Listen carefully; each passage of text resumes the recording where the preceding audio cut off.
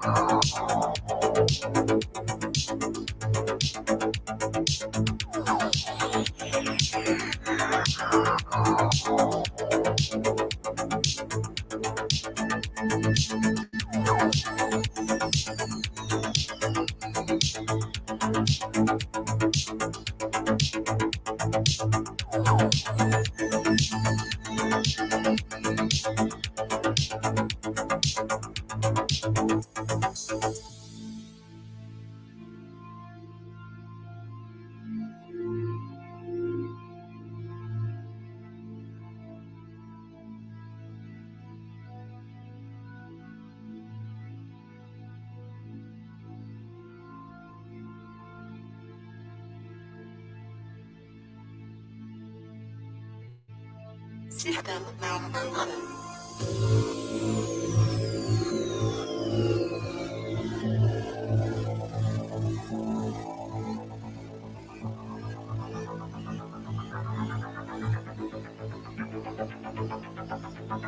Welcome to the future.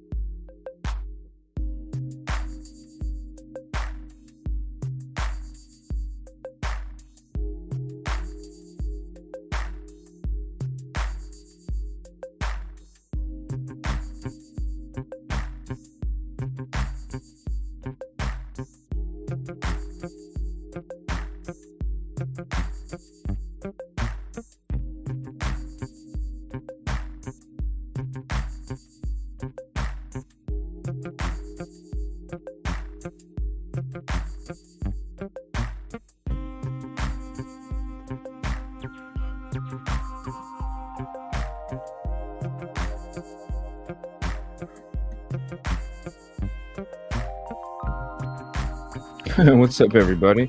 I don't know what the fuck happened in. Whoops. I don't know what the hell happened in the beginning of the stream.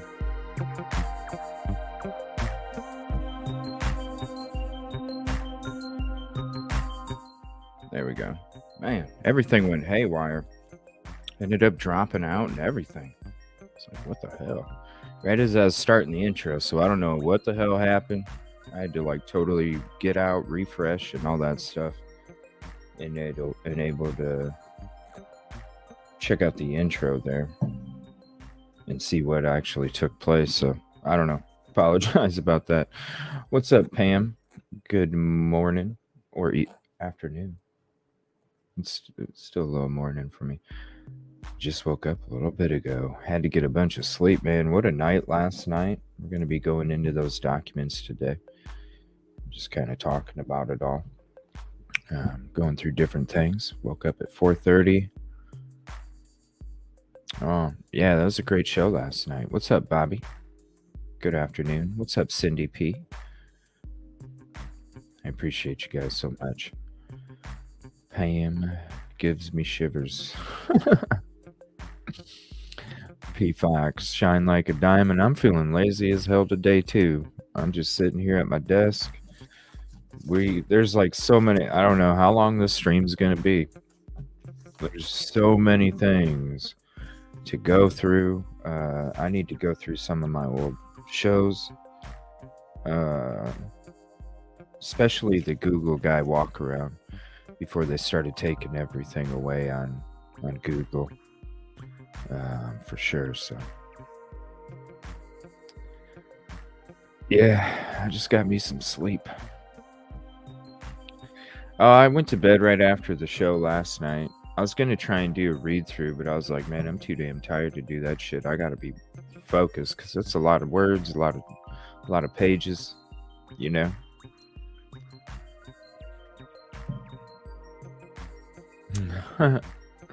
Cindy, you're so funny. I love that icon pic always. Thank you. I appreciate that.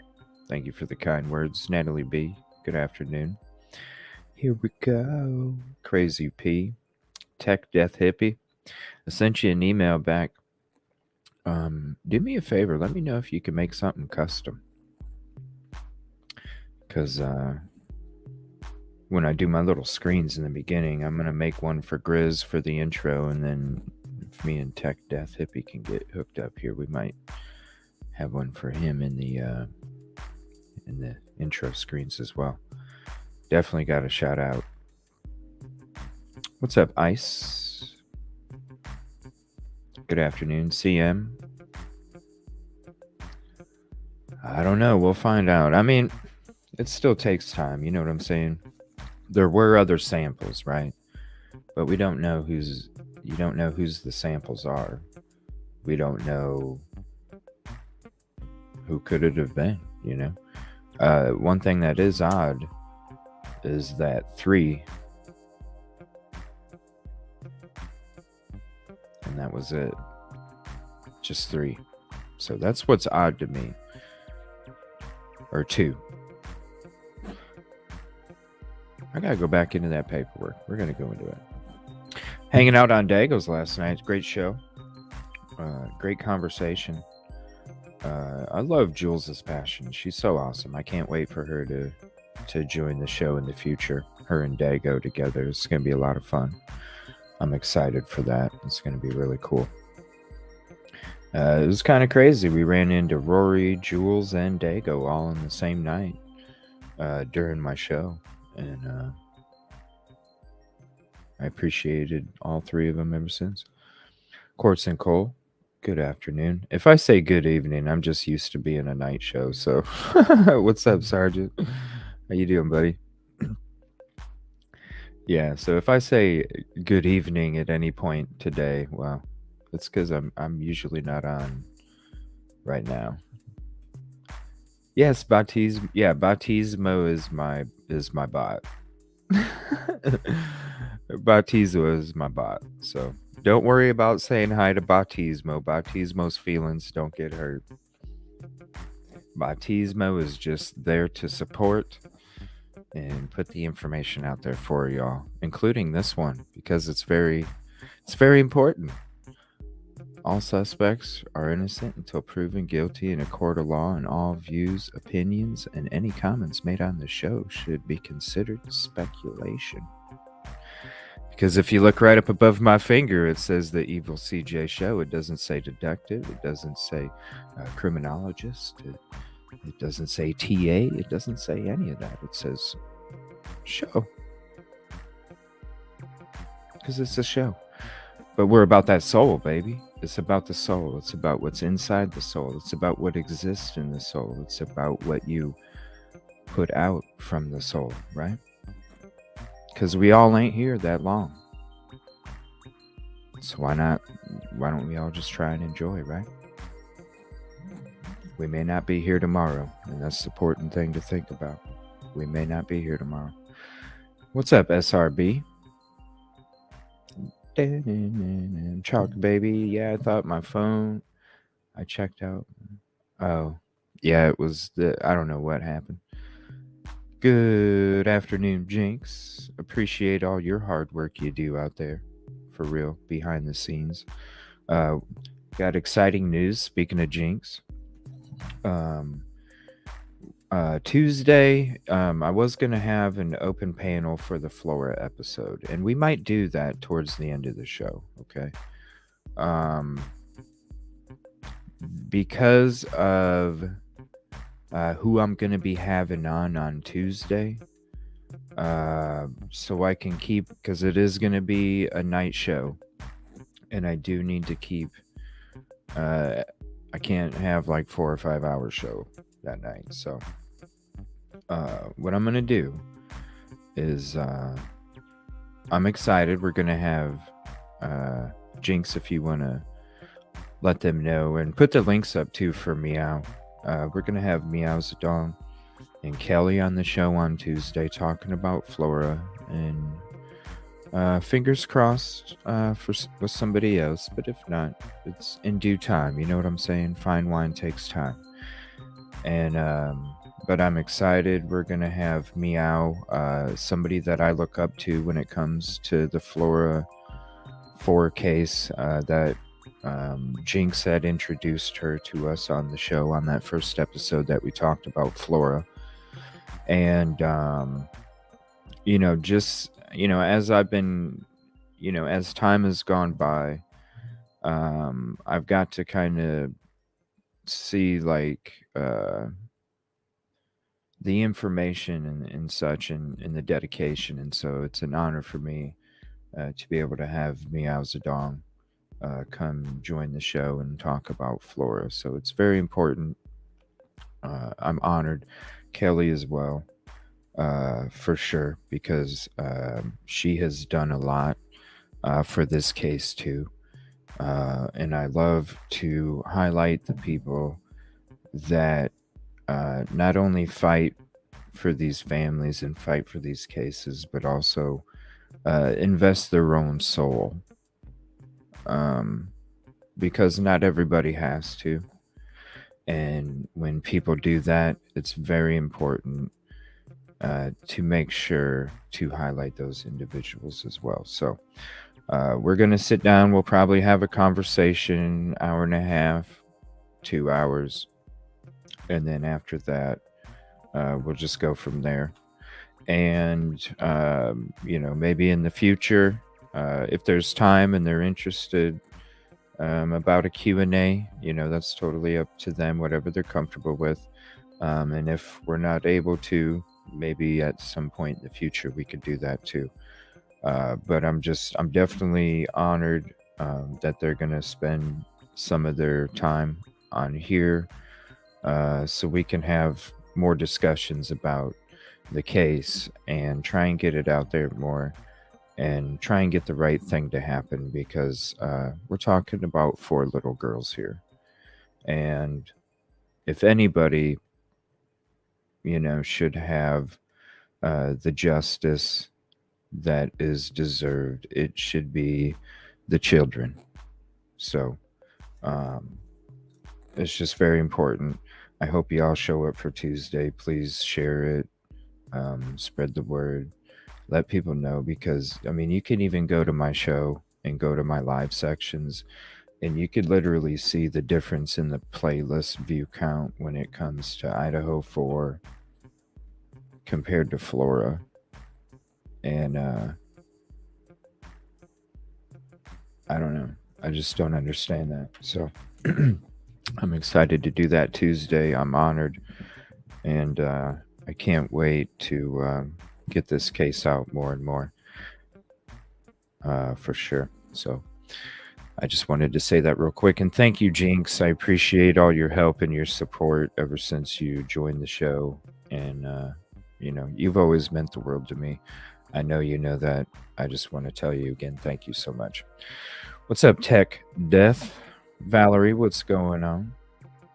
It is. It's grateful to be alive. You know what I'm saying? We might. Oh, shit could happen right here. You know what I mean? We never know. We never know. What's up, Trina? Glad to see you hop in. Sorry I'm so late to chat. I just wanted to tell everybody that real quick. Last night, you mean this morning, something? You know what I mean? Hey, I just woke up like an hour and a half ago, so you can still probably see the sleep in my eye. Good afternoon, Susan. Thank you for hopping in. Yeah, go ahead and sub. Thank you. Sandy. Oh, hey, it's still morning there. That's right. So, hey, I guess you know what? I wouldn't be wrong if I said any of them, right? Because people watch from all over the globe. Yeah. 24/7. Right? I don't even honestly, I don't even think I've ever been to a 7-Eleven. I really have. I don't know. Hey, CJ, are you going through? Yes, we're going to be going through that this morning, plus some other stuff. We're going to be just kind of hanging out as well. Oh, yeah, soda. What's up, Raindrops? One made. What's up? What's up, Josie? I do. I actually got a decent amount of sleep last night. Really? I woke up before the alarm even went off, which usually I'm like hitting snooze a bunch. Just keep hitting it.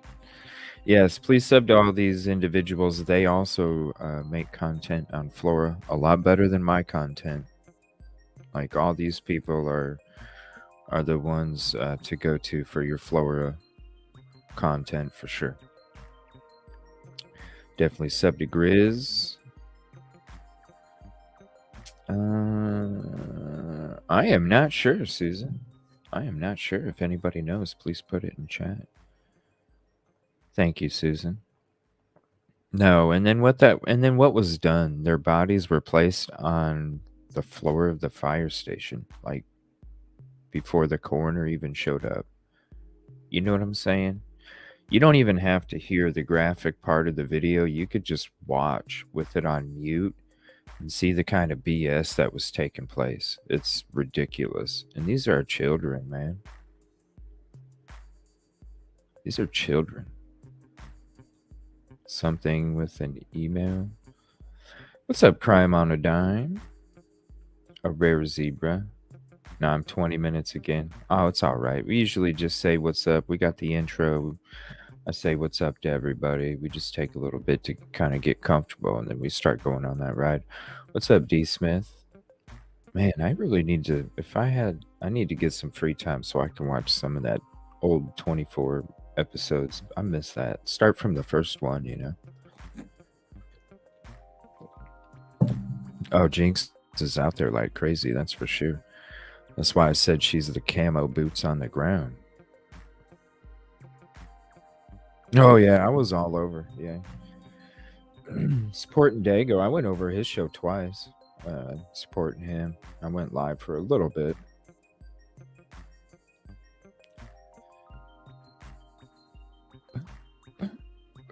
Michigan, what's up? Hey, I just go to work and do my show. That's it. Yes, please sub to Meow Zedong. I can't wait to have her on the show Tuesday. I'm so honored. Thank you so much, Meow. I appreciate you. Kelly, too. Thank you. Miss Potts, what's up? I missed the game last night. What game? How are your eyes at Bodega? I went to bed right after. I got done doing my live last night, and then I went to bed right after. Well, actually, I got done doing my live. Then I went and hit Dago stream real quick because I was like, "Damn, you're still up, bro. What's up, Unravel?" And then I went to bed. The only day I'm usually not on is Wednesdays, which I always try and take advantage of at least one day off. I don't have nothing set up for Saturdays. Saturdays is just kind of like a free, you know. I could be most of the time I am. There might be some times that I'm not, you know. It's summertime. It's summertime. Gotta have that Saturday night. Yes, it was. Definitely was. It was so cool. Like it was so cool to hang out with Jules on panel for the first time. For real. It was so cool. I appreciate her so much too. Yeah. All right. So I'm gonna go ahead and open up panel. If y'all want to hop up, we're gonna go into these documents here. We're gonna start reading through these things. Unless you guys want me to read them myself. But I think it's always good to have other thoughts, theories, and opinions up here when we're going through these things together. If y'all are cool being on a highlight, because I am gonna separate it from this video, and have its own highlight. That way, if somebody wants to listen to it, just the highlight as an audio or whatever. Because I've had a lot of people tell me I need to make like audio read throughs and shit. So I figure this would be a good opportunity to do one.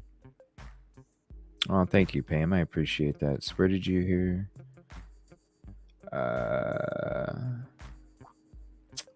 They did some debunking. And in their, I don't know, just had a good conversation. For what it's worth, a tarot card reading said it was set the fire. Tarot card reading? Interesting. What's up, Sergeant? What's up, buddy? Yeah, she does rock. I do appreciate her. I mean, we laughed a lot, you know. I thought I'm about having good conversation. Right? Show. It's a show. I'm about having good conversation. I had a lot of laughs. I'm about having a good time, so we may not be here tomorrow. So why not enjoy today? Yeah, she's awesome. Is the car super clean because, or was it Pulp Fiction? That's a great movie. That's a great movie. I love Pulp Fiction. The music, Quentin Tarantino's directing style, how you really got to follow along, otherwise you miss shit. You really got to be focused. You know what I'm saying? Yeah, you got to be focused. Otherwise, you miss shit. Like I said, you got to keep that law in mode. Then you don't miss nothing. All right, so let's get into these documents here. Thank you all for coming in and hanging out.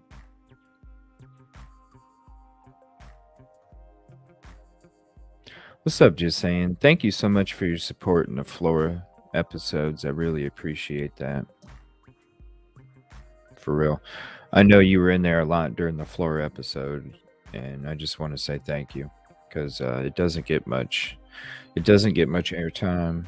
It doesn't get talked about much, other than and definitely go sub to all the creators I have in the description of the Flora episode because it has every creator that does work on Flora. So please, there's so much to share if you'd like to. What's up, Truth in a Rabbit Hole? And as always, all suspects are innocent until proven guilty. Because what if it was you? So this was filed, let me see, June 22nd, 2023, 4:36 p.m. So I'm going to go ahead and start the read through. Oh, thank you so much. Whoops, it moved on me. Thank you so much. I appreciate that. So I'm going to start the read through. I'm probably going to miss some chat because I'm going to be reading this. So what I'll do is I will read a couple pages and then I will go ahead and switch to chat real quick and try and catch up. Okay. So let me see here. All right. So this was June 22nd, 2023. All right. So I, Ann C. Taylor, do state and declare counsel for Mr. Koberger filed a specific request for discovery related to the DNA in this case titled Defendant's Third Supplemental Request for Discovery. We read through that. The state filed a specific response to that request. After reviewing the materials provided, the following remains to be discovered. Request 3 profiles uploaded to a DNA database. The state has provided information related to this request for the seized item, the knife sheath only. Let me put the link to these in the chat too. Hold on. And then you can have them as well. Defense has requested all DNA profiles, including 3 additional unidentified male DNA profiles developed during the course of law enforcement investigation. This information has not been supplied. Request 6, communication. The state has not provided all emails, text messages, electronic messages, or other messages and conversations regarding biological testing in this investigation. C. Requests 9 and 10, unexpected results and corrective actions. This request has been partially complied with. However, the response lacks the full scope of the request. 6 months before and 6 months after testing related to this investigation. Furthermore, information relating to all lab personnel has not been provided. Part 3 of the third supplemental discovery request was for materials related to genetic genealogy testing. A. The state has objected to this request in its entirety and has filed a motion for a protective order. Counsel for Mr. Koberger requests this court consider the contemporaneous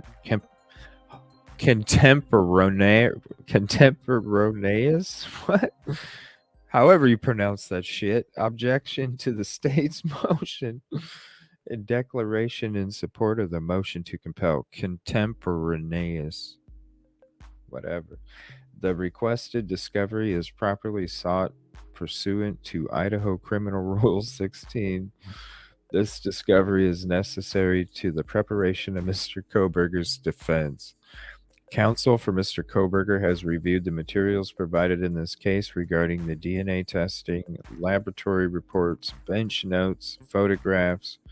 Furthermore, experts in the field of genetic genealogy and DNA have consulted and offered information and guidance. The state acknowledges it used genetic genealogy testing in this case, but claims it does not have to produce the records in the specific request. For the discovery, the defense disagrees.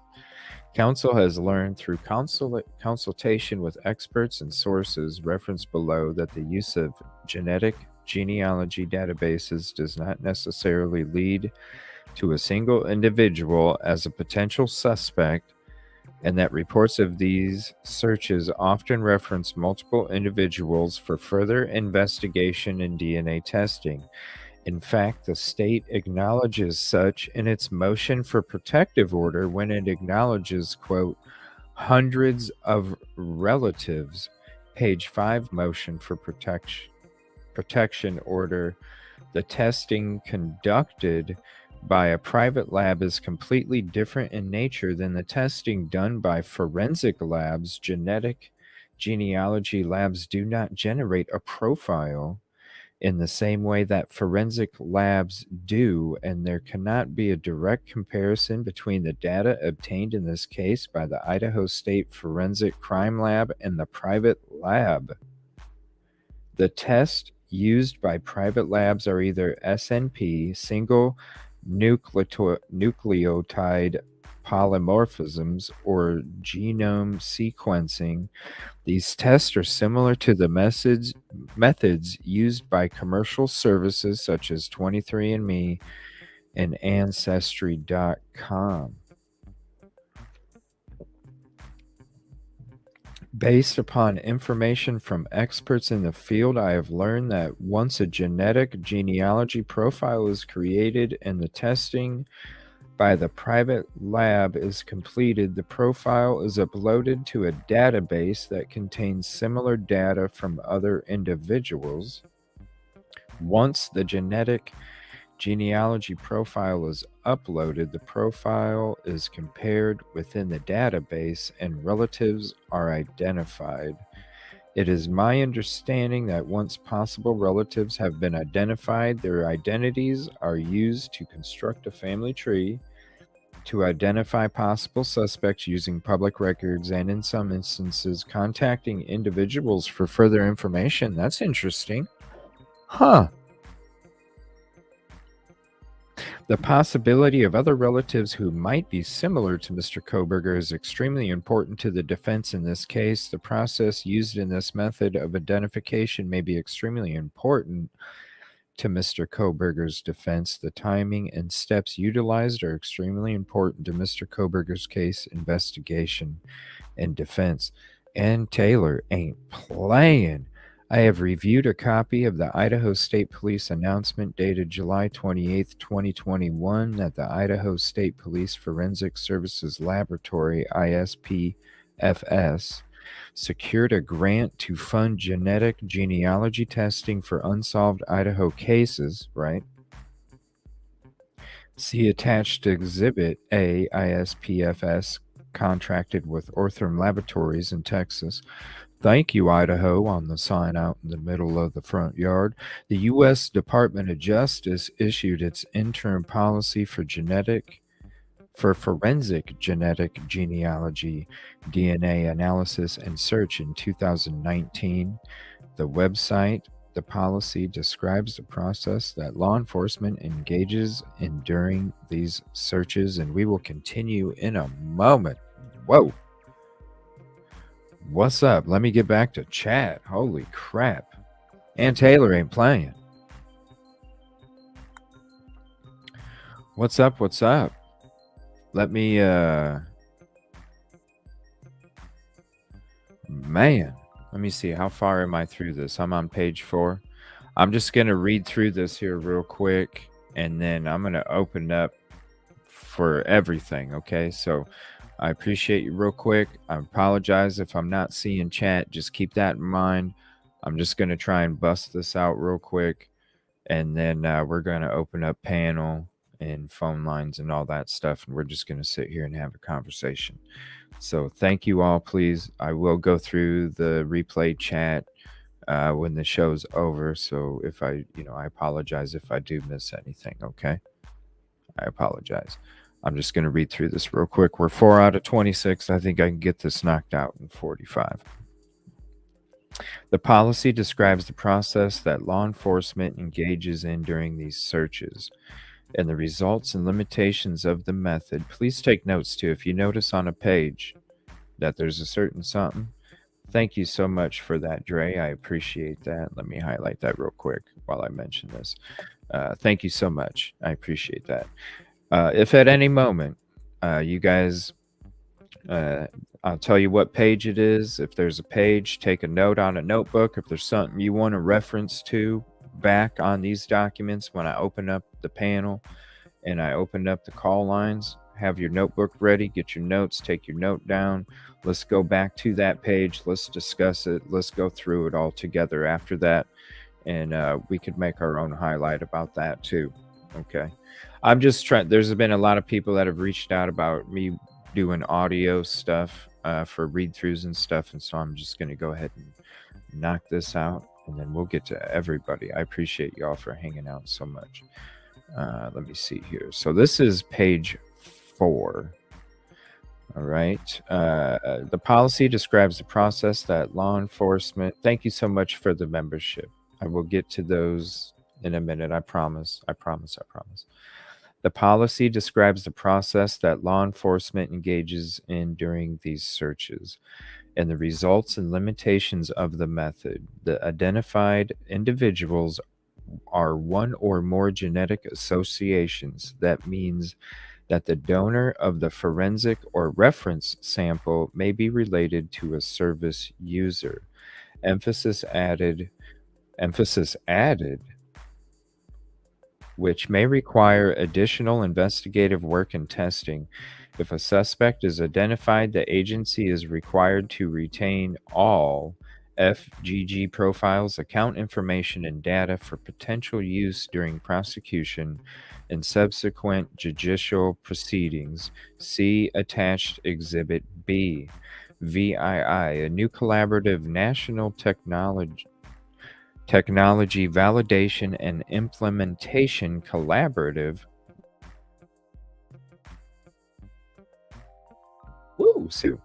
Its purpose is to collaborate and formulate methods and policy for labs and law enforcement to establish forensic, investigative, genetic genealogy programs. This collaborative contributed to a forensic science journal. The publication includes contributors from Idaho, Rylene Nolan, Idaho State Police Forensic Services, and Alana Minton, Office of the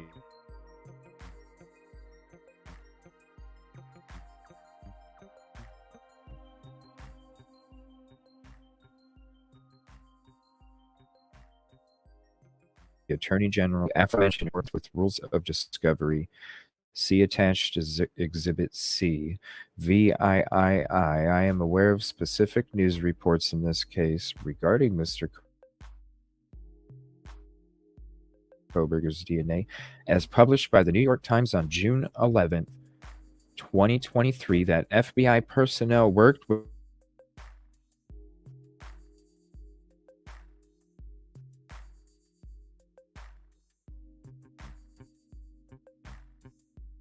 the tree that began with distant relatives, IX, close to the defense. This New York Times article generated intense media coverage and interest, the scope of which is explained in the True Scope report attached as Exhibit D. Boom! In addition, Mr. Koberger's defense team has discussed the use of statistics in this type of case with experts who have informed me that the manner of identifying Mr. Koberger via this type of search may have significant impacts on the statistical analysis of the CODIS profile generated by the Idaho State Police Lab. Without access to the actual genetic genealogy search methods and results, show me that radar. It is impossible for qualified experts to address these issues. We're moving to page 5, XI. Counsel for Mr. Koberger notes that the state utilized a statistical analysis number to claim a high likelihood of a match between the DNA on the sheath and that of Mr. Koberger. The state, by its own admission, has taken a number of steps to identify Mr. Koberger as a match. The statistical probability is not absolute. The size of comparison sample and the nature of the search are important to ascertain conclusion bias. That's beautiful wording. XII, Mr. Koberger has a right to effective assistance of counsel. He has a right to confront evidence. Counsel must undertake a thorough investigation of all parts of the case that the state brings against Mr. Koberger. As such, the genetic genealogy investigation and process is necessary for the defense team to do its job. I declare under penalty of perjury that the foregoing is true and correct, and that most matters stated upon information and belief are true to the best of my knowledge. Wow. All right, so let me see here. Holy crap. Dago, I appreciate that so much. Much love to you too, sir. And thank you. Not only just everything that you do, but also thank you for covering Flora, buddy. I really appreciate that. Let me see here. I did see some green pop up real quick. Go ahead and take a break. Where was that? StreamYard's not showing me. Is it bugging?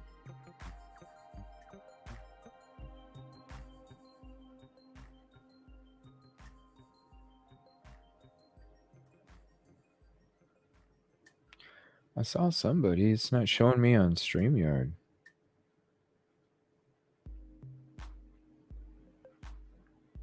Why is it not showing? There was a gift. Oh, there we go. Thank you, DMC, for that. I appreciate that. Where did it go? I want to show it. I mean, thank you. Thank you, Sweet Team. Seriously, anytime you want to come up to Sweet Team Football, I'd like to hear what you have to say. Thank you so much, Shine Like a Diamond. I appreciate you. Thank you for that, No Chains. I'm sorry I didn't get to hang out and chat there for a second. These documents here. So, and then I'm going to open it up. All right, so this is, let me see, Cold Case Help. And again, if you want the link to this, this is directly to this. Oh, thank you, Pam. I appreciate that so much. And thank you for being you, Pam. Really. Because ever since you came in the show, you are a pillar of this structure. And I appreciate you. I appreciate you so much. What's up? Thank you so much for hopping in. I appreciate you. Anytime you want to come up, you're more than welcome to. Great views and points as well. Thank you all. And sorry if I missed your chats earlier. I'm just trying to read through this real quick. So Defendants Exhibit A. Okay, let me see here.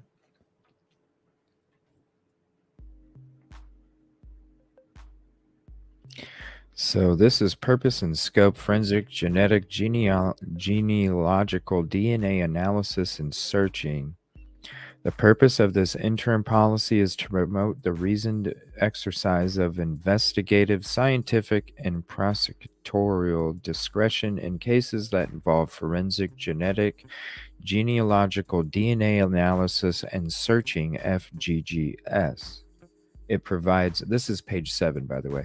It provides guidance to the department agencies when formulating a thoughtful and collaborative approach to important interdisciplinary decisions in cases that utilize this investigative technique.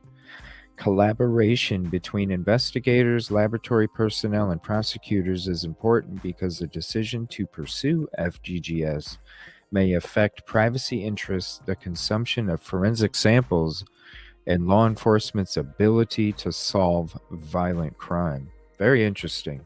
The department must use FGGS in a manner consistent with the requirements and protections of the Constitution and other legal authorities. Moreover, the department must handle information and data derived from FGGS in accordance with applicable laws, regulations, policies, and procedures. When using new technologies like FGGS, the department is committed to developing practices that protect reasonable interest in privacy while allowing law enforcement to make effective use of FGGS to help identify violent criminals, exonerate innocent suspects, and ensure the fair and impartial administration of justice to all Americans. Like we were talking on Dago's show last night, and please go sub to Dago if you're not. We were talking about how a lot of that is also used to set people free when it comes to those cases.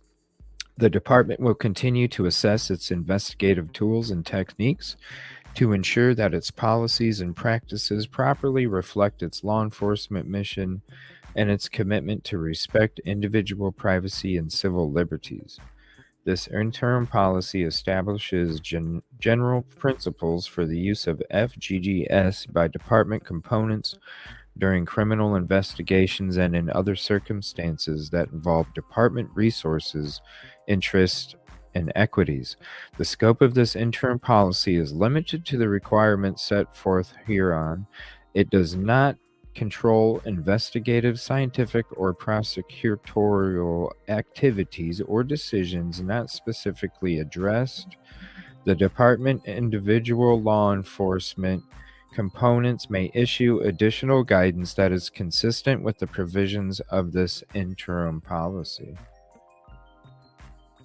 This interim policy applies to all criminal investigations in which an investigative agency in the Department of Justice has exclusive or concurrent jurisdiction of the crime under investigation, and the agency has lawful custody, control, or authority to use forensic sample for FGG/FGGS, or 2, any criminal investigation in which the department provides funding to a federal, state, local, or tribal agency to conduct FGG/FGGS, or any criminal investigation in which department employees or contractors conduct genealogical research on leads generated through the use of FGGS, or 4, any federal agency or any unit of the state, local, or tribal government that receives grant award funding from the department that is used to conduct the FGGS.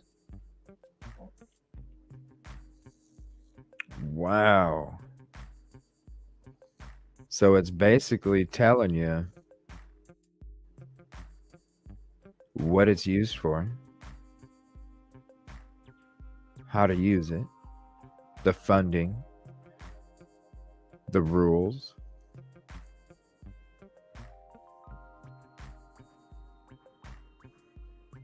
limitations. All right, this is page 10. Let me get back to chat real quick. You know what? I'm going to open up. Hold on. I'm just going to go ahead and open up the panel. We're going to do this. You can hop up if you want.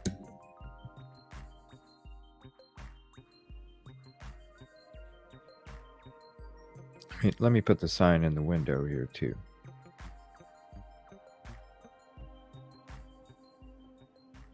There we go. It's open. Yeah, anybody's more than welcome. This is crazy.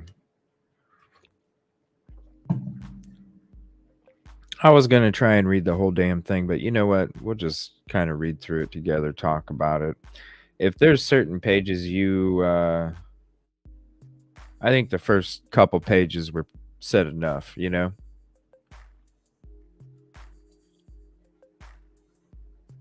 Man.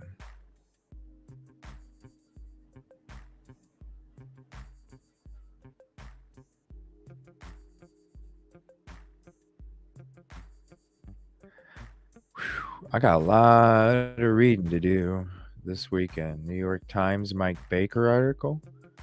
Oh, wow. New York Times Mike Baker article. So this is what they were referring to earlier. Oh, what's up? Thank you, No Chains. I appreciate that. Thank you for hopping in. Let me get to everybody. I know that people hopped in here. Devil Doll, I appreciate you. I know people hopped in here and 24/7. Oh, thank you so much. I appreciate that. Anne Marie, let me get through chat and say what's up.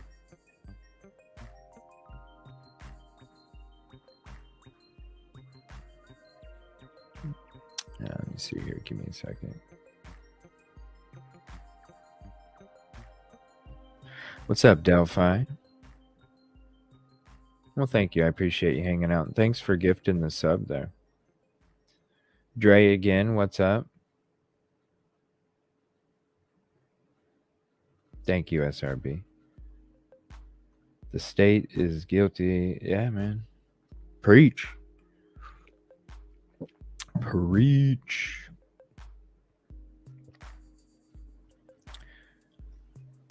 What's up, buddy? Y'all think. What's up, man?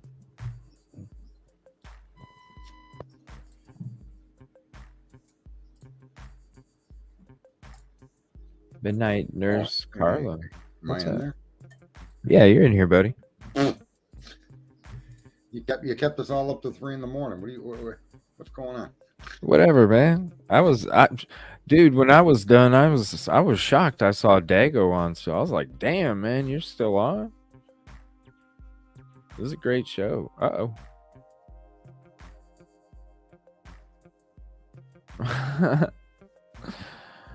Let me know if there's certain pages you guys want me to read out, because I am gonna edit this and kind of cut shit out and this and that. So mic issues, okay. Yeah, so if there's like certain pages that's a lot. Look at this stuff. We're gonna kind of go through it, but if there's like certain pages you guys want me to read through, just let me know what pages and I'll go ahead and read through it, and then I'll just when I go to edit the highlight video, I'll just go ahead and do some splice and cut and stuff, and cut the small chat out and just have the like Harsh says, the meat and potatoes. Every time I watch an episode, I just keep thinking about meat and potatoes. It sounds so good, Sergeant's having some mic issues, so he'll be back here in a second. I'm also curious what will happen. Yeah, I know. Here, let me see here. All right, there we go, man. Y'all good? Yeah, man. Yeah, I got a USB cable that's got a twitch, I think. Oh, that sucks, man. Yeah, they go to shit quick as shit anymore.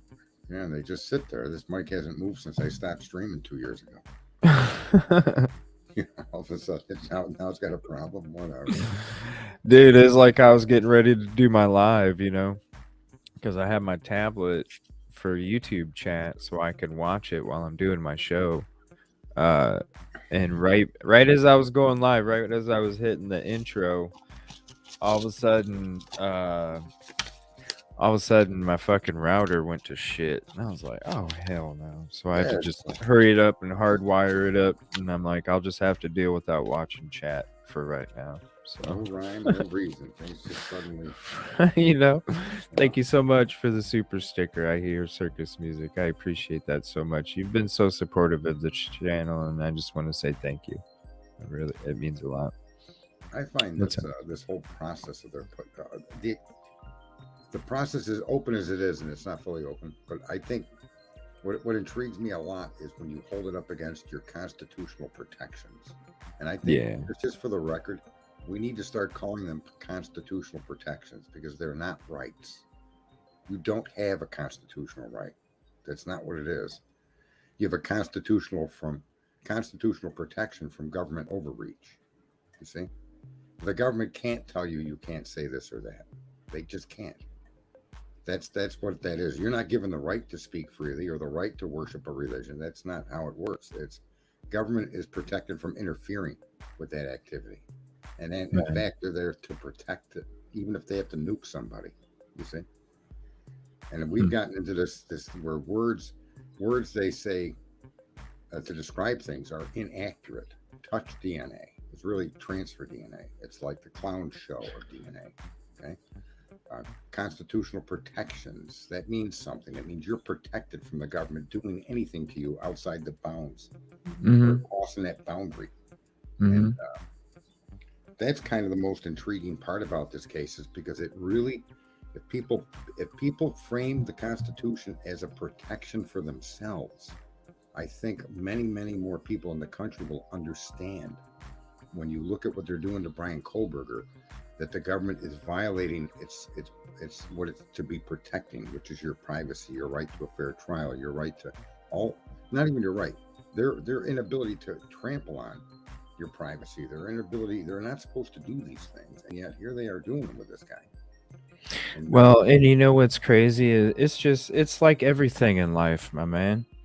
Sometimes for people to truly understand what it's like to be in somebody else's shoes, the same shit has to happen to them. You know what I mean? It's just like, you could even think of like a natural disease. You could think that, or even death. You could think that, I'm going to live for a long ass fucking time. And then boom. Right.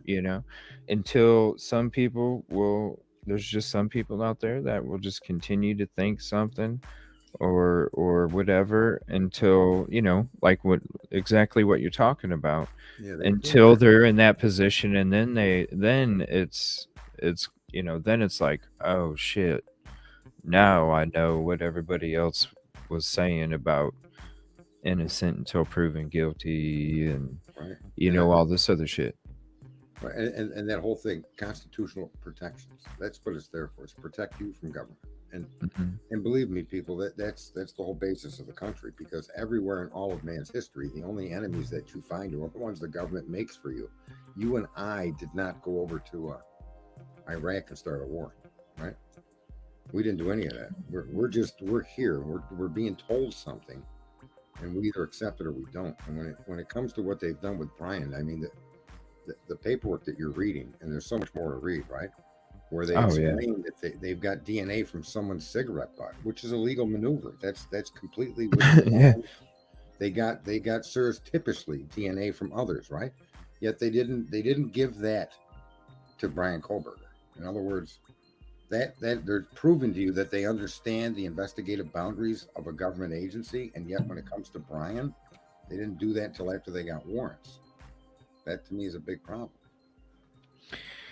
Yeah, and it makes you wonder why the body cam for the search at the apartment in Pullman, there was nothing on it. You saw them kind of half-ass knocking on the door type shit, and all of a sudden it was like, what is it, green? Is it black? Like, what the hell's going on? Like, you can't. Yeah, this is so egregious because the government is sponsoring, or at least the media is promoting, the destruction of this human being. We don't know, and it's no way. It's the clicks, whether he did it or not, right? We just can't know.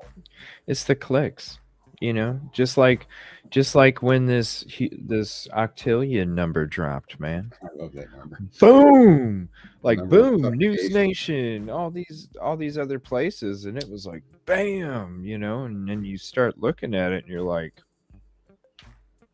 what? And this is crazy because it would get the same type of views, whether it was about the shit that came out last night or the shit that the octillion number, it would get the same amount of views. Right. So I don't understand why they need to go that direction or whatever with And the national media.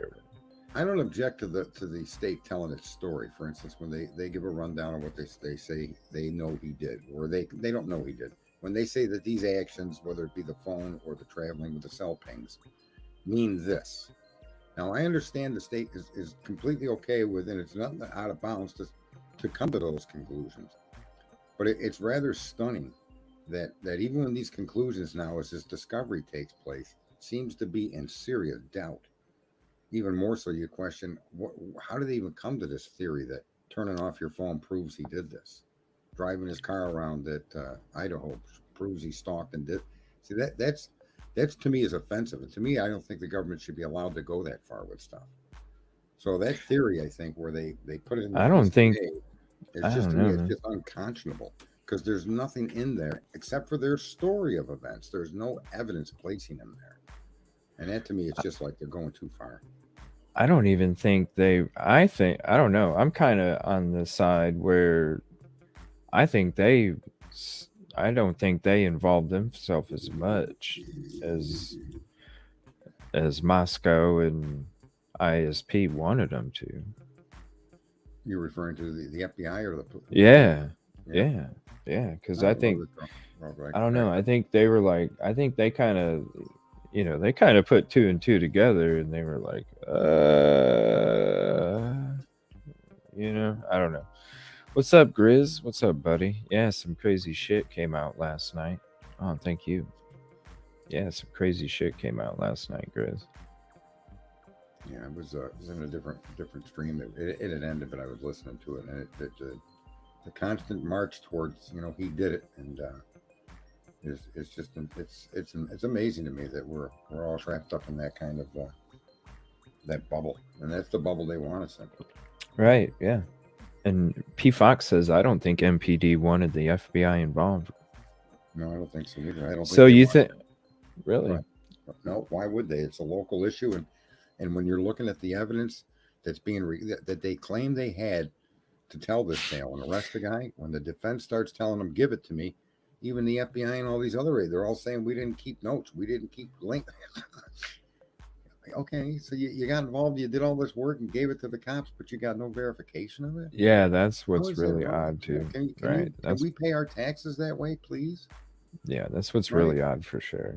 Here's my tax return. I got no way to verify that I spent any of this money on any of these things I'm claiming as a deduction. But take my word for it. It wouldn't go over. Sweet and Right? tea football. What? Hell no, man. What interview are you talking about? Because I might have it in my or I could always play it. Lana's cool. I could always play some of that clip if you want to send me a link and then just give me a timestamp and I can go to it, sweet tea. All right. Can I just make a statement here? Yeah, And go ahead, man. this is what I mean when I say words matter. Someone stated, and I'm not saying this to be disrespectful or confrontational. Yeah, the 51 terabytes of evidence. Well, 51 terabytes of investigative material, not evidence. Okay, that's a distinction that matters. That's So the what I've been 51 saying. terabytes may not be evidence at all.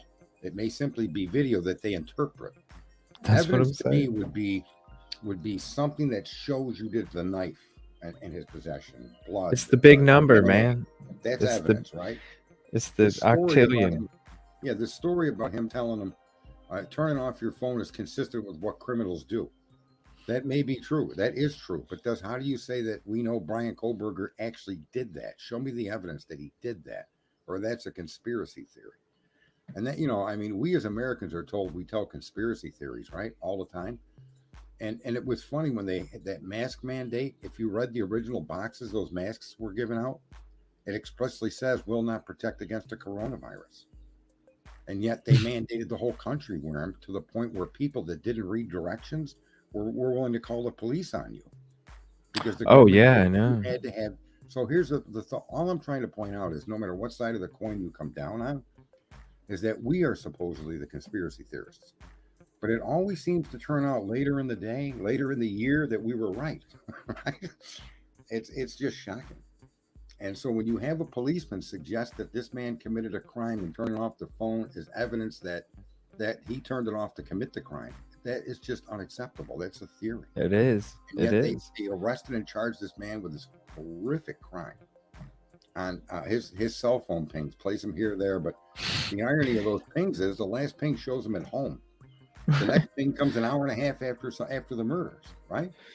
So in other words, there's no cell phone ping locating him there. And so, oh, well, that means he turned his phone off to hide from us. Really? That's the only conclusion you can make from that?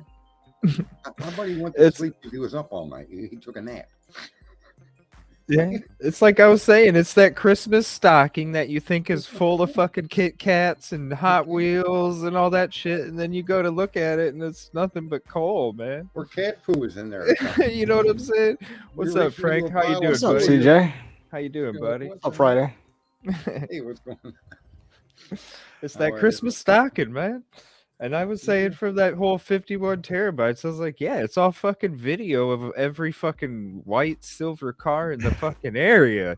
It doesn't mean that, you know, because Right, come it's on, not 51. evidence. In other words, Yeah, there may be it's not evidence contained pictures. therein, right? It's not pictures. It's not text documents. It's not fucking none of that. It's all fucking video. And I say, in all Not fairness- all. Not in all. fairness, I would ask the court to demand that the prosecutor collate that data.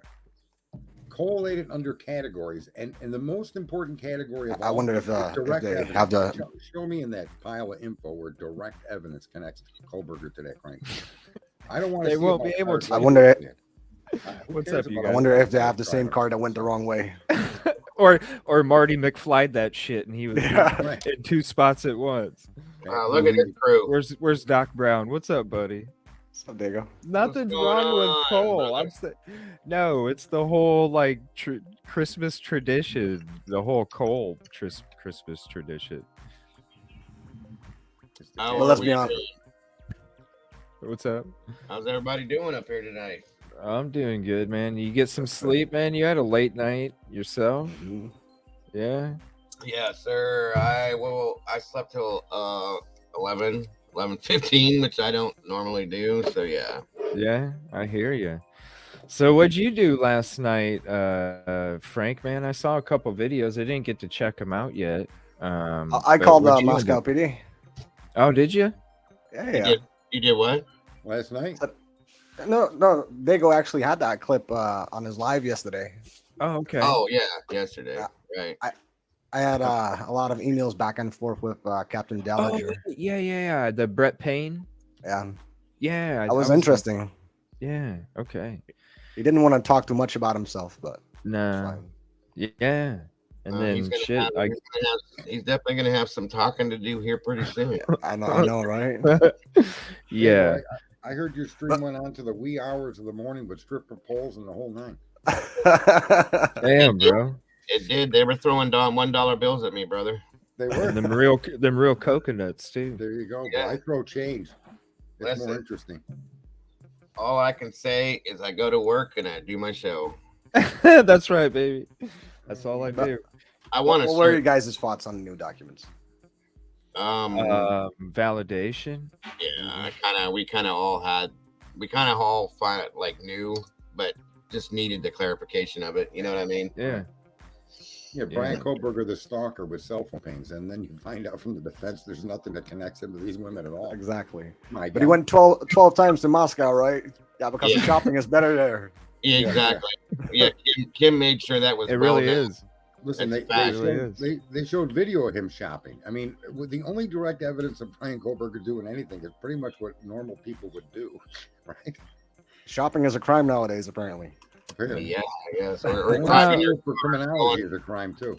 driving your car around, it's a crime too. Some people just like to go driving sometimes to clear their head or just to do it. You know, I used to be that way. So, Don't you dare Oh, turn yeah. off your phone. mhm. Don't you dare disconnect from a network. Who do you God, think you God are, forbid American your phone person? dies. Fucking Yeah. Jesus, sorry. You know, but that is kind of the thing with phone evidence, though. It's always been like debatable. Right. Right, Yeah, right. for sure. Mhm. And it's not about free Brian. I mean, I know there's supporters, but No. it's not about that. It's about finding the right person. We're We're not not saying we're not saying- Brian's. Yeah, we're not He saying he could be has the right anything to do person, with but it. Right. But getting the right person by violating the constitutional protections that we have as a country isn't acceptable. That's what just it's about. criminal. Yeah. About truth, folks. Truth. Yeah. That's what Yeah, it's the about. Yeah, government we're has not no right to saying. do that, man. Listen, I said this last night multiple times. CJ was there. Sarge was there. Frank was too good for us. He couldn't join us last night. So, you know. I fell asleep, my man. I'm in the Netherlands. I'm just kidding, brother. I'm just kidding. But yeah, shit, that's right. It's probably way late for you. But we're not saying, none of us are saying that Brian is completely, exempt from this, guys. Like I said last night, he very well could be involved. It's just not that he's not the one. You know what I mean? There's nothing proving he's the one. And this is what we've been bitching about for 3-4 months. Even if he is the one, he's outsmarted them. Yeah, well, there's that too. Here's the funny thing. They actually outsmarted themselves by doing what they did, because they didn't need to do what they did. They simply could have done to Brian what they did to every other suspect and question him, swab him, talk to him, have him give you an alibi, and then verify. I mean, that's why you do these things, right? Because if the guy says I was in such a place when the phone was off and you could verify he wasn't, then he lied. Now you keep going, right? They excluded any of that operation was erased by doing it the way they did it.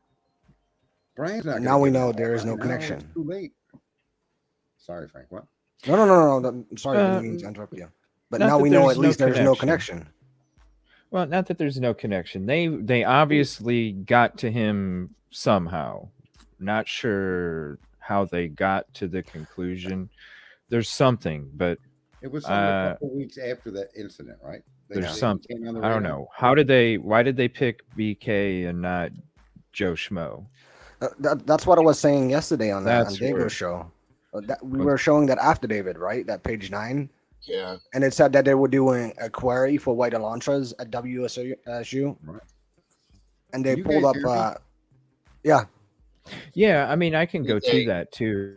CJ, you might have. And that's in the PCA. I'm sorry, what? You might have to adjust some of our microphones because people are saying I'm too loud and that they can't hear Sarge and then they can't hear Frank. I don't know. If you can't hear my big mouth, you need to go check. All I can do is mute. I don't know how to adjust. Are you in StreamYards? Yeah, I am. All right. If you go to click on each specific block for who we are, there should be these little dots on them, and it gives you edit mic. Yeah. There you go. Okay. So let me see. So turn off automatically adjust. How about now? How about now?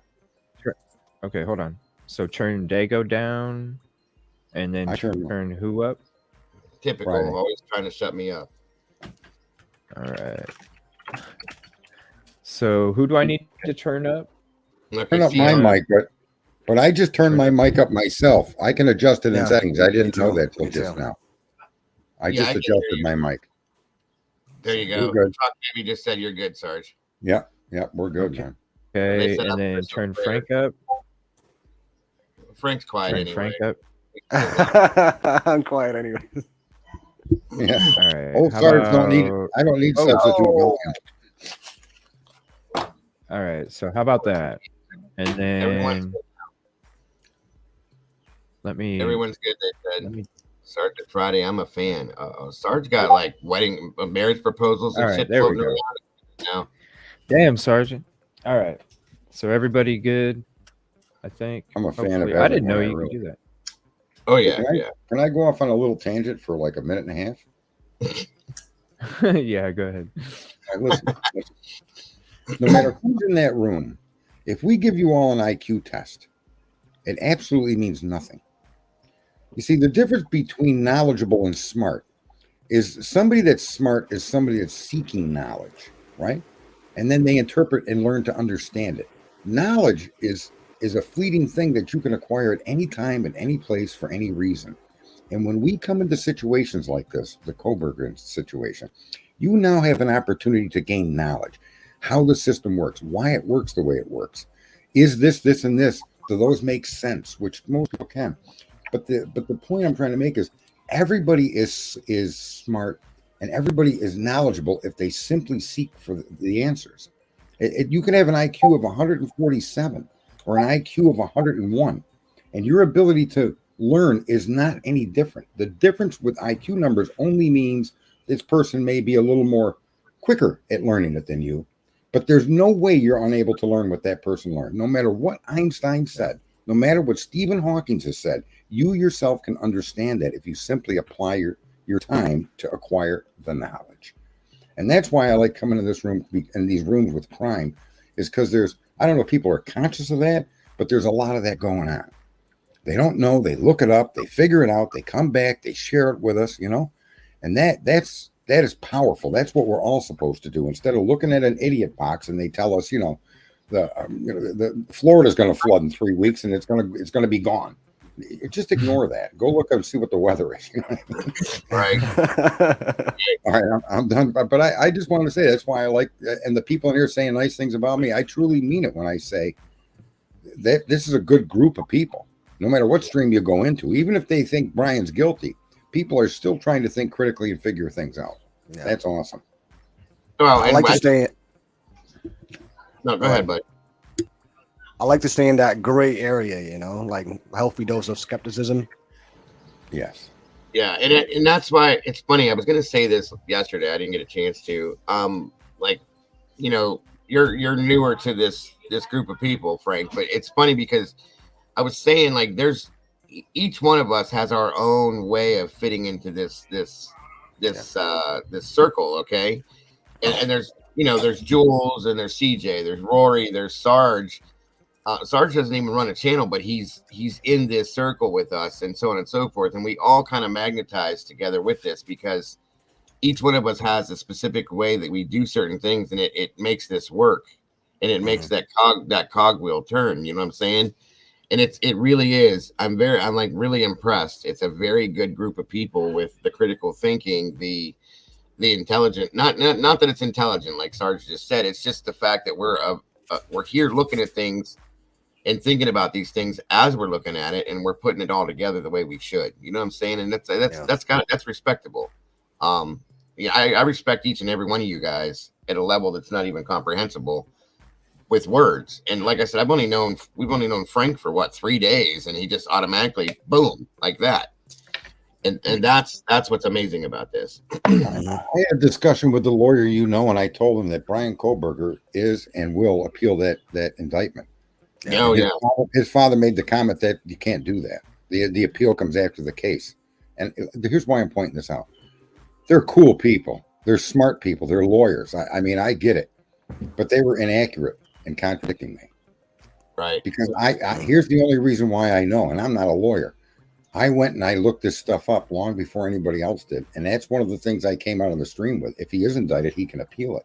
I've been saying that since he was scheduled for the preliminary hearing, right? If they went around him, this man can. I only know that because I looked it up. Yeah. And the Idaho statutes and the Idaho laws, it's all there for us to retrieve. And that's, as citizens, that's our responsibility.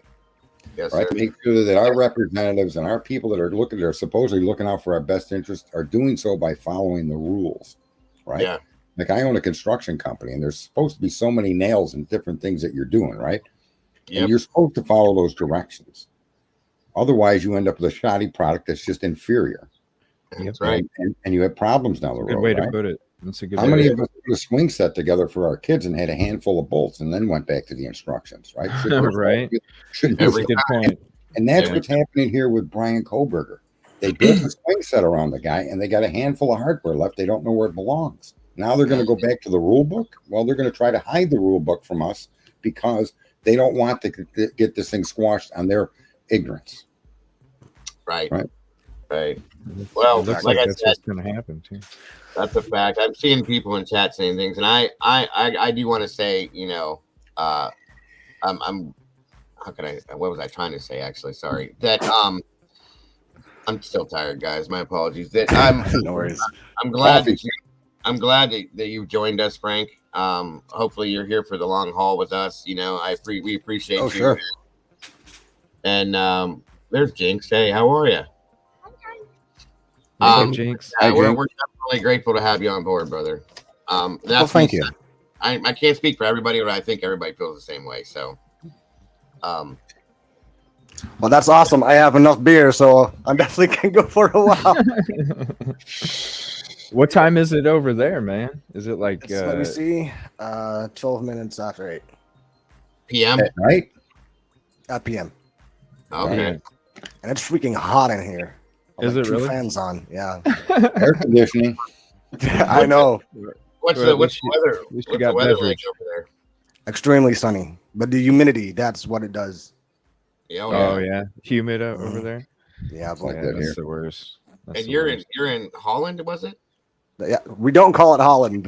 We call it the Netherlands. The Netherlands. Sorry, I don't know, man.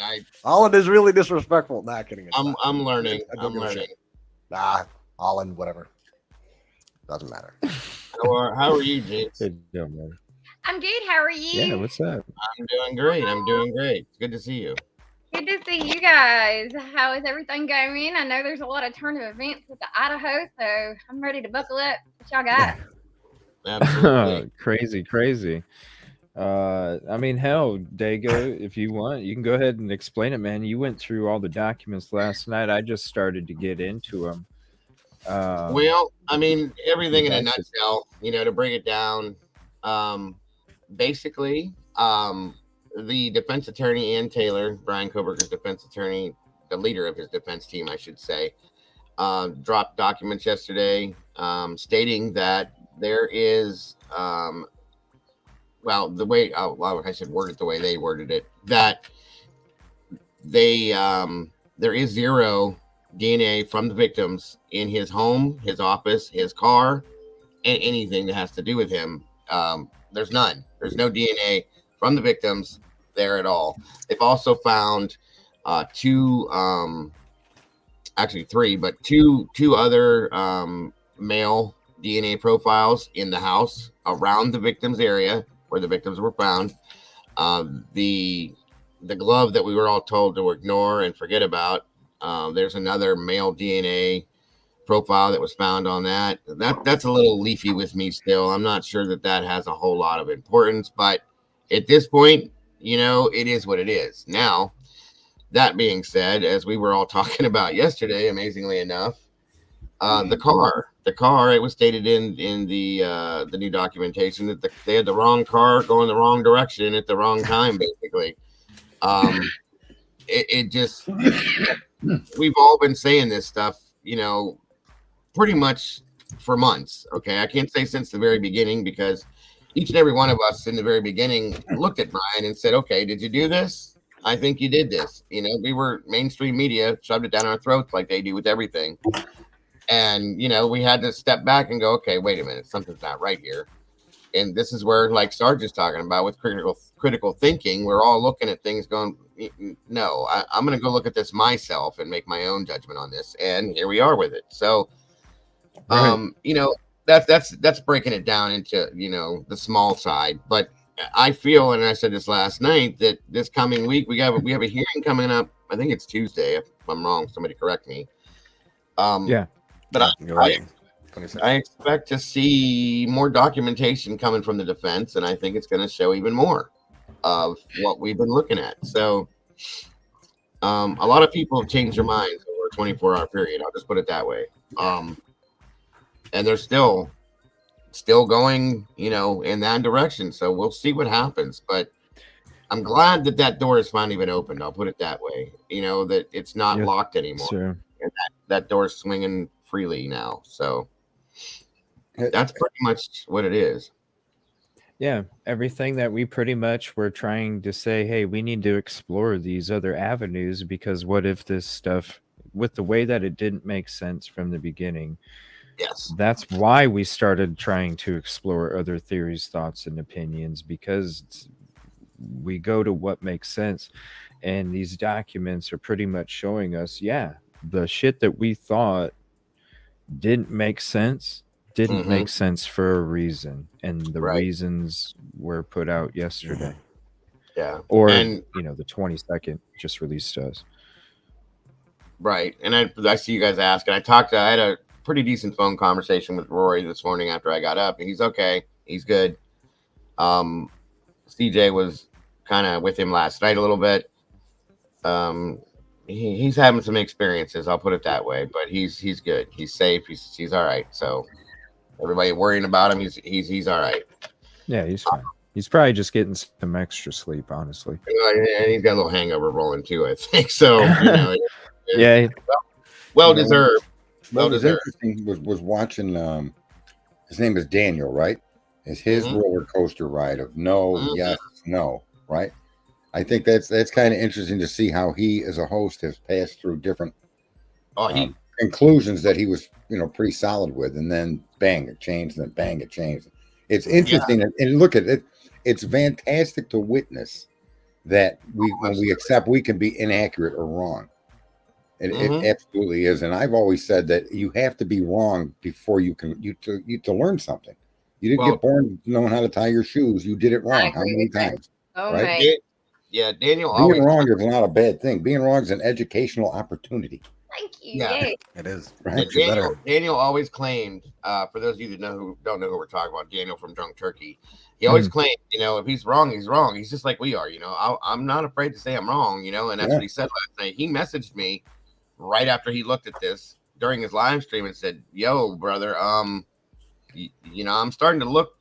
Something's not right here, and I think he might be innocent." That came from Daniel, who was leaning towards the guilt side a little bit more, and now he's not. So, and that was an interesting debate that me and him were having the night before. Yeah, right.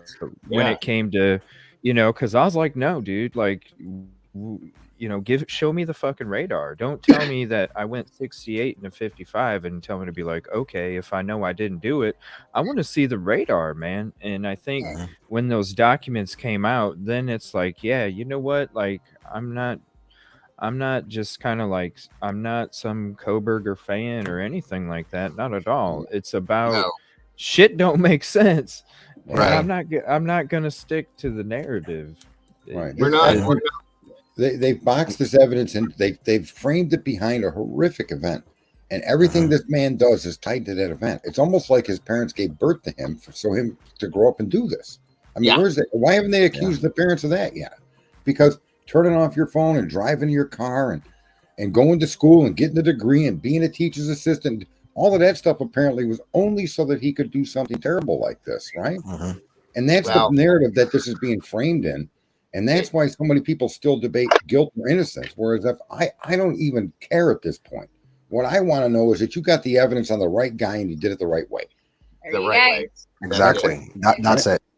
That's in a nutshell to me so important because I don't want the bad guy to get away either. Right. I'm not on anybody's team. Whether it's him or it's not him, that's right. If it's him, it is. If it's not, and it's not. If he did do it, and you guys did this investigation, some crazy little you use tarot cards to find the guy. Whatever you did, it's wrong, and you can't convict him now. That's right. Now we got a murderer set free. I mean, how unacceptable would that be? No, I mean, right. That's the I just want to thing, say real quick, Daniel, I didn't think Daniel got angry at all during that debate. It was a great debate. I think me and him I actually thought the conversation went very well with two people that had different opinions on one topic. I thought it was a great, like after it was done, I was like, man, I was so happy to be able to have a conversation like with Daniel about that, because it's something how I feel. I know how he feels, and I think we made really good points for both sides where somebody could leave the conversation and be like, I think each individual made really good points. Yeah, I agree. I didn't think he got angry at all. No, he didn't. No, you can tell when he's used to this. It was respectful. He's pretty even-tempered, folks. I mean, you can tell it takes a lot to get him upset, like kind of like I am. But actually, he's more even-tempered than I am. I'll be honest with you. He doesn't beat on his desk and turn red and all that shit like I do. But it is what it is. But that's one big thing, guys. Is we're not, for those of you that know what I'm going to talk about here, are going to say is we're not the Stepford children, okay? And there are some of those people out there, if you guys know what I mean by that just they're grown. The Stepford children, the Stepford wives, that just androids that just walk through life, not seeing things. We're awake. We are awake, folks, and we see things for what they are. And more people, Sarge has been preaching this for a long time, which is one of the biggest reasons I respect him. That more people need to be awake and we as a people, as a society, are the ones that can control these things, Right. you know, and we have to start doing that. You know, Just like with the Flora case, guys. 2016. Sorry, Jinx. I Right. know that, you know, but 2016 is a long time for this to be a quiet, cold case. There's no reason for that. You know, this is a horrifying case. Four babies lost their lives. A mother lost her entire life. And it's just been brushed to the side like it's nothing. It's not something you can just, we can't just step over these things anymore. We have to be accountable for it. Even if it's not our problem, it is our problem, folks. All of these things are our problems as a people. That's why we have to come together and deal with these things like this. So, well, let's not shoot around it. You know, just because it's not our problem doesn't mean that it couldn't happen to us and be our problem. absolutely, that's what I'm saying. yeah. The terrifying thing here is this case will set precedent. Yeah. If this case, Yeah. if he's convicted on transfer DNA, one single source of transfer DNA, and he gets convicted, oh my God! I wonder what the prosecution is going to do with the death penalty if they're going to add it up. Well, I don't think they're gonna. I don't Nah, they're even not, think. not going to. Hell No. no, not after this, man. If they tried that, then Well, Well, he they're doesn't going to even- do it for the publicity. Of course, they're going to do it. They're going to do everything don't- they can to convince the public this guy is guilty. And Yeah, when we I told agree you with he that. turned off his cell phone, that means he committed murder. That's what they're going to sell to people. It's not going to stop. Well, that's all they have yeah, to sell it. but Yeah. when you're in a trial with a jury, they're not gonna buy that bullshit. My friend, for a you're death looking penalty. at them. You're giving them the decency of your own particular moral standards, and you can't do that with these government people. No. That's a problem all Americans suffer from. We simply think other people are going to do the right thing because we choose to do the right thing, and you can't look at the world that way. Mm. These people are going to do what's in their best interest, even if their best interest contradicts what's good for you and me. Bingo. That's provable, right? You know, when first reading that affidavit when it first came out, all these experts went like on News Nation and that kind of stuff, and they went like, "Yeah, this guy like stalked them. There's like a connection or a social media connection." I was like, if this guy stalked these girls, why Yeah. couldn't he park normally? Why did he need to go back and forth so many times if they were stalked? Like, if it was so pre-planned and methodical, why did he make so much mistakes? Why did he use his own car? I want to know how you Right. jump from seeing his cell phone. You track Chaos. your cell phone. How do you jump from that to a stalker? Because his cell phone shows him in that area for the last 5 months. Yeah. I don't No, understand how you make that leap.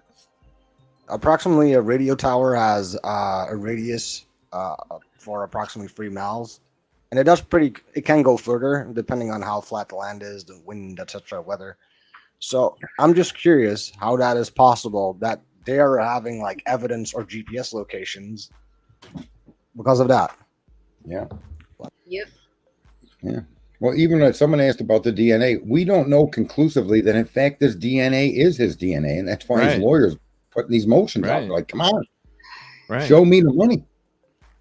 And that's Right. what I'm wondering. Like, how did you get to BK? That's my biggest question right now. Is how did you get to BK and not Joe Schmo? What is the Sounds to difference me- between BK Right. and the other? Somebody that's Right. in the same. How did you get there? That's my biggest question. And that's the biggest thing that they don't want us to know at this point. They're, like she said, they're hiding their whole case. Those were her own words. Can They're I, hiding can I, their can whole I give you guys an idea that I think has some merit? I think that the lab that they used were not allowed to give away the DNA information in their database to the police without a warrant. Okay. So when they did this genealogical stuff, if you look at the way they did it, it's pretty telling that in fact they were asking and doing things that typically requires a warrant, and they weren't following that procedure. So that when they did get to the lab, when they say they're protecting an informant, what they're telling you is a lab worker told us Brian Koberger, Mhm. not that we used a warrant to obtain that. So Right. this is how they're going to try to get around a warrant requirement to find out the results of that test, Yeah. because they went to a private company to do it. So you see, and this is where you're seeing, in my opinion, based on what I know, That's what I'm looking at. I'm looking at an FBI that didn't keep track of their work. I'm looking at the police that sent it to different labs, and then it ended up at a 23andMe kind of company. Then they're saying they want to protect the DNA informant, and we keep thinking it's one of the family members because that's what they want you to think. But the DNA informant would make much more sense if the lab worker that got the results that he wasn't supposed to turn over to the police without a warrant, in fact, told the police the results of that document. You see? Mm-hmm. That seems to fit the parameters of what she filed and how they answered previous questions, right? Yeah. Does that make sense? Yeah. Yes, sir. Yes, it does. Yeah, and why didn't they search the other 3 DNA profiles yet? Right. They did put it into CODIS though. Yeah. But there was no match. They put Brian in a Nothing course and there was matched, no match. What That made was him it. so much Yeah, different? and that's what I'm saying. Like, Dago, that when me and Drunk Turkey show, because somebody was asking about when we were talking, that was Thursday afternoon, right? Yeah, man. Yeah, I believe Yeah, so. so Thursday afternoon's Dago show. I know that show had a shit ton of views already, man. Did it? Did it?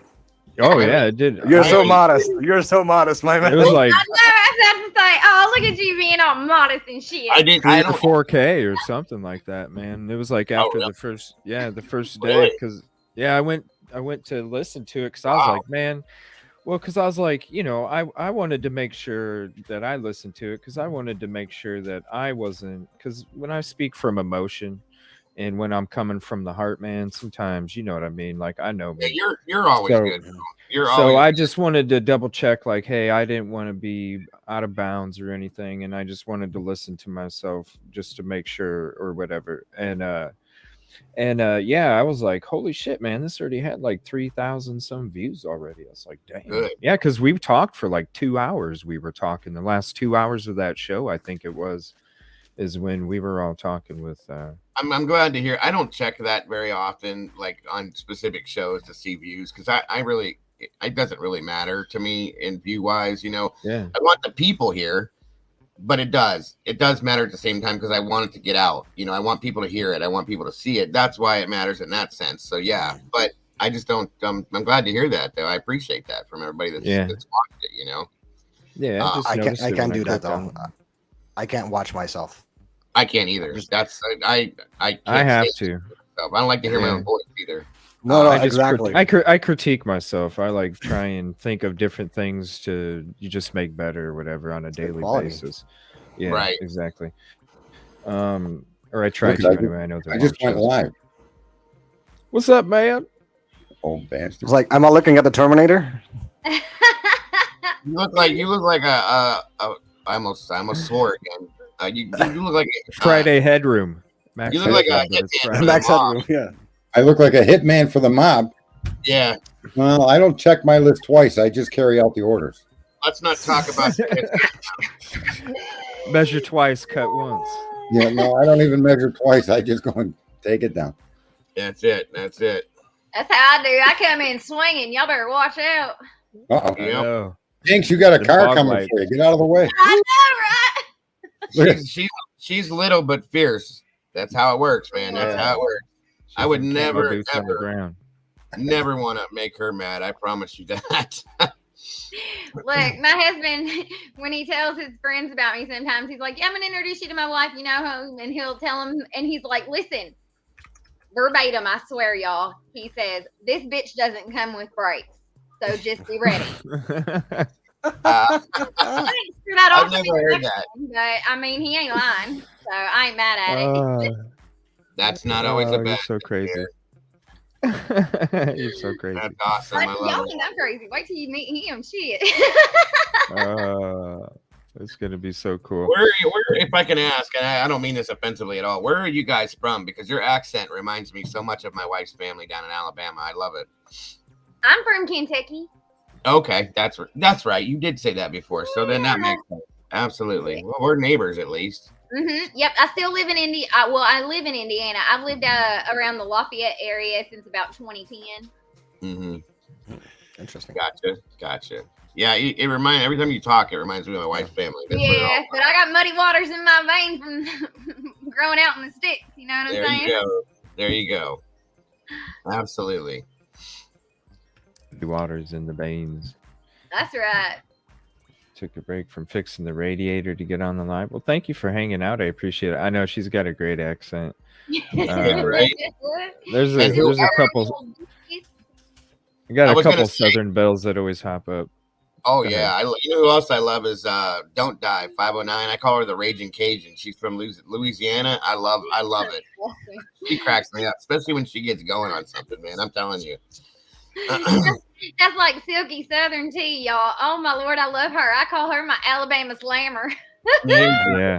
Oh, absolutely. Yeah, you do kind of look like Max Headroom with them glasses and stuff on, Sarge. I know, that's what I'm saying. He needs to get like a green I need more light. screen with the I need more light. changing That's the problem. changing cube and shit. I you did. know? I It bought looks- lights in a green I- screen. I've got to just There set you up go, an area in my house. Yeah, There you go. It looks I'm good still though. trying to It's- decide what to call it and what to actually focus on. I like it I though. want It's to focus across mysterious. a lot of things. So there's a lot. Yeah, you ain't lying. There's a lot. But Yeah, I don't want to just focus in on one topic. I mean, I am a little hyper focused on things. That's one of my problems. I get hooked. oh yeah, yeah. Something interests Well, I mean, you. it's passion. It's a passion that we have for what we do. It is what it is. When I was a little kid, they had to take the globe out of the classroom in kindergarten because I insisted that those pieces of land used to touch. And back when I was a kid, that wasn't acceptable science. It was a Yeah, theory. right. And I couldn't get it out of my head, so they had to remove the globe from the room to keep me away from it. I was like, because I was arguing with the teacher. What do you mean they don't touch? Of course they did. Right. And then within a couple of years, it started being taught in school. Continental drift became a thing. Right? That's yeah, David. I That's wish what I could remember the teacher I tortured with that because I should go back and pat him on the back and say it's okay to be wrong. I think I was 5 years old. Right. That's all right. That's all right. David I Clayton. mean, it Sarge is. We're like the none real of us Donnie are always Brasco. 100%. Yeah. Okay, so There you go. we all read the document, right? What is the first thing that stood out for you guys? The fact that there was other DNA. Yeah. The fact Yeah, that that was the big thing for there's me. no victim's DNA in the car, the office, the Right? apartment. The whole thing. Those Yeah, the whole- two things really. It I was mean, like that waking could be up- technically explained away though by the prosecution that he was wearing something or whatever. They can't But prove then it though. again- They can say yeah. what they want, but unless they got photographs of that guy going in and out of the house with some hazmat suit, then they can just shut up on that noise. Yeah, Right? And you're No, not exactly. cleaning up that good, so the fact But they I didn't wonder- have it in there. I wonder though, Bethany, did she see something or did she hear something? Did she see, for example, like headlights? Because she wasn't downstairs, you know. Yeah. Y'all think I'm crazy, but I swear to God, I believe that rumor of her seeing a man walking away from her home or running from her home unclothed, I think that there's some validity to that. Yeah, there's a reason she hasn't. It's just so there's a weird, reason. man. For someone to, yeah, it was supposed to be a friend of hers that said that that's what she told her, and I'm thinking, man, that's just an insane statement. It But does it- kind of add up with the documents, doesn't it? But yeah, it does. See, that's the sad thing. And then who Yeah. thinks of saying something like that? I mean, I've sat down and we all have trying to figure out what Bethany's involvement is. Did any of you ever have it dawn on you that you witnessed a naked man running from the property? And I guarantee you, if there's a million tubers out there, all of them will say, no, why would I think that? That's why that statement catches my attention. It's so outrageous that, and I watch a lot of Sherlock Holmes that probably has Right, something it's to like do one with of it. those things you just can't. It's so Yeah. crazy and it's real. You just Those can't are make it tried situation. Right, and would those make- are I wonder about it too. those are the things that we should be looking at because those are the things that usually are the truth. You know what I mean? Yeah. How about if the person she saw was of a different race and not white, like Brian Kohlberger? That's all it would take. Yeah. A naked I mean, that's the- Hispanic man or a naked black man, right? Right. Or a different. And or a there's your different exculpatory sex. evidence. There's the whole deal. Yeah. That is the quote, right? How often have I said to you that when Yeah. when you have eliminated the impossible, whatever it Right. remains, how improbable must be the truth. Mm-hmm. And Mhm. so that statement is just to me, it's ridiculous on its face, but it fits so well. I needed to giggle when I heard that rumor. Well, Like, Sarge okay. said yesterday. He said it a few times before. There's always some form of a truth in a lie. Okay. Mhm. Yeah, every lie has to hide a truth. It's There's impossible to something- lie without hiding the truth. Something in that there's a truth that comes out of that in some form. Of, I truly believe that. I loved that comment too, because it's right, guys. It's a fact. You know what I mean? Yeah, somebody asked me about books that are based on fantasy or whatever, and that's not really, you're not dealing with knowledge there. So when you're dealing with any information that's knowledge based, whether it be how a law works or how a rocket takes off, if you're going to tell a lie, it has to surround a truth that you're trying to conceal, right? Mhm. And that's unquestionable how it works. You can't lie without there being a relevant truth to hide, right? And That's why I say I don't know shit. that's what I pay attention for. You're always, when I'm looking at stuff, whether no matter what the topic is, that's what I'm looking for. Is there something in here trying to hide something else? Like a lot of people don't know all these UFO revelations. Most of you don't know that the United States government patented an engine system in 2016 that does exactly what these UFOs are doing off these fighter jets' nose. Exactly. They not only patented it, but then they opened up Space Force a year later, and this guy that created this drive, it's called an internal mass reduction drive, was moved to the top of the Space Force. See? Wow. Now, does that mean those craft are American craft? It does not mean that, but it does show you a consistency in information that's completely verifiable. That does give you the idea that maybe what they're showing us isn't alien at all. Mm-hmm. Stuff. You see? Was a His weather name is balloon, right? Ross Perez, or not Ross. Jose Perez is the inventor of the internal mass reduction. And they drive. had that shit in the 60s and 70s already, probably. Yeah, Critical thinking, folks. Critical thinking. that's what I mean. It was a weather balloon, guys. Weather Bob balloon. Lazar. Bob Lazar. It ain't no joke. Yeah. I don't kind of believe Bob Lazar, to be honest with you. I don't You take don't? him as no, he's had inconsistencies people don't pay attention to. And let me just say something, folks. I can tell you We there's need to going to have be a an night element. on him sometime. I can tell you there's an element 121, and they've only got element 118 discovered at this point. But trust me when I tell you, they will get to 121. There's elements on the moon that aren't present on Earth. A lot of people are unaware of that. I don't know if you are, CJ, or anything. But what I'm saying is a lot of what that guy said, the Area 51 dude, it's a smart thing to say years before it happens to make you look like a predictor of something, but some things will remain true in science, and discovery is the one thing that'll always remain true. That's the whole point of science. Yeah. So a lot of things he said, I don't really buy Bob Lazar's story. I'm sorry, I just don't. Which is kind of against the mainstream of people that believe in UFOs, right? Yeah. All right. Yeah. But I do believe that these craft are made by human beings, just like I believe the pyramids were built by man. I think we've been convinced that we're superior to any others before us, and our history only goes back 5,000 or 10,000 years, and we act like we're the most sophisticated human beings to live. Well, Homo sapiens have existed for between 200,000 and 2 million years. If you were to be brought back in time 200,000 years ago, everything about you would be identical to the human you're standing next to 200,000 years ago. So you're telling me that exact brain, that exact DNA, that exact everything couldn't think of an airplane 200,000 years ago? I disagree. I think there's more history behind humanity than we're even ever going to be allowed to know or actually aware of now. Jesus, Sarge, you're like a fucking science book. I know, science book.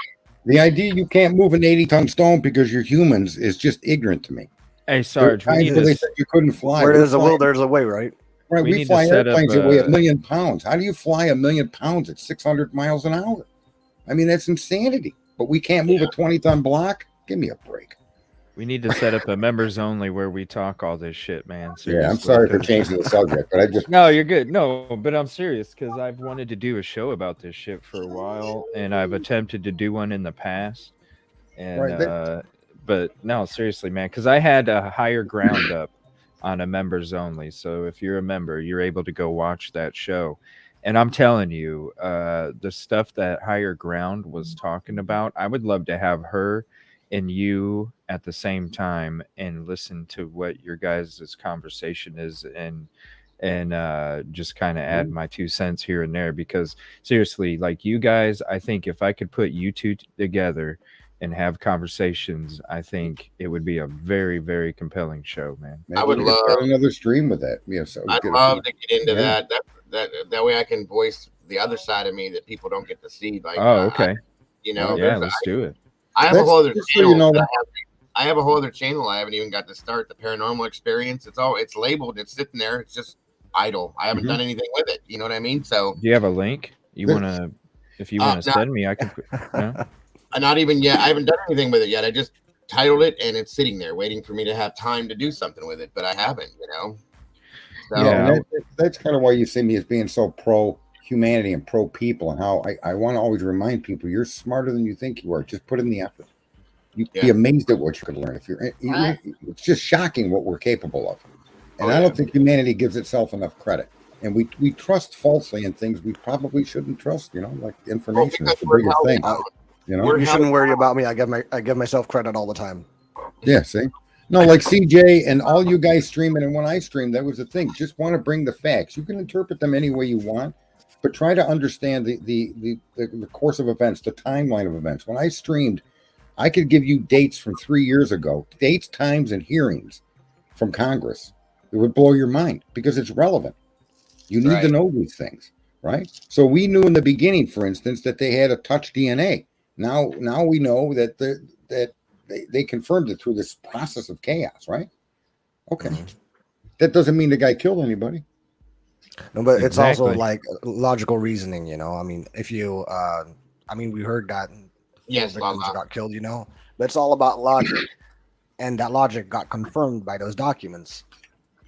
But in technicality, it's an assumption. It's a theory that we. I did want to ask the panel a question. I forgot about a few minutes ago. Sarge always gets me wrapped up in my own head when he starts talking. I start thinking like crazy. Yeah, blame me. I'm gonna go rob a 7-Eleven without CJ. I got a notebook. 24/7, man.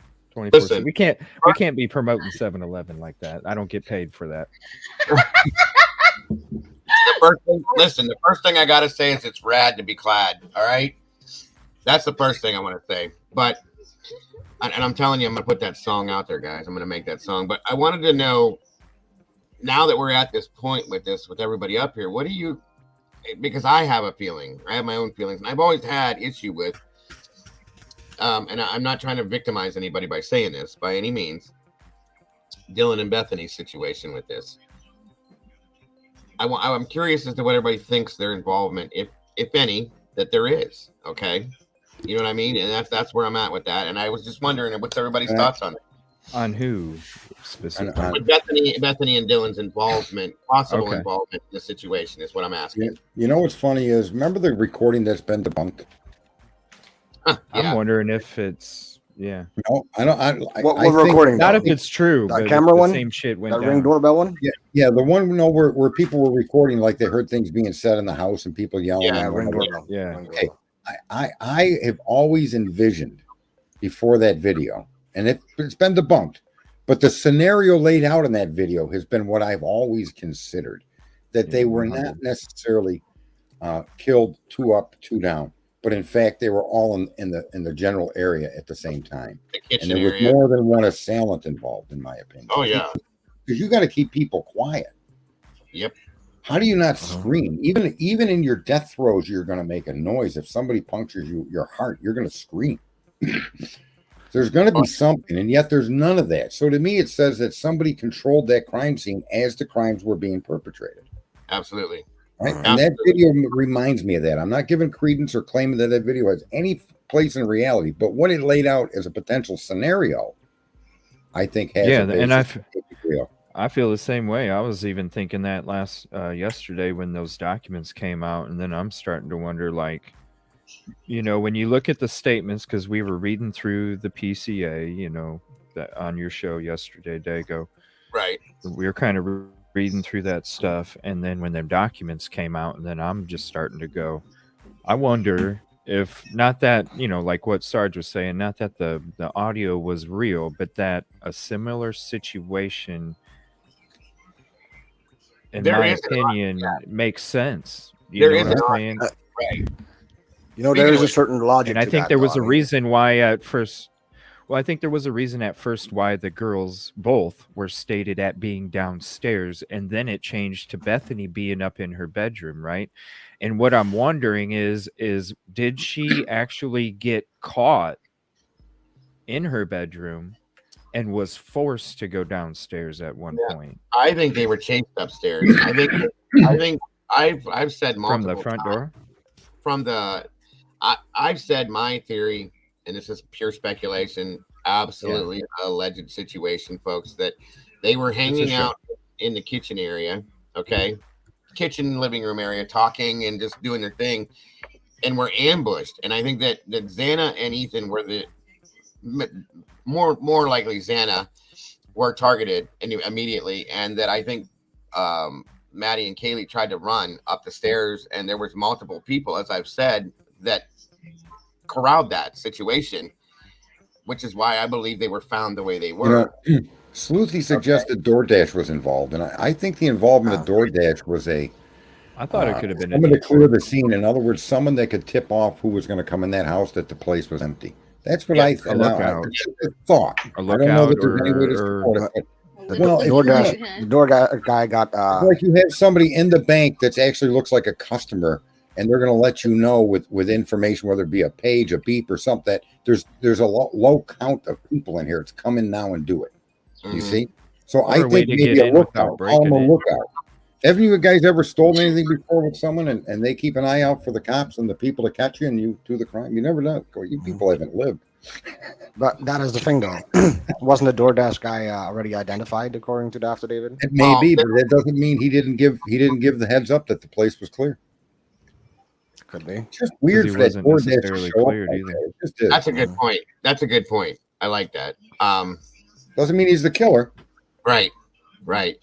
I feel strongly, especially I don't know, something about Dylan has always bothered me with this situation. I've said it multiple times. I do not believe any of the bullshit statement that she supposedly did. I don't either. That's garbage to me. And the fact that Bethany her statement was not put out tells me one of two things. Okay. Or one of two things. One, either her statement is so incriminating that they redacted that period completely, or she refused to give one out of fear. That's what it tells me. That's my opinion on that, though. Okay, which is again why she would not want to come back to Idaho. Why she tried to squash what she did with the testimony. All of that, in my opinion. So her description of the suspect also takes her out of it. Think that one through. She's a useless witness. Yeah. Right. I saw a man clad in black with bushy eyebrows. That's like saying, I don't know. It's just such a generalized description that what good are you going to be at trial? You can't point across the table and say it was the guy. Yeah. Right. Or she can point across the table and say that definitely was not the guy. That's the other problem with that. Okay. Right. But you're trying to identify a guy by his eyebrows. That's How many bushy Run, eyebrows guys, are run. on I there? mean, that's subjective. Bushy. I made a and short about it a long ass time ago. all of this That's time eyebrows, passes. so what? All this time passes, So and what? this girl's perceptions are going to change along with the time that's passed. Absolutely. Bushy is a pretty That is the distinct thing with word. witness testimonies, though. I'm They're very really unreliable. I think James is right. I very much feel that Bethany, and I've said this before, is the key to this. I believe that she knows the absolute truth on everything. That's why she's nowhere to be found. Will not be anywhere to be found. That's why they ran to the grand jury when it came down to the point where her testimony could be put in to the preliminary hearing. Like that they were like, oh shit, no, and they ran, And I told you guys before, I feel like whenever they approved that interview for them to go to Nevada, that they were sitting in Nevada waiting for that to go through, and then the indictment went out, and then they locked it out. That was it. So that's my true feelings on that, and I really feel strongly about that.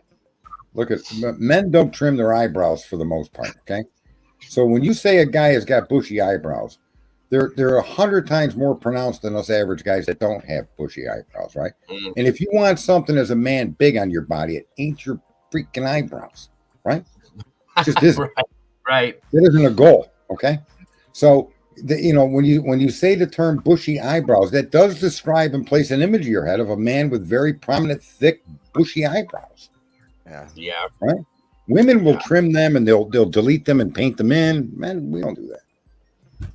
I agree, David Clayton. I think that is why Jules made an observation that I never really thought about, but she talked about it a couple of times last night. Where's she at? It's Saturday. She's probably with her kid. But she made an observation, and it was the fact that Ann Taylor, being his public defender, was very comfortable with him sitting next to him. Not even the fact that she's an attorney, she's a woman, okay? And if this man is guilty of doing what he did, women have a tendency to have a fear in some senses. Not all. Don't get me wrong, ladies. Don't attack me here. But a fear of anyone would, to be honest with you, let me rephrase that. Anyone would have a problem sitting next to a quote unquote, serial killer per se. All right. And that's in that sense, she said that Anne seemed very comfortable with him. Well, when she said that, I said, you're right. And so does the other woman that's on the panel, and anybody that sits next to him. They don't seem uncomfortable. They don't sit away from him. They don't, people have a tendency to do those things when they're not comfortable with a situation, because they'll put that distance between that person. They're not like that with this guy. I think it's because he came out from the gate and said, this is what's going on. This is what happened. This is that. And she knows. I think Brian has told her this is what really happened. And that's why she has that comfort level with him, I think, and it was something that I never really paid attention to. It's a great option. Look at the other attorney. Yeah, exactly. That's not be asking him for guilt or innocence, folks. A good defense attorney will never ask for your guilt or innocence, ever. Right. I'm sure he gave it to her, though, is what I'm saying. Like, he immediately probably gave it to Lawyers her. will try to stop you. Just so you know, a lawyer will try to stop you from doing that. Right. The last interview where you saw him when he was in his tie and you saw him sit down at the desk, the first time I even watched it, I had to replay it because you could see his smile go away before the other attorney with brunette hair's smile went away. And I was like, whoa, what the heck? So, yeah, they have to know the whole, his alibi, the all of that shit. And I think that's why they're pushing so hard. And it makes me wonder how much she knew before he was even in Idaho, because for her to drop these other people and to shut down the cleaning crew and to set up a team already while he was still in Pennsylvania, coming out with a statement with his attorney. What did she know? That listen, when you're in small communities, those people talk to each other before shit even comes out. She had to have talked to somebody that said, hey, look, this is what's going to be happening. This is what is being out here. This is the documents, this is a prime way for you to just elevate your career based off of what we have sitting here. And it makes me wonder, how much did she really know about all of this shit before? Because I'm sorry, if I was in PA and I was in his position and she comes out swinging like that before I'm even in fucking Idaho paperwork that I'm in the fucking custody of Idaho, that's some fucking crazy shit. Give her to me, please, because that's like a paid attorney. Would they even go that far? No. When you're paying them. Mm-hmm.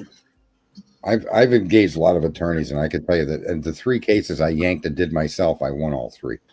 They all wanted me to plea bargain. It was like, you people got to be out of your damn mind. You know what I'm saying? And she comes out and shuts down the cleaning crew, has few other people standing out there. You got pictures of her standing out there with this team of people she already had set up. And this was fucking Friday, late morning, early afternoon already. And it's like, holy shit. And that was here, not in Idaho. Idaho, you're talking 2 hours before. Yeah. So that was still in the morning. What'd you say, Frank? When was Washington entered that house? Hello, can you guys hear me? Would you say that one more time? I said, do you guys remember those Washington Cowboys in that house? Oh, yeah. That's when I knew that they were looking at a Washington suspect, at least. Because it's really odd that if it happened in Idaho, somebody from Washington would appear. Absolutely. Yeah. Absolutely. Swear jar self. Oh, I swear a lot. I've always been that way, TJ. That's why I don't worry about that quilted northern money. I try not to, but it just happens sometimes, guys. She could actually separate from the public defender's office and go on her own, even while this case is in progress, I suspect. She's going to blow up bigger than Johnny. Yeah. Cochran. And he does not only have one really good defense attorney, he also has a second one, which is really good. That The other key to that team is paralegals. That's the key to every good lawyer is paralegals. They're the ones that do the actual work. They do the work. Yeah, you're right. They Think do all we're the work. doing That's on- a good point. Too. Yeah. They do what we're doing online here. That's You're exactly essentially doing the work of a paralegal, 100%. They're basically what mods do for our shows. Yeah, There you go. that's what Paralegals. my mod team is just. That's exactly Right. what they do. I appreciate everybody. 100%. I have the best mods on the planet. I know people argue with me with that, but I really feel like I do, and that's just me. You know what I mean? But Chick Antique had public asked, defender. I think CJ's got the best mods. I'm one of them. Yes, sir. Yes, ma'am. um, She is one of the best. I think it was Chick that asked that Brian knows everything, or something. I think that was Chick, but I've said before, I think he does. I think he knows everything, and I'm not saying because he did something. It's because I still have this thing in my mind. I can't let this go either. That somehow he either knew Kaylee and or Maddie, and they were on to something that they shouldn't have been on to, and that he was helping them in that sense. That's how I feel that he's involved in this, you guys. Other Like than drug that, related then? I I feel can't- like the knife sheath places that knife in the possession of the victim as a self-defense weapon. That's what I think that knife sheath Right. location tells me. Yeah, and if Brian bought that knife on Amazon, he very well could have gave that to her for Right. protection. I think that there's something that was going on there because we have found things around that house that, Foolery. yeah, Mhm. good word. Yeah. And I think that he was helping in some sense, and this was a whole kill two birds with one stone scenario. You know, we're gonna deal with this and put it on him, and that handles the whole Can situation. I say something that just dawned on me? You can Here. say Fire whatever you want. away. Here you go. Listen to this. So they've got multiple DNA samples, single source male DNA samples, right? Yep. And they focus on Koberger because let's just say they had him as a suspect. Yep. Why didn't they take those single source DNA samples that remained and go to every suspect that had a white car and do a genealogy makeup on them? You see, that's what they should have done. So They could have didn't narrowed even their- for the other samples they found. Right. They could argue, well, there was 20,000 people. No, I'm sorry. You got to reduce that all Or the no way down match. to white Elantras or white Cilantras. And of that pool of men, you would then run the same genealogical deal you did with Brian Koberger. And they Mhm. didn't do that. And that's also Like, why deficiency. the effort on Oh. Brian and not these Right. other ones? I agree. Everything was on Brian. It was Well, Kate is making an amazing comment here because I placed this 2 times on there and it's specific. right. And they obviously have the ability to do That's this. a And good the other point. thing is Ann is questioning the validity of the result. Okay. Of course, if your result is Brian Koberger's transfer DNA, any DNA directly taken from that person is going to match it. That's not a surprise, but is the result you came to accurate? Are your numbers right? Are your statistical analysis right? Did you come to, that's why she's asking these questions, because there's still room here that their sample is invalid and was Right. going to be, it's unable without doing these, you could put different information comes out, doesn't mean fact is going to come back. You junk in, junk out, right? And that's why she's really hammering this DNA aspect of it, because there is still a possibility it is not his DNA. Mhm. Oh, well. Oh, yeah. You know what? And that's They're what I keep matching it saying. to their results. They're not matching How it do you to get to direct be DNA comparisons. Do you follow that's me? something that needs to be looked at because it says it in that document yesterday. I Right. read it, and I read it Right. 3 times. They're back. comparing to a result they obtained, not to a physical Exactly. specimen of DNA to DNA. You Right. see? Mhm.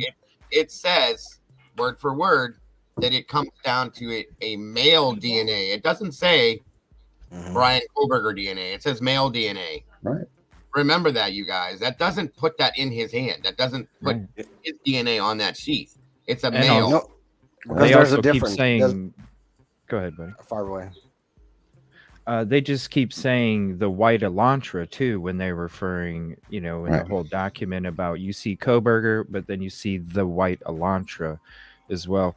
Go ahead and say what you want to say real quick, Frank, and then I'm going to shout out this super chat. Okay.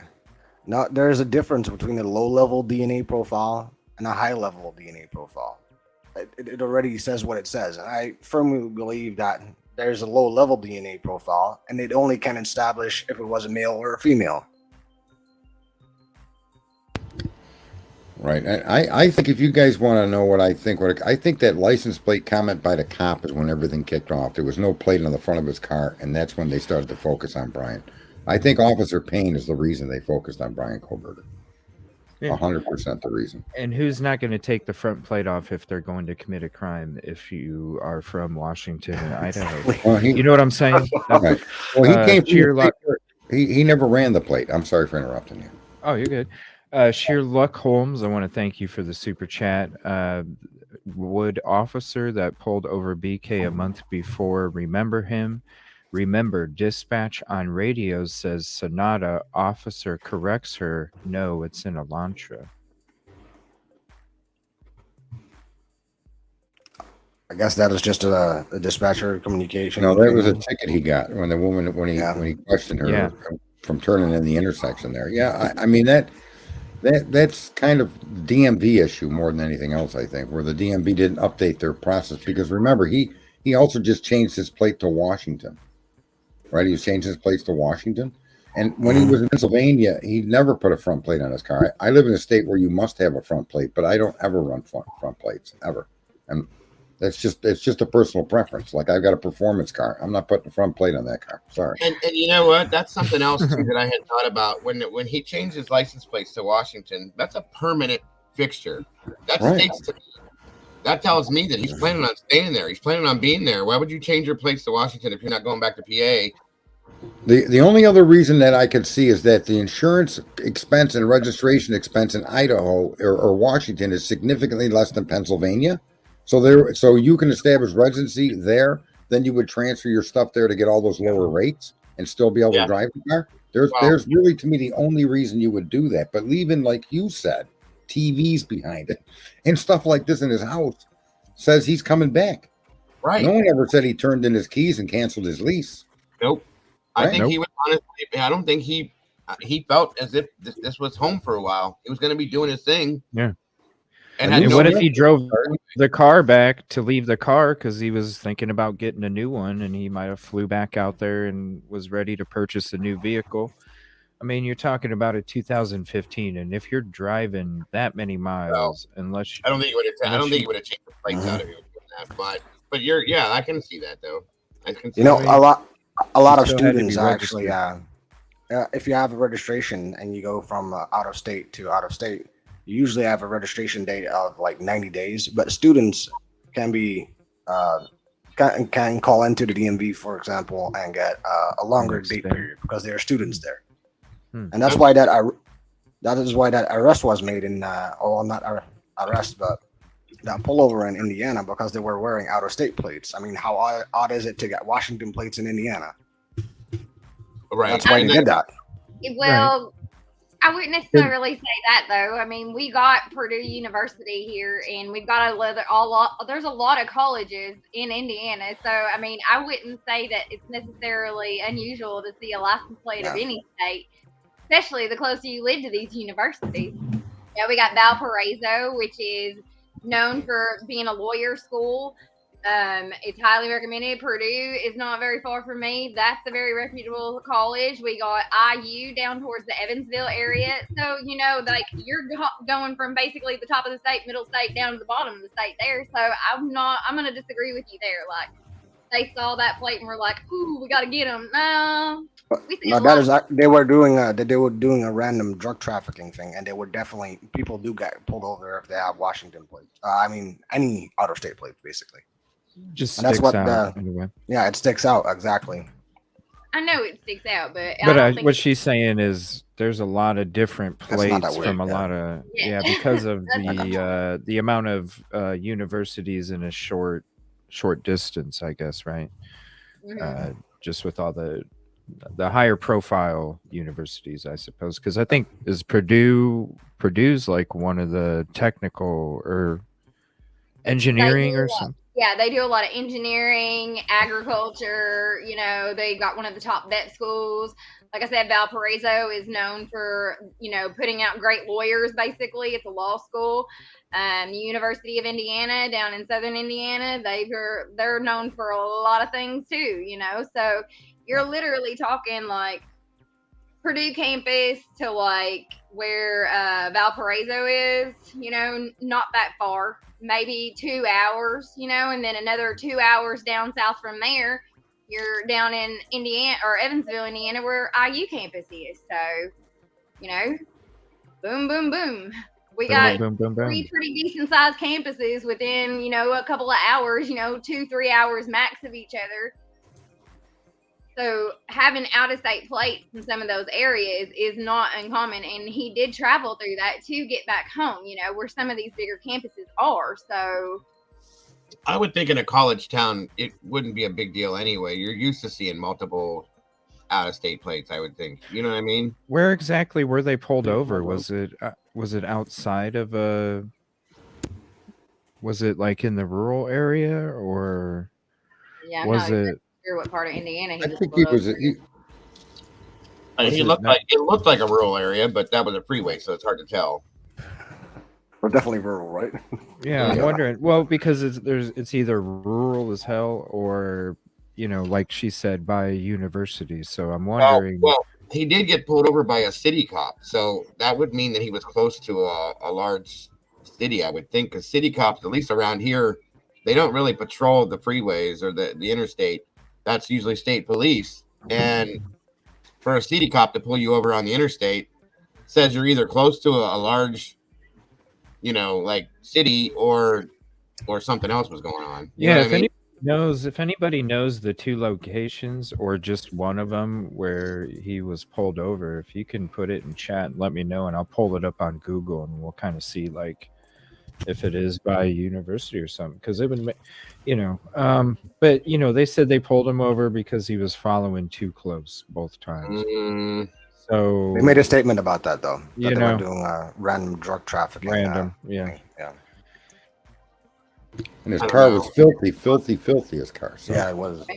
you know, when he went home to wash it, it was just to cover up a crime, not because his car was filthy from a multi-thousand-mile travel. Right, going through all sorts of different agricultures and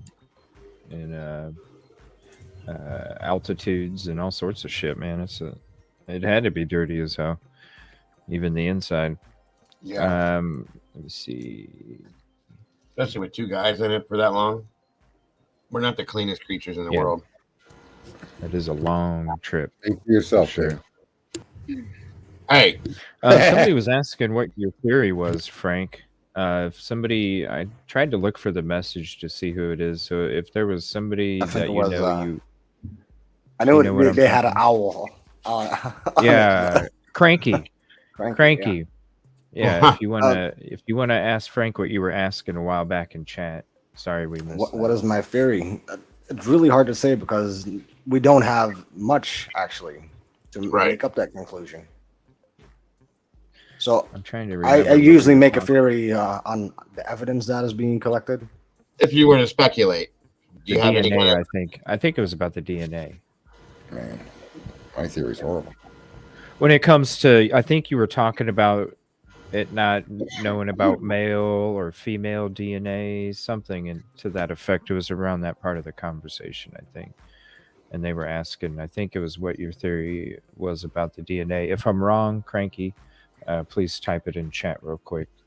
I'm going to go ahead and hop off, you guys. Thank you, CJ, for having me. It was really nice to meet y'all. And Thank you I so love much. guys I in appreciate chat. you. I can't wait to. again, James? Yeah. Nice meeting you. There you go. We'll be seeing each other again soon, okay? I promise. Yes, CJ, ma'am. you'll see me definitely next Tuesday. You know. Oh yeah, thank you so much. Bye, Bye. y'all. Appreciate You have you. a great day, Appreciate hon. it. What a beautiful.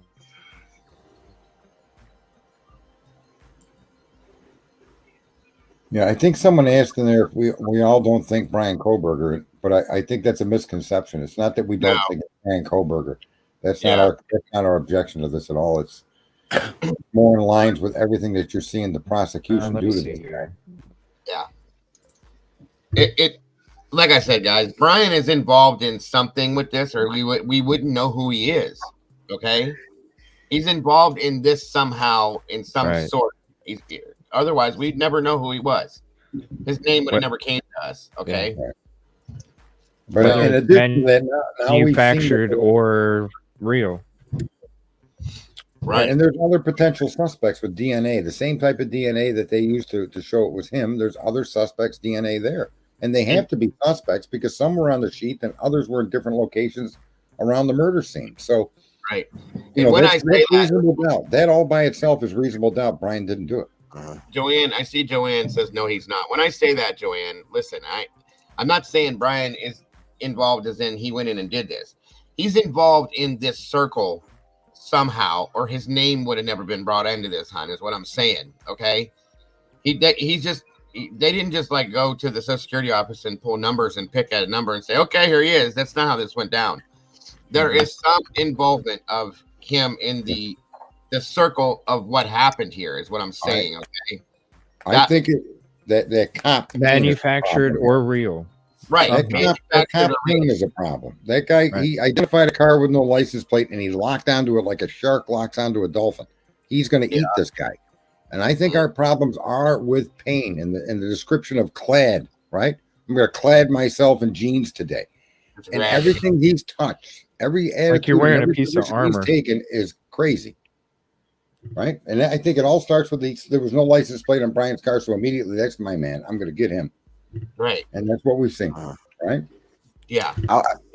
If I were an investigator, I would definitely make a radius with all the possible suspect vehicles, which is apparently in the Elantra. We don't know if it's 2011 or 2021.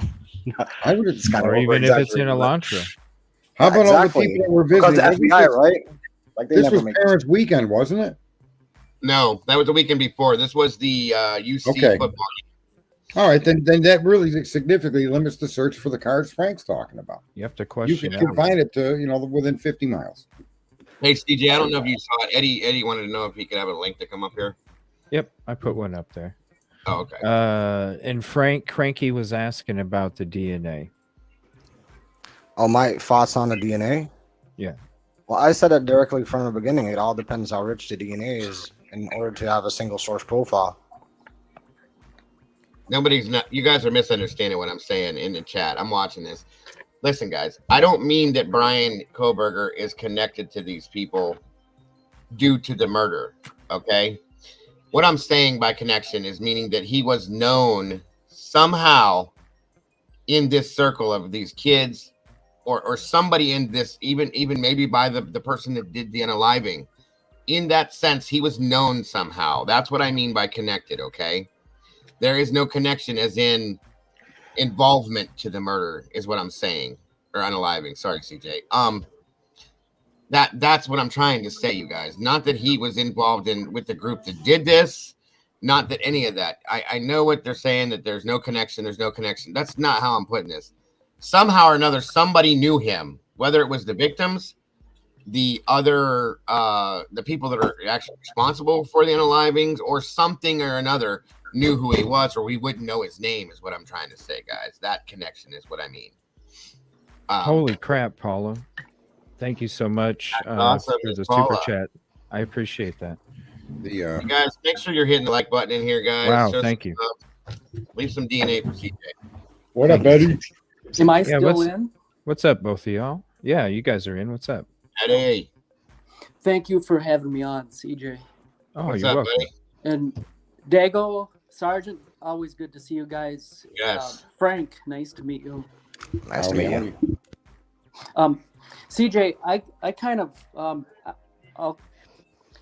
I'll say that I'm kind of the self-proclaimed expert on the two pullovers. Oh, cool. Okay. So if you want to pull up the map in Yeah, sure. Greenville, Indiana, Greenville. Okay. just on the east side of Greenville, there's a rest stop.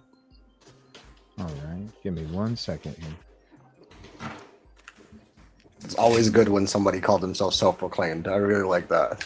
I did a deep Yeah. dive into these stops one time, and I got a little misdirected. Went kind of sideways with it, but I straightened myself out and corrected it and put it on the record that I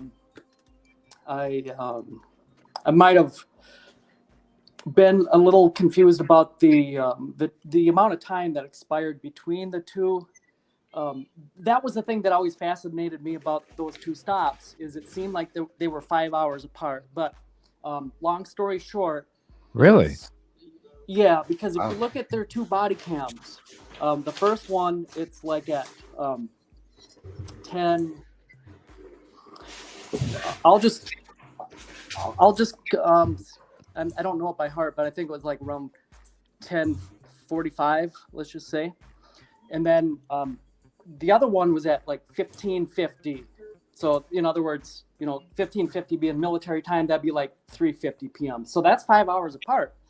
So that's what kind of steered me in the wrong way. But somebody in the chat challenged me, and I looked into what she was saying, and she was right. She said that it's possible that those two stops could be like 5 miles apart, but also be 5 hours apart in time. And the way that would be possible is if the first body cam reflected the local time, and then the second body cam was Zulu time, or in other words, Greenwich Mean Time. And there is a 5-hour difference between GMT time and local time in Indiana.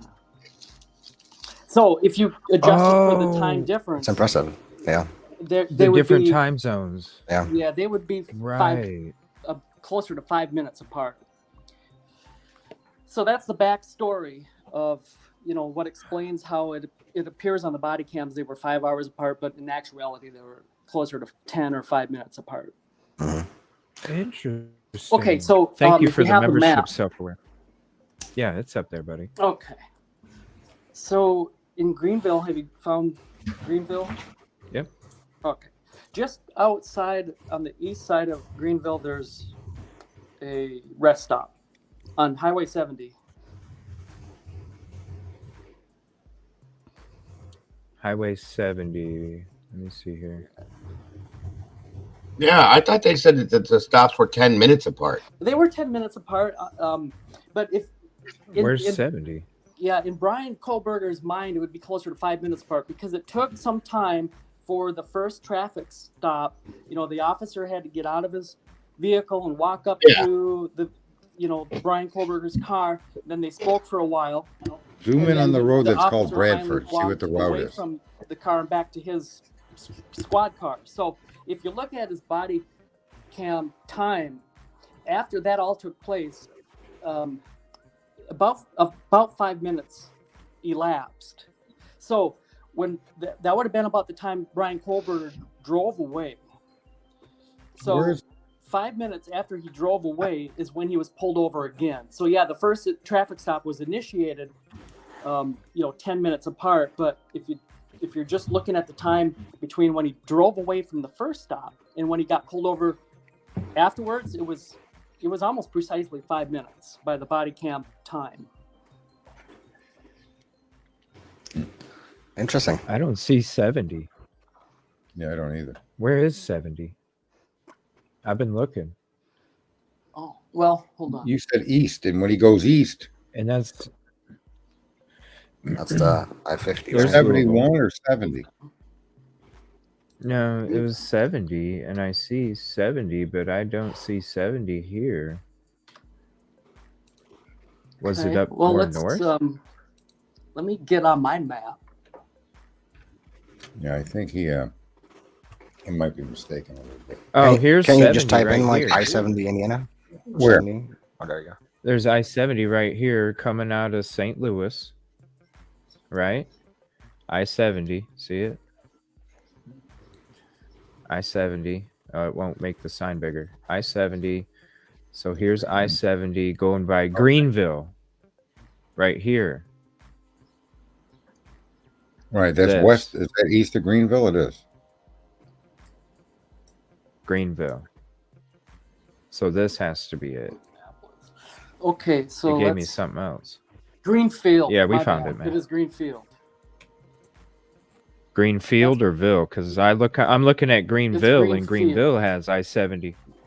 Yeah, Green and again, field? it's been a couple months since I've explored the Field or Ville? It's green Green field. green Field. field is down here. Yeah, This and is a it's mystery in itself. green There's field. more Whoa, hold 70 on a right minute. along. There's two The there's next two town to the east of Greenvilles. Indianapolis. What the hold on. We know it's green. CJ is like, There's two totally mind fucked. Greenvilles. There's two Greenvilles in frickin' Indiana. Yeah, and again, it's my mistake on that. It's Greenfield, and it's just to the east of Indianapolis. Okay. Green field. Yeah. You had it. The last one you had showed Route 70. Peoria. Here's St. Louis. Okay, here's St. Louis. Okay, so it's right. I saw it. I'm gonna have a epileptic seizure watching this map move around and up, back, forward, I know, right? in, out. Hold on one second. Hold on. I'll just switch it real quick. Let me CJ the killer. let me get the. Hold on. I just had Thought it. we were and planning I a road thought trip. I marked it as a. Yeah. Yeah, there's 70. Rand McNally for free. How do you map out all these 7-Eleven stops you got, bro? Yeah, give me like a address or something. Okay. Just type in Greenfield and see where that Let me brings see. you. Yeah. Type in the word Google is field. your best friend. Got to educate CJ for a minute. We'll be right back. Something. After this No, message, there's After the break. they're the same cities are popping up. It's like what the hell? All right, there it is. Greenfield. Yeah, and it's So again it's on not Highway coming. 70, just to the east of we go. Indianapolis. Yeah. Well, it says Alright, there we 40, go. but 70 is just above. Let me see. Go to this. All right. There you go, Greenfield. There we go. So Truck off stop. of 40, 70. So they were on 70. So right outside of Indy. I mean, you would see a lot of different plates there. Is that where Forrest Gump grew up? Jesus Christ. So what about what? Nothing. So what about out Greenfield? Okay, do you see the Greenfield rest area Rest area. on Highway 70? he Go was straight right. down where that circle is. Where's that circle? Right here. This right here. Greenfield rest Yeah, there you area eastbound. Is that it? Yes, that's it. So it's just a few hundred All right. meters to the east of that where the first pullover happened. Before he entered On Greenfield. Eisenhower. Okay. No, Greenfield is back here. That's to the east, though. That Right is here. right. No, that's west. I'm sorry. You're right. East is the other. Yeah, I'm dyslexic, bro. I'm looking on the wrong side of the Yeah, map. we're right here. You guys got me confused now. So Shit. a little bit east. Dear God. So, So which it's one a little pulled him bit over east first? of The state that. trooper? It was. That's a good question. Let me think. I back. thought it was a city. I did that with his local police. And the second one was the state. Got it. guys. Yeah, you're right, Daigle. It was the You know, we Henry- can just look it up to be sure. You know, I'm just saying. Henry County Yeah, Sheriff Deputy it was it wasn't city. It was county. Right. Sorry about that, folks. Hancock. Thank you, Sherlock Holmes. Appreciate that. Hancock County.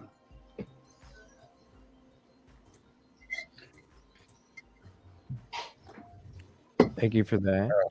All right. So that was the first one. And then the next one happened on the same Anna road. Marie.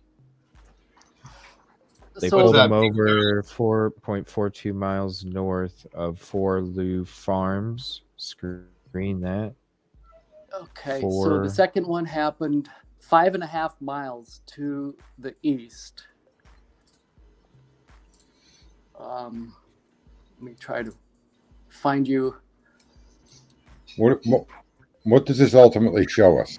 Yeah, I was gonna say.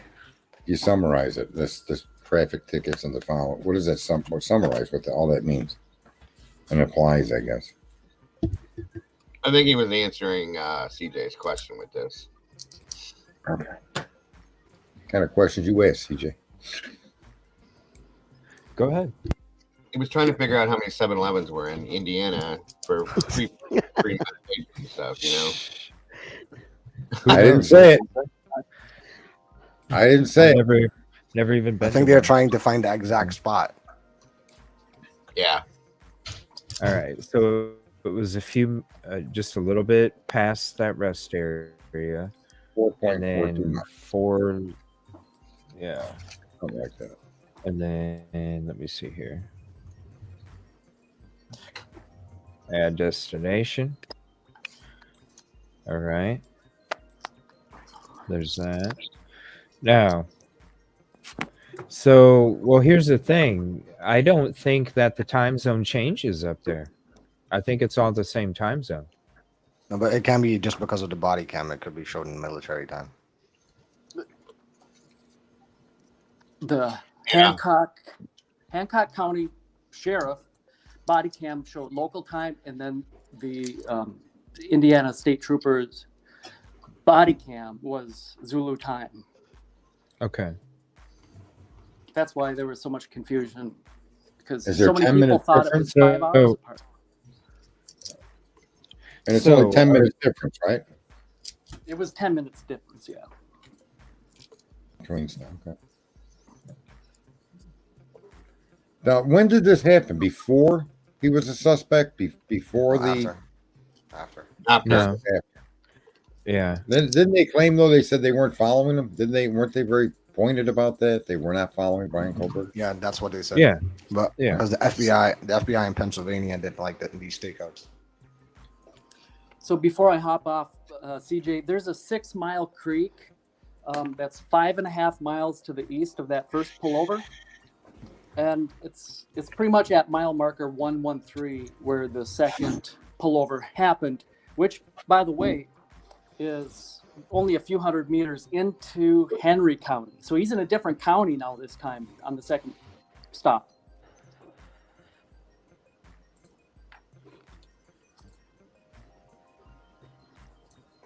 So again, it's just to the east of 6 Mile Creek. Let me ask 6 you, Eddie, Mile since you're up Creek. there. Yeah. Sorry. Go ahead. Just wondered, what's your take on this? Do you think that the I know it was said that it wasn't, but I still have my doubts on things. Do you think that the stops were purposely done? Yes. Okay. That was kind of Really? my thought. Oh yeah. What was the date of these stops? It was the What's that? 15th of December. Okay, so long after he was identified. Yeah. Okay. Yeah, I was just curious if you thought that too, Eddie. According to the Howard Bloom or whatever that dude's name is, Whoa. yeah, hi everybody. I didn't even see you over there. Welcome. He pointed that out that this was actually planned, or not planned, but the FBI was following him. Yep. During this And they time. deny it. They deny it, but I just don't believe that. Yeah. Really? Yes, sir. Huh. You got to wonder if 'Cause- everything they're sharing with us isn't based on some kind of fabrication.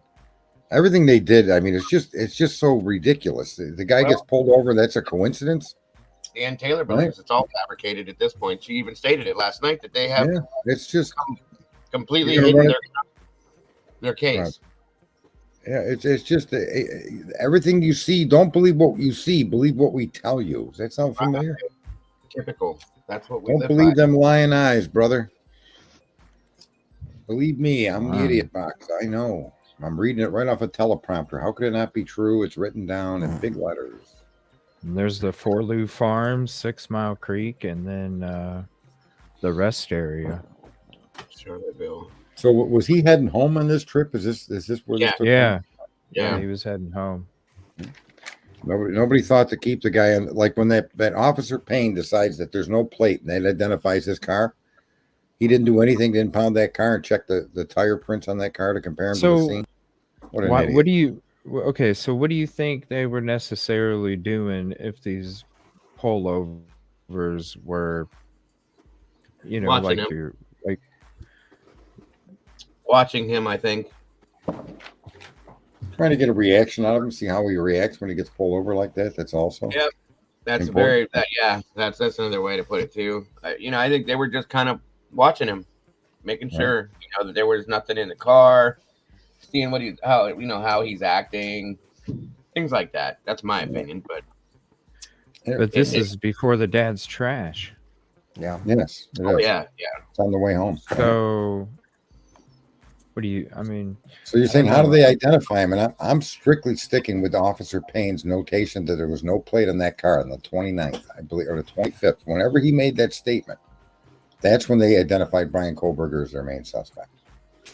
He referred to the picture of the car and the plate, missing the front plate, and I think that's how Brian got tied into this. Exactly, and that is the only reason why we were talking about that yesterday as well. We were pulling up that Barney affidavit. Five shit. You see, I don't think there Barney was a Five secret shit. informant. I don't think there was a family member or a tip to a tip line. I think it all came down to this person observing that car, going to look at that car, and then making his determination there. There's no plate that matches our photo. This is the guy. By CJ, can we golly, pull up there's the no affidavit front again plate. at page 9? Yes, sir. I already got it ready. At this point, we are all on the same sheet of music There we that this car, they're not even they primarily on March 21st, 2023, the FBI, they were primarily using this vehicle that's driving in the wrong direction on Walenta, which is also called Ridge Road. I mean, Ridge Road. We've all read that by now, right? Since that news kind of broke. So they didn't even have a car, it seemed, until like, what was it, the 18th? Right. Now, can I just say, though, fairness, though, Eddie, we don't know because she's fighting for disclosure. We don't know that's the only photo. We know from the defense that photo's been, she's aware of it, right? And it's specificity of it being a car going the wrong way on a road. But we don't know if there isn't many other photos that they use, because that's why she keeps pushing these demands. Her third time, she's like, give me what we are entitled to. Yeah, that Linda Lane was when they were in the DeLorean Devil Doll. Yeah, so there may be more photos of the car they based their description on. We just don't know. Yeah, they did say that that there was also footage on Linda Lane, which is odd because I think Brian Enton did like an interview with that homeowner. Right. Why didn't they turn that over to the defense? It might be. But at Pullman on Nevada and Stadium Way at the exact same time.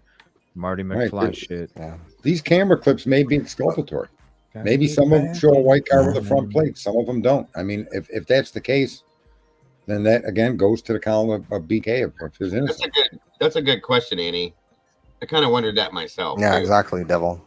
Devil's making a great point here, though. The one on Linda Lane was the first one to reach out for video footage. Mm-hmm. Right. But it's behind. It is behind that. Whatchamacallit, behind King Road. Good point, Tommy. Good point, Tommy. Absolutely. I'm going to throw something in here because somebody brought up the article for the New York Times and Ann Taylor actually referenced to it. Yeah. And also in your chat, somebody brought up the, what was it? I lost my train of thought. Shoot. That happens to me all the time, dear. Don't worry about it. I lost my train of thought on that. You should see my notebooks. You should see my notebooks. But going back to the cams in the area that law enforcement relied on, that actually came from the neighbor. And he said he specifically looked at the footage and it was between like 2:45 and 3:45 or something like that was the times that he specifically saw that white car pass by 1122 King. And that's how law enforcement initially got their timestamp between 3 and 4, right? Because of that cam. Right.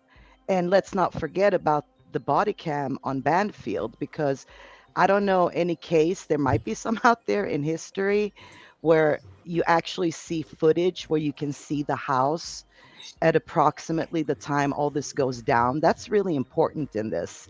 And it's not brought up by law enforcement at all. And I keep regurgitating it over and over again because as far as evidence goes, that's one of the most important parts of this, and in my opinion. I'm glad you said that because it was until it was brought to my attention Yeah, Appendix. my appendix is involved now, folks. Until it was brought to my attention, I didn't hear that. When you're talking about the body cam video, when you can kind of see the house in the background, there's that you hear that scream coming from the background. It was pretty loud. Now everybody says, well, certain people are saying that absolutely is from that house. Other people are saying that there was crazy shit going on all over the campus that night, this and that. You're right, okay? But in that situation alone, okay, I don't believe it was. I think that came from that house. I'm sorry, but I feel like that was just too coincidental, and I don't believe in coincidence in true crime. I just don't. But even if you put that aside, there's a timeline, right? Yeah, even if you put that aside, you have camera footage of the house. You can see movement in the house. You can see when the lights go out at the precise time. Right.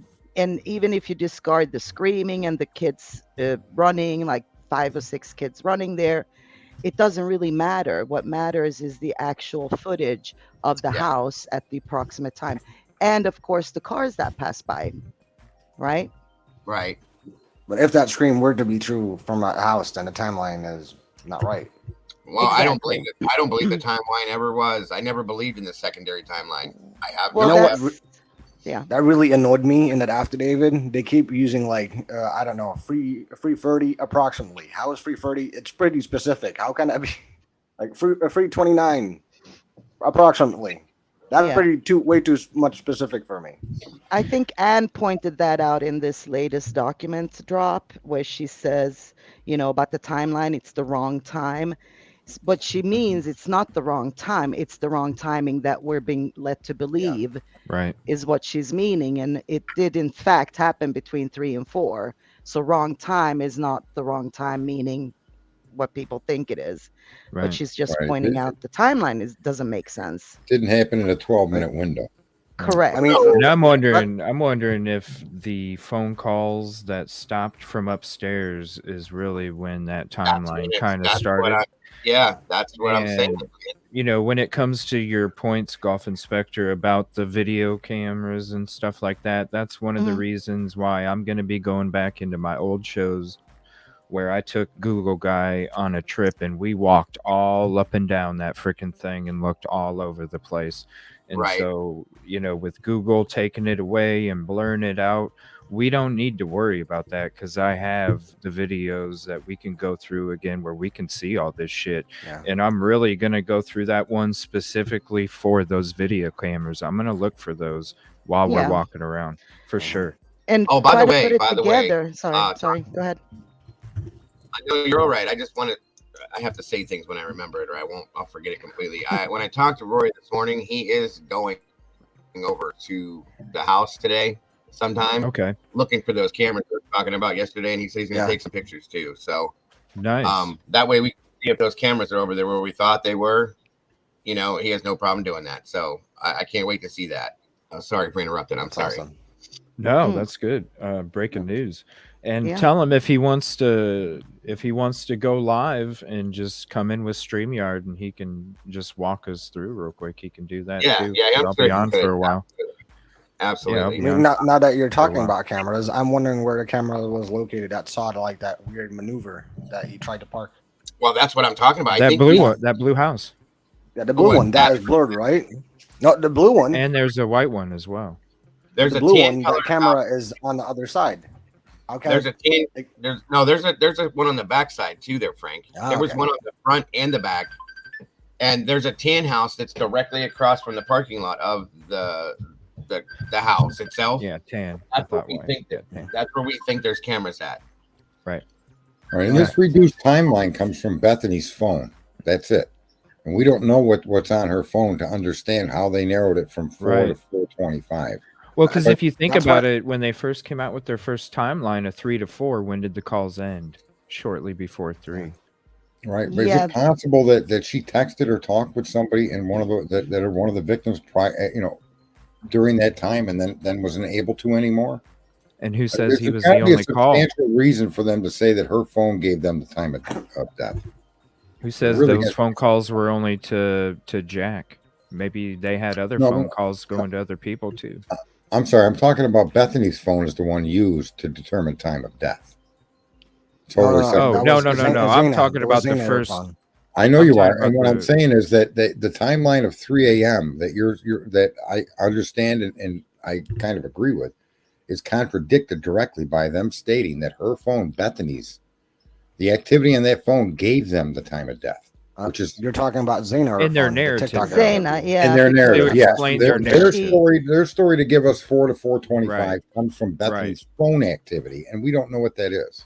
Right. Zena that's- apparently sent out a message on TikTok. True, at but a that's not certain live data point. though.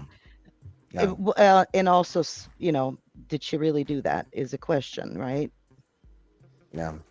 That too. That's the tricky thing with like phone activity and using it in court because it's not live data.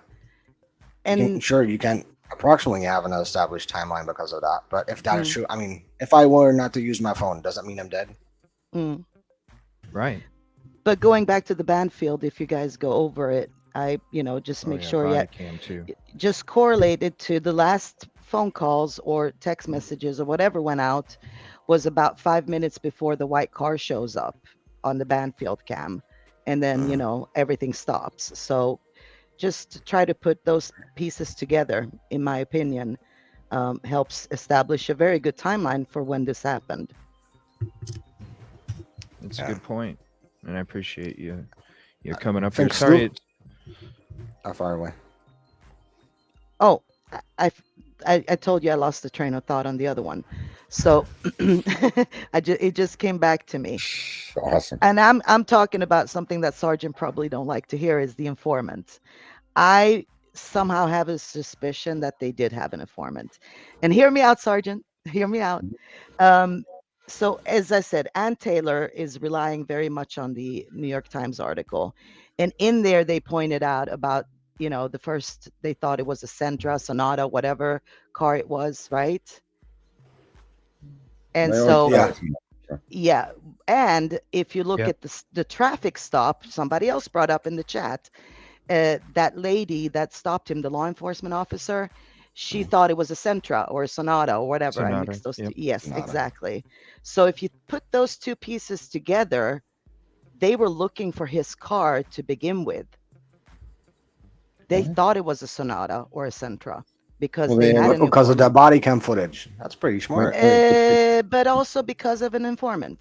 And they No, looked but in wait the a minute. system. They They looked him actually up in came the forward system. looking for an Elantra. They always said to the public it was an Elantra once they discovered. They said a white sedan, but then they clearly stated Elantra. Correct. But they also said it according was to a the New York 2011 to 2013. Yeah, Right, but in right, the right. New York Times article, it states that I'll bring law it up too. enforcement got the car wrong first and thought it was a Sonata or a Sentra, right? Yeah. So if you bring that up, you'll see that that's what they say, and then it moved over to Yep. an Elantra. And when was that? When was that pullover? What date was that pullover? A month before, right? Yeah, it was before there was months ever before. any murder. So Yeah. why were they looking for Brian Koberger a month before any crime took place? Not a Well, month but- before. No. I'm saying they got the name, they looked him up in the system, Yeah, exactly. and somehow there is a wrong car in the system. It was a Sentra or a Sonata. And that's why they were looking for That's that. why they were looking for that car Exactly. and Smart. not the Yeah, smart. Elantra. Correct. So Did that's they what ever say they were looking for a Elantra? Did they ever state that to the public or they tell us? did not. They did not. It was the New York Times article that Ann Taylor pointed out that Right. did that. That was smart though, because Oh, that is yeah. definitely a key. Where is Definitely. that document? Sorry, I have so many documents. I'm trying to find it here real quick. Don't you have your shit organized? Oh Right. shit, dude! I have so much. When Yeah, you see, to cover all me- these different cases, man, there's When it shit comes all to over the the place. informant, the reason I take the position I take is because the informant is wrapped up in the DNA somehow, hmm right? Oh, And yeah. so I suggest that the DNA, the lab that did the DNA was not allowed to release the private information of an American. And an informant then went to the FBI or to the police and gave them Koberger's name, an informant that worked in the lab. He went Yeah. around the rules, and they're trying to protect him as an informant for breaking the rules and disclosing what they needed a warrant to get that information. They didn't have one. That's how I think the informant comes into play here. Yeah. So So they do That is this interesting. genealogically testing and they come up with a name, but they're not supposed to give the name to the police. You got privacy rights there. So, and rather than do and get a warrant, this gentleman went to the cop individually and became an informant to the police on the DNA. That's how Right. I think this went down, and that's why I Yeah. think the DNA, the informant it's a lab worker. Well, That's- that Let's is, just say and that or I'm not somebody else sure about came to that. quite me- possible. Somebody Right? else It came makes to me. sense. Go ahead. It does. But somebody else had came to me with a while back talking about a different family member beside his sister. And Then I'm why like, would they have needed his father's? Why would they have needed his father's DNA? Why didn't they just go pick him up?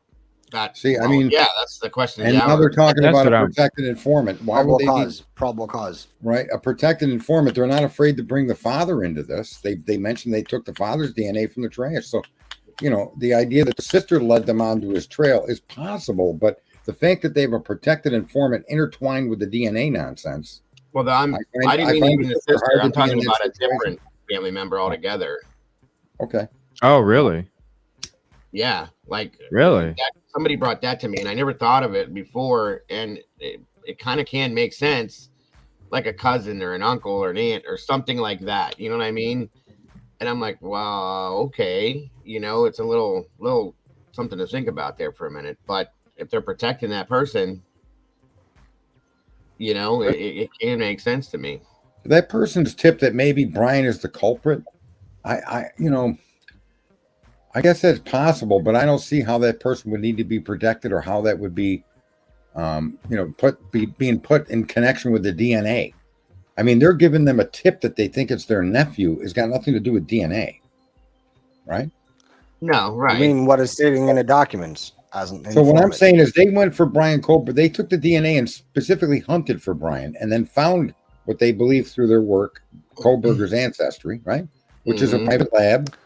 And then to me, it would make sense no matter. So even if a sister, cousin, uncle, or brother gave them the tip, the actual identifying markers of who that DNA sample would be relevant to, I believe that's the information they're trying to hide from the public that was obtained illegally.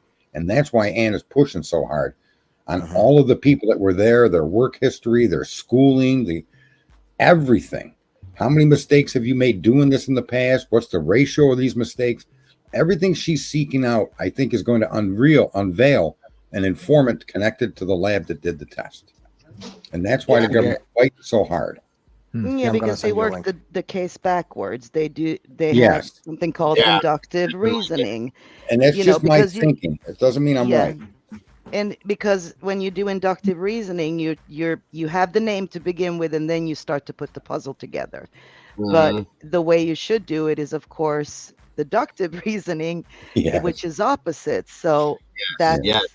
and I don't blame. I mean, honestly, I want to give the law enforcement the benefit of the doubt here, and they had a lot of pressure from, the community to get somebody, and I don't think they would have arrested Kohlberger if it was up to them. They weren't ready, Mhm. but they were pressured to, and that's why we're Oh, sitting no. in this The pile of. enrollment. I think Sit- Officer Payne should be labeled Officer Pleaser. Okay. Well, it's Well, probably it not wasn't up so to him. pleasing to me though yesterday. It was No, probably he not up wasn't. to him. He was trying to please his bosses and he was trying to work his way up the force. That's what I think. Yeah, we're seeing. I definitely feel like him and Frank aren't going to be friends in the future. And I wonder what Brady That is Giglio fine. I was should trying to do. kiss his ass though. I was like, Yeah, "You're a young dude. You The Brady understand." Giglio. You Exactly. did a good job, Frank. Like, Thank what is that internal affairs investigation? What is Uh, that? CJ, I gave you a link to a YouTube that explains. I what think that's offering going to be does. big now, you guys. I think that Brady Giglio thing's going to kick in, like it's going to be really big at this point now that this has come out like this. I really think that's going to be a big deal now. You're muted, Sarge. I don't see the link though. I got your I sent it in private chat. email. No, I'm not. Oh, private chat. All right. You were. Yeah, I often turn my mic off in between you guys so I don't step on you, but apparently I don't do it enough according to Gina. She just said that your mic Pull comes that off up loud, I think. I could turn it down. Oh, do I got need to that. turn his down? No, I can do it. I got it right here. There's a setting for that for everybody that wants to know. You can alter your mic volume. How's that? That better? What's up, That Lightning? help at all? Yeah, that sounds good, man. Okay. Yeah, let us know. So here's that link you wanted me to pull up, Frank. Yeah. 1 second. Those are the two. This is Offram. If you play it, it will explain what they do and why it is such a exploratorial lab. Oh, nice. Okay. Is this where you see the thank you sign I always talk about? Because I remember don't know. seeing the thank you sign in the front yard. Okay, maybe it is. Where'd you find this We're at, back Frank? now with a story for true crime So just lovers. Google New DNA technology is now being Gotcha. used to solve cold cases that date back decades. Just to put this in perspective, according to the Justice Department, there are more than 250,000 unsolved murders in the U.S. Well, now one lab is working to change that and bring justice to so many families. Here's NBC's Gotti Schwartz. This is no longer something you see on TV that solves some cases here or there. So all these cases that we're looking at here, these are the unsolvable cases before you guys came along. Absolutely. Just outside of Houston, Othram Labs is solving the unsolvable. So when it comes to your laboratory, when it comes to your tech and legacy tech, what's the main difference? So we're taking this really challenging evidence that's historically been unusable for testing, and then we're enabling testing, and then we're doing that with hundreds of thousands of markers. Now stop it there. Instead of, say, tens of markers. Did you hear what they were what's up? saying? Did you hear what they were saying? It takes. Enabled. Here, let me remind it. What, as they're walking down the hall, Cases before you guys came along. I put closed Absolutely. captioning up Just too. outside of Houston, Othram Labs is solving the unsolvable. So when it comes to your laboratory, when it comes to your tech and legacy tech, what's the main difference? So we're taking this really challenging evidence that's historically been unusable for testing, Really and then we're challenging evidence. enabling testing, and then we're doing that with hundreds. Yeah, it's a DNA enhancement technique to create profiles when you don't have enough DNA. That's why it's a cold case lab, and that's why I always wondered when we found out that when you think about it, how it wasn't included in some of the documents about it being transferred down there. And then you look at what they specialize in, and then you look at the sign in their front yard that says "Thank you, Idaho." They were all excited about being able to the first time, I believe, they were doing a case like this where they were going to be trying to search for a profile, and that's what they specialize in. Why in the hell are you sending it there anyway? Yeah, exactly. It does not make sense. Why? Because I believe that the DNA that was found was not usable for the Right. STR analyzing. Right. Exactly. That's Right. why I thought it was sent there in the first place. Yeah. Right. And they make 'Cause they didn't- Deductive reasoning. Right. They didn't have a hit. They needed to have a hit. And I just wonder, was this sample also tainted? I just, that's the big question. How does BK his name and not Joe Schmo? Yep. How about just the Because names I got- of the other people with DNA there? What about the other samples? Why didn't they do the same thing to all of them equally? Right. Because I honestly think that, just as Golf was saying, they pulled down those white cars and went from there. They're like, oh yeah, this guy got pulled over in Idaho, and they searched all their track records of a white sedan or a white Elantra, and went on from there. And then they miraculously figured out there in Washington that guy had bushy eyebrows. Like, Right. Hold on, what? I wonder if they had bushy eyebrows, those other samples. It's interesting. And this- why? the thing Why with why DNA is focus on that one? I truly believe, and I don't say that often because I would like to give police the benefit of the doubt as well. I truly think this case has 100. been surrounded by evidence instead of Uh-huh. a good investigative lead. Too Yeah. much, where it was just intermingled. There was too much, but it was just intermingled too much. We've And I got feel no- that that's where, What's I up, feel that's Sarge? where they made their mistake by not realizing that this kid's educational background, it wasn't going to happen.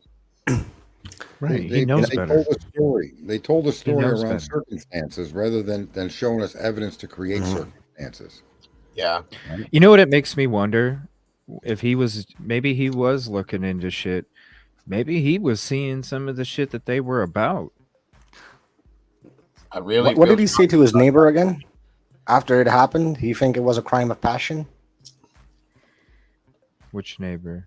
Enon? Brian, or his neighbor. the guy- Right, they had a Oh, and Brian's- it appears to be that way, but I kind of have a hard time accepting that as a crime of passion with the amount of people involved. No, I don't feel like it was either. Yeah, you And think then the you left, assault would you have been left on two other one. blondes there. Even if your focus was blondes, I mean, what about I see? I just have a hard time with the passion thing, or even a sexual motive. Yeah, you would think mean, it would that- be isolated instead of a whole household. Or you took God, God. Man, it's tough to say, but you unalived the two girls upstairs because that was the one your focus was on. Or you took out Zaina and Ethan because your focus was on Zaina. The idea that you would randomly go through and get those four and leave two there without checking the doorways, I don't know. I don't see it as a crime of passion. I see that as somebody that had an intent. Those four people, they were interested in them four people. If not, the only other explanation I have is look, if somebody came in the sliding door thinking they were on the first floor, and they went upstairs thinking they were on the second floor, and realized that it was the third floor. So it's highly probable the person that did this crime, or people, didn't really understand the layout of the house. That the first floor was actually the basement at the front of the house. Right. And if you come in through the sliding door, you would naturally believe walking in from street level, you are, or from ground level, you're walking into a home. You would naturally assume you were on the first floor. I think the girl upstairs may have been either just a happenstance, a bad situation that the killer mistakenly went upstairs thinking he was going to floor 2.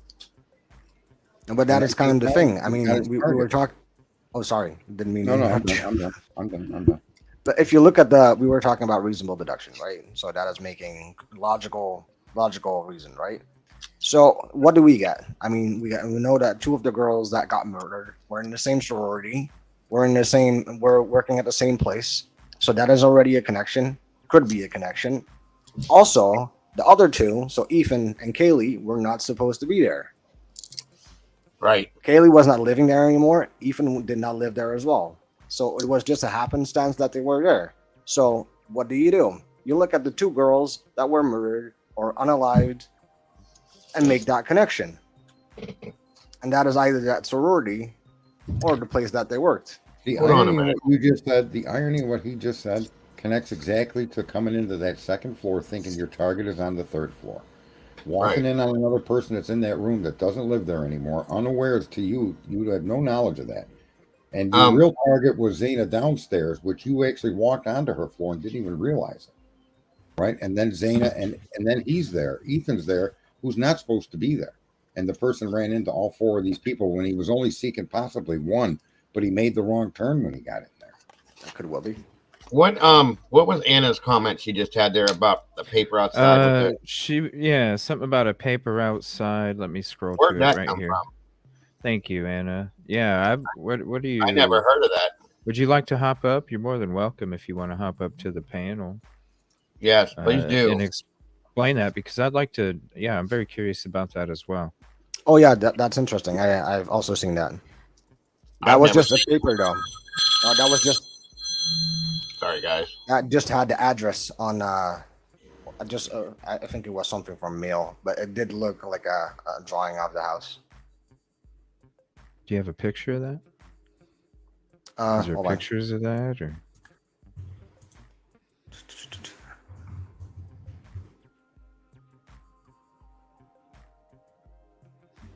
Now I kind of missed.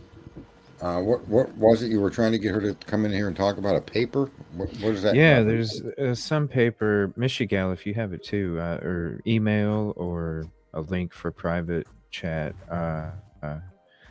Let me see. Let me get that comment back up there about a paper. Here it is. Yeah. Anna, what about the paper on the floor outside the house that looked like a drawing from the house? It's not in like Google. It's in a video. I'm not sure where it is, but you can see like the entire steps the forensic investigators do, and they like pick up this piece of paper. Kate says she might have a screenshot of the paper. Oh, amazing.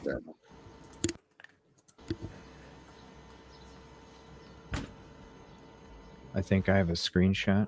Yeah, if you can send it on Twitter, email, Mail. Yeah. That takes a few days. Maybe We'll be right back. Publicly Buzzed have it. I appreciate them. Yeah, give me a link to Publicly Buzzed if they have a video. I appreciate their work too. So yeah, if you have a Did you link to guys ever Publicly notice Buzzed- the sighting? What's that? Like the siding I of got the house? body cam videos too. I'm gonna be going Yeah. through all this shit. The siding. What about it? There's a slat of the siding that has moved out, and I was just in a conspiracy mode at one time. I was like, maybe the dude pulled it out and put the knife there. I don't know. Never been looked there. Interesting. I'll have it. I'll send it. Yeah, let me know, Michigo. What's up? Thanks for hopping up. Hi, lads. How are you? Good. How are you? Thank you. Hello, Miss Anna, Flavia Hi. Constantino. You got to say all the names together, guys. Yeah, right. but I have another surname, Dago. It's Oh, Ana no. Flavia Constantino Kalmer. So, but I'm never gonna make you say that. Please don't. Please don't. It's hard enough. I will just call you Anna. Yeah, That's- that's the best. How are you today? I'm good, thank you. Just very warm in Ireland today, so I was Awesome. enjoying the sun all year. Yeah. How are Awesome. you? I am exhausted, but I'm well. Thank you. That's good. That's good. It was a good show yesterday too. Yeah, Yeah, I was there up- you go. Thank you. I was up really late last night. I don't know if everybody was in there, but I'm not used to staying up that late. I'm too old for that, guys. Too old for that. No, you're not. So, He was a yeah. party animal last night. Oh, yeah. Yeah, yeah. It was rad to be clad last night. That's for sure. That's right.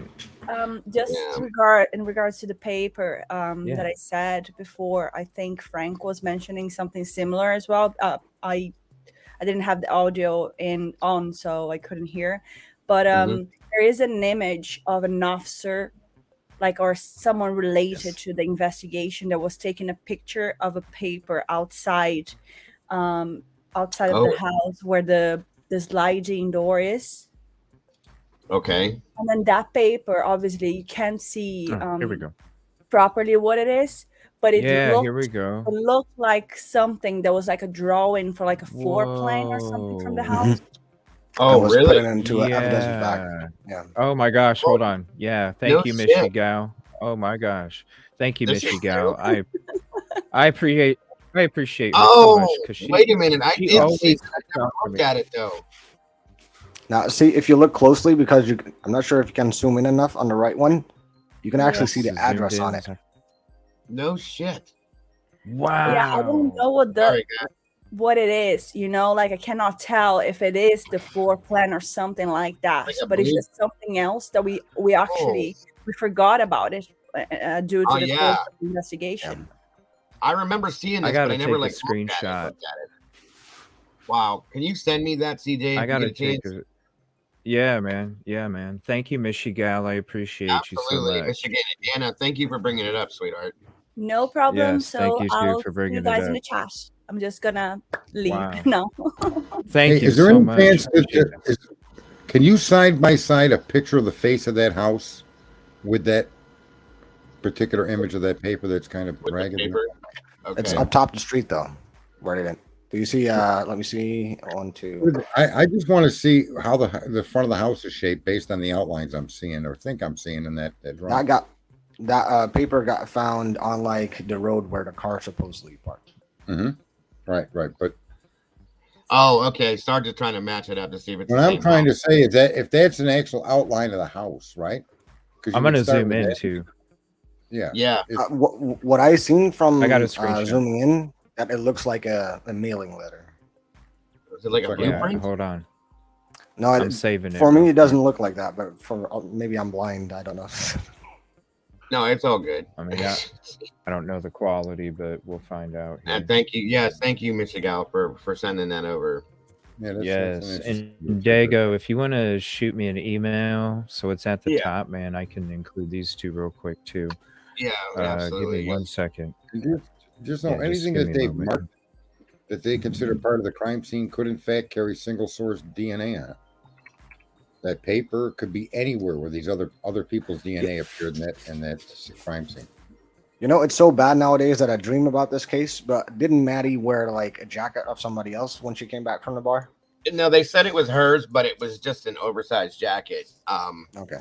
Yeah, but we all thought that it was somebody else's jacket. It could have actually been like her boyfriend Jake's or something like that, because it was huge on her. No, I'm just thinking of where that DNA maybe. Oh could come yeah, from. absolutely. If that was another, that's a great point, Frank. I never even thought about that, bro. See, that's why we're all doing this like this, because each one of us does something different. It's crazy.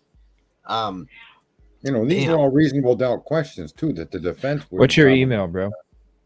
I put it in a private chat for you, brother. Oh, but that Here is we the go. thing, Here and we go. I bet the defense is Let me going know to if use you this get as it. well, because that knife sheath was upside down, that button is upside down. Who doesn't say that contamination didn't come from that knife sheath being on that on the shed, on the sheets? Right. Did you get it, CJ? Yeah, did you get it? You get that email? Let me look real quick. Sorry. Yeah, okay. So here's a screenshot I took that I can zoom up even closer. So this is a zoomed up version. It's really hard to tell. It is. Did you tell me first? She just ate. You can have a little one. Cut that. Now. What's up, the Richard? Sorry, I haven't been in chat here for a minute. What's up, Cassie? I look at a lot of top-down aerial views for my business, and what I'm looking at here suggests that the front door would be recessed a little bit in that image. And I'm curious if the front of the house is flat all the way across. I look at aerial images every day of people's homes as part of my job. And, All right. and I'm trying to see an outline here that would indicate that house. And that's why I asked if you actually had a picture of the face of that house. Yes, I'm working on it right now. Hey, Rory, I'll send you an email with the link, all right? I'll get you an email here. 1 second. I mean, that's the picture. I'll go back to the other one in a second. In Go fact, ahead, it does. Let's see. Oh, it said address not found for that. Okay, 1 second. There you go. Let me see. Let me get this to Rory. I'm gonna send you a link. There's a link, bro. No. Let me go to private chat. There it is. Is it an underscore in between the 7, 4, and the S?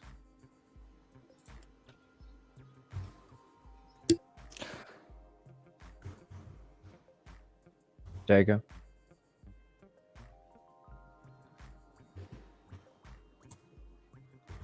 There we go. Oh, he's on the phone.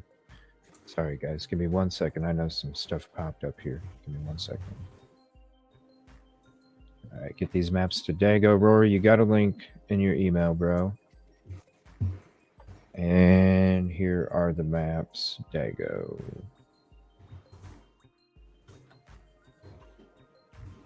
All right. And then what are you putting up there, Frank? You're muted, Dago. And what do you put? What do you got up there? I'm putting that up. It might be totally nothing, but that's just from an observational standpoint, though.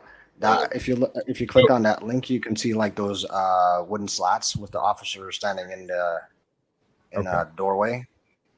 And then the next one is that video that you can see Kaylee on, and it doesn't seem to be the case. So that's just a difference that there is there. Then again, you also have that that ladder, which is pulled on his side. Yeah, that in the ladder same video. on. Yeah, that's. I always wondered if that has some kind of connection to. In Dago, it came back as a bad email. I just got it. Can you? Oh, you did? Okay, cool. It has spaces in it. Yeah. The two pics. What's up, Rory? Yeah. Let me get the chat. We're I want to good. say thank you. Hello, guys. How we doing? Give me 1 second. I gotta say thank you to AF. Go in. 3 meals. Next, no test info. Sorry. Thank you for that. I appreciate that. Go ahead, buddy. Thank you. Joanne, I appreciate did get your email too. Thank you, hon. What's up, Rory? Jago, what's up, man? How you doing? Good. You good, bro? I'm good, man. I made it. I'm all right. Don't worry. All right. Good deal. Cool, man. So, what's going on that side of the fence, buddy? Made it sound a Mexican. Well, What? I don't know Well, there's how a lot else. of- I don't really know how to put it, to tell you the truth. But had a little bit of an incident at the corner club yesterday. Yeah, because that. I'd hopped off real quick when you were up there last night, and then everybody was worried. Thanks for reaching out to us and letting us know. Yeah, no worries. You know. Yeah, I was man. leaving that up to you to tell everybody, bro. So basically, what happened is that I was at the corner club. What time did we get together? Like 6 o'clock my time. Yeah, somewhere around there, You did? 6 to 7. Yeah, 6 to 7 your So time. and somewhere around what time did I kind of cut it off? About 6:30, 6:40, somewhere around there. Yeah, it wasn't too long. Yeah, it was Yeah. about a half hour. Okay. I think. Yeah. So the problem is that we weren't even talking about the Koberger case. We weren't even talking about anything that had to do with 1122, Yeah. right? We did for a couple minutes, but mostly it For was like 5 Delphi minutes. and Flora. Exactly. Yeah, it was That's just all a it, that's couple. all it seemed to take. Yeah. Okay, so 25 minutes later, the owner, I guess it's the new owner, comes up behind me and says, "Hey, what the fuck you doing?" I was like, I don't know who the hell you are, so what's going on, dude?" And he's like, "What are you talking about?" I was like, "Well, I'm talking about the Delphi case, and I'm talking about a case called Flora. That's a fire that happened 5 to 6 years ago." And he's like, "Yeah, okay, whatever. I don't think you are. You need to get the fuck out of here." Takes my drink and says, "Pack your shit, get out of here." I was like, "Okay, fine." Pack my shit, walk through the bar. Everybody's staring at me like I'm the biggest asshole to ever walk the earth. And we get out the front door, and I started asking questions. I'm like, "What's your problem, dude? Like, what's going on here? Can you tell me what's up?" He's like, "Get the fuck out of here." I was like, "Okay, fine." So I was like, "Listen, I'm gonna go to the sidewalk because I know that's public space, and you're gonna answer my questions." And he fell for the bait, and he did. So I walked to the sidewalk, and I'm like, "What are you doing? What is the problem?" He's like, "You can't talk about that stuff here. I've had enough of this. There's too much heat. We don't want this." I'm like, "I wasn't even talking about the case, so you have a problem here, dude." Right, CJ? We just confirmed we were not even talking about the case. So what are you talking about?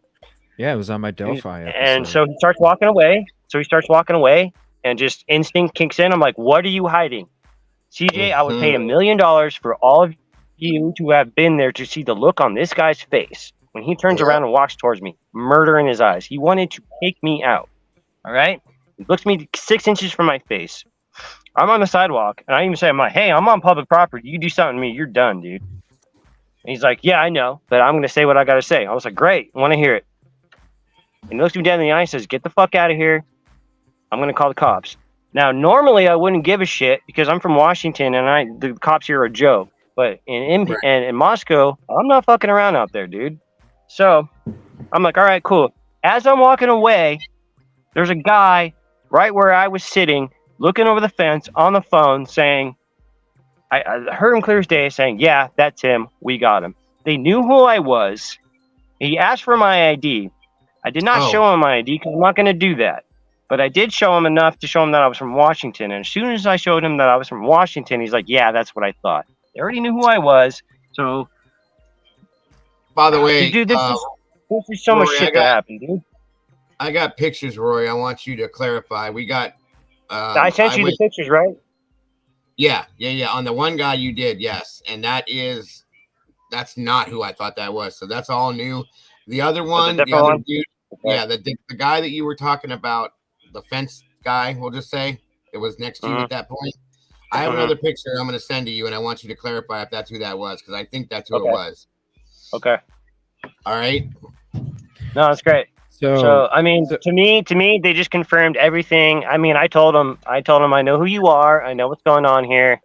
And that, like, I wish, see, this is why boots on the ground is different, dude. You have to be there. You have to look at these people. You have to look at their reactions. You have to look at their body language, what they're actually saying to you, and how they're saying it to you. People just exposed themselves to me yesterday. Why even bother? I wasn't talking about the case. I wasn't, nothing. Why are you going to walk up to me 30 minutes after you and I started talking, CJ, and kick me out for what? This is fucking America. I can say whatever the fuck I want. I'm tired of it. Was that when it got muted and you turned over to the right? That's 'Cause when I had to mute it, and that's exactly. Okay. Yeah, I was wondering. I was like, "Dang, what's going on?" And then all of a sudden you guys can dropped out, and I was like, "Oh shit! I hope he's all right." You guys can watch Rory, or I'm sorry, CJ's his show to verify this, guys. By the way, Yeah, that's my Delphi episode from last night, and it wasn't. If you skip ahead like an hour and a half or so, around there, you'll see Rory pop up. You'll see him sitting at the corner club. And then it's not less than a half an hour. I think it wasn't. It was that 25 minutes. It was very short. Yeah. Right. And it was a Delphi episode. We had talked Idaho for a minute, but other than that, it was Delphi. And I believe I would have to go back and watch it, but I'm pretty sure we were still talking about Delphi when you had to mute. I saw it. I watched it after I talked to him this morning. Yeah, that's exactly what was going on in it, folks. So Thank you for the super chat, Tunnel AF. I appreciate that. By the way, I think we need to invest in getting Rory a body cam of some sort. Seriously. I'm dead serious, bro. Like, they have them that don't even look like a camera. I can't walk in these places with camera anymore. I can't do it. Yeah, it's got to be like sunglasses or body cam. You could get a pen camera, just hang it off your pocket. Right. Cameras today are. That's a good idea.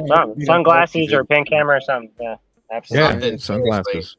That way you got video recorded proof of things that go on for you. Sunglasses. That way, no matter where you're looking, that's where. And listen. I wanted to keep everything on, but I was just like, look, this guy was not fucking around. So I just was like, all right, I gotta get out of here. Yeah, he's a big dude. They want me to kick the shit out of me, dude. Yeah, so I can't fuck with that, dude. Yeah. Well, here they want me to play it, everybody. So I'll go back to my Delphi episode. Yeah, I was talking to Jinx and who else? Jinx and some other girl. Yeah. Yeah, I had a new creator on there last night. Support was Stefa. She's a nurse, and we were talking about Richard Allen's his deteriorating condition. So Rory hopped up. Rory was actually going to be the first person on last night's game show to be the Who Wants to Be a that would have been great.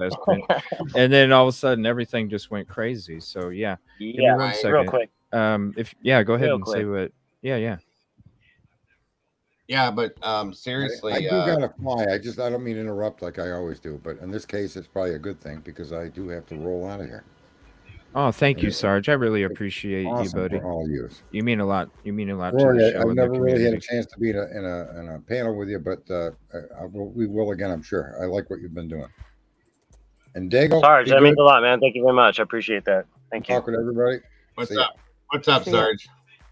I'm going to do the same. I'm going to jump off, and Rory, be careful out there.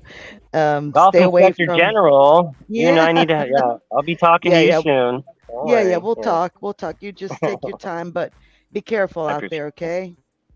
I will. Thank you. Thanks for letting me jump on. I'll see you. Oh, and thank you. Thank you for your comfort. Thank you for your comfort. Bye. I'll talk to you soon. All right. All right. And there was 4. Yeah, this was crazy. I remember, because I know the community was definitely worried about you after that. No, I'm sorry. I didn't mean to cause any worry, and thank you so much for the love and support. It was one of those get the fuck out of Dodge and go, shut the phone off and figure shit out for a minute kind of thing. So right. I hear you, man. I play a crazy game out here, guys. I'm not trying to toot my own horn or anything out here, but what I do is what I do, and I have to take the precautions to do what I do so I can still continue to do it, if that makes sense. That's right. Okay. All right. There's the link to the episode. Hey, Frank, love your work, dude. Thank you. Yeah, absolutely, man. I love that call with Payne. I wish, I would have been, to be a fly on the wall with that. That would have been so awesome. Right. I think Frank is a very good new addition to the team. Frank's awesome, dude. Thank you. Yeah. For real, man. Frank. Where are you from, Thanks bro? for giving it a Netherlands, my man. Netherlands. Nice. The Netherlands. Don't say Holland. I didn't. I said Netherlands. Then you start hearing the desk getting banged, man. Yeah, that's me, right? I'm just kidding. The inner Dago gets inside. All right. Right. All right. So here we go. I'm gonna go ahead and play this. This is right before he pops up, and we'll just go ahead and watch the whole thing. If you want me to pause, let me know, and I'll go ahead and pause it. Okay, I'm not losing it. So No, and you're- I just did not. Yes, That's I do. crazy. Okay, so okay, I'm not losing it. So No, and you're- I just did not buy. I mean, I tried to like be open minded, but I mean, I'm not a fan of Carroll County. Don't get me wrong. I just don't think they were out there making meth. That's just my opinion, y'all. Just my I don't opinion. either. I mean, that's crazy. I ain't never heard that shit before. That's crazy. But I do believe that there's definitely a possibility that they did walk in on some meth stuff because they did make meth out there. So, but I'm thinking like some Garrett Kurtz, Ashley Garth people, not Carroll County deputies, you know? Go ahead, Jinx. Say it. Go ahead. Yes, you know, like for real. Okay, come on now. I mean, there was best people out there that were cooking meth. Okay, there were. You cannot get around that. Is And again, this is from last night's episode. I have it up in the description, and we're just talking about Delphi and Flora. Yeah. Mm-hmm. come on now. Yeah, that's crazy. Agree. That's crazy. Yeah. But I've never heard I have not put out Garrett Kurtz, Ashley Garth, that whole plan at all. Like I still have not part of those two names. Absolutely not. And then there is that judge that I have not ruled out. I don't think he was there, but I think it could be part. This is us talking about Delphi and Flora. So definitely go check out this episode and listen to the beginning of what she has to say about all this stuff. It's a very interesting episode. FOUST. And he signed the Ron Logan search warrant. But once I saw the Jalen videos, what he did to Jalen and what he was into, I was like, oh my gosh, this man is probably involved. Well, my question is who else was he talking about when he was saying all that stuff? That's what I want to know. Who are these other people that he was talking about in this boys club? So does the chat know who he is? Gotta be a lot. CJ is who? I don't know. I haven't checked that chat just yet. Okay, so there is there is a judge that got in trouble. He had a lady of the night, and she was afraid he wouldn't tell her who he was. See, we're just sitting there talking Delphi. I'm just going to skip ahead a little bit. Mm-hmm. Later, she found out that it was this judge. And so this started. He was. So I'll go ahead and mute it and let it play. I mean, this started. You came in. Yeah, Tommy, he was outside. You know what I'm saying? 1 hour and 11 minutes is when he came in. It goes. Let me see. 17. So he's in there for 6 minutes before we're still talking. Right. Yeah. Right. Okay, I'm gonna send you. My I'm opinion. gonna email it to you. He made a comment about Richard Allen. We're talking Delphi. To her channel, to you. Okay. We'll be going through all those videos, no chains. So Jinx and support with Steffa. How are you? Nice to meet you, ladies. Nice to meet you. This is 7 minutes, Absolutely. everybody. Not causing any Jinx, problems. you have your own channel, yes? Oh yeah. I do. It's a little spicy. It's a little what? Yeah. It's a little spicy. A little spicy? We like Yeah. spicy. That's okay. Don't worry about that. Yeah. I'm sorry for the background noise. I'm here at the Corner Club. It's a little loud. Oh, that's cool. Let's just say I had an opportunity to run into a certain creator and I didn't mean to interact with them. I tried to stay far away from them. That didn't work out for me. Where I were you? absolutely love your accent. Where are you from? Thank you. I'm from Kentucky. Kentucky. We love you, Love Jinx. it. You know, the southern accent always gets me. It's just like Yeah. Oh, just butters your beauty. biscuits. There's like a finesse and a beauty to it. Yeah. It's like sugar, you know. It's sugar. There you go. It's sweet. It's like sugar. Yeah. Sweet tea. I'm sorry. I didn't mean to be an right. asshole here, but it's a sweet tea. Oh my God. You guys are a Silky mess. Southern tea. That's what she is. Yeah. He knows Silky. He knows Silky now too. Silky baby. There you go. Yeah. Exactly. Yeah. So, She's awesome. yeah, she's a We wonderful. love you, Jinx. Yeah. Oh, you? Yeah, I had a run-in with JLR at the last Richard Allen hearing. Oh, I have a JLR story, girl.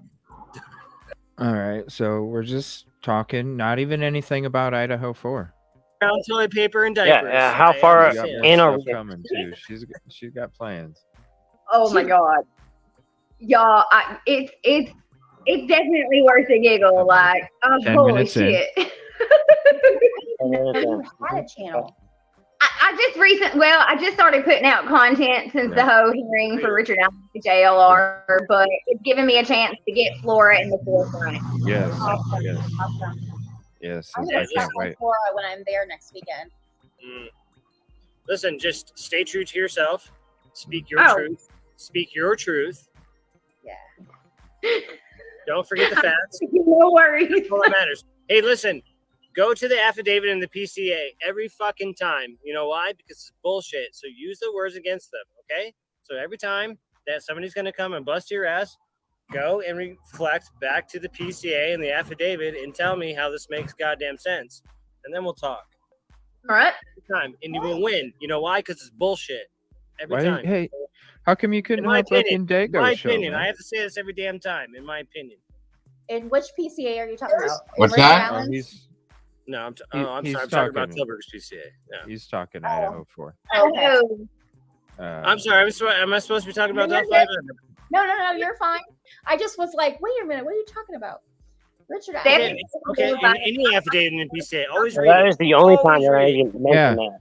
Right. For like 45 seconds. And then we're talking about the PCA, Richard Allen. We're talking about Only Delphi. time I mentioned that. Yep. Yep. And so I'm going to go ahead. We're still chatting. That's all it took. So it was, let me see Yeah, I guess here. so. That's all it took.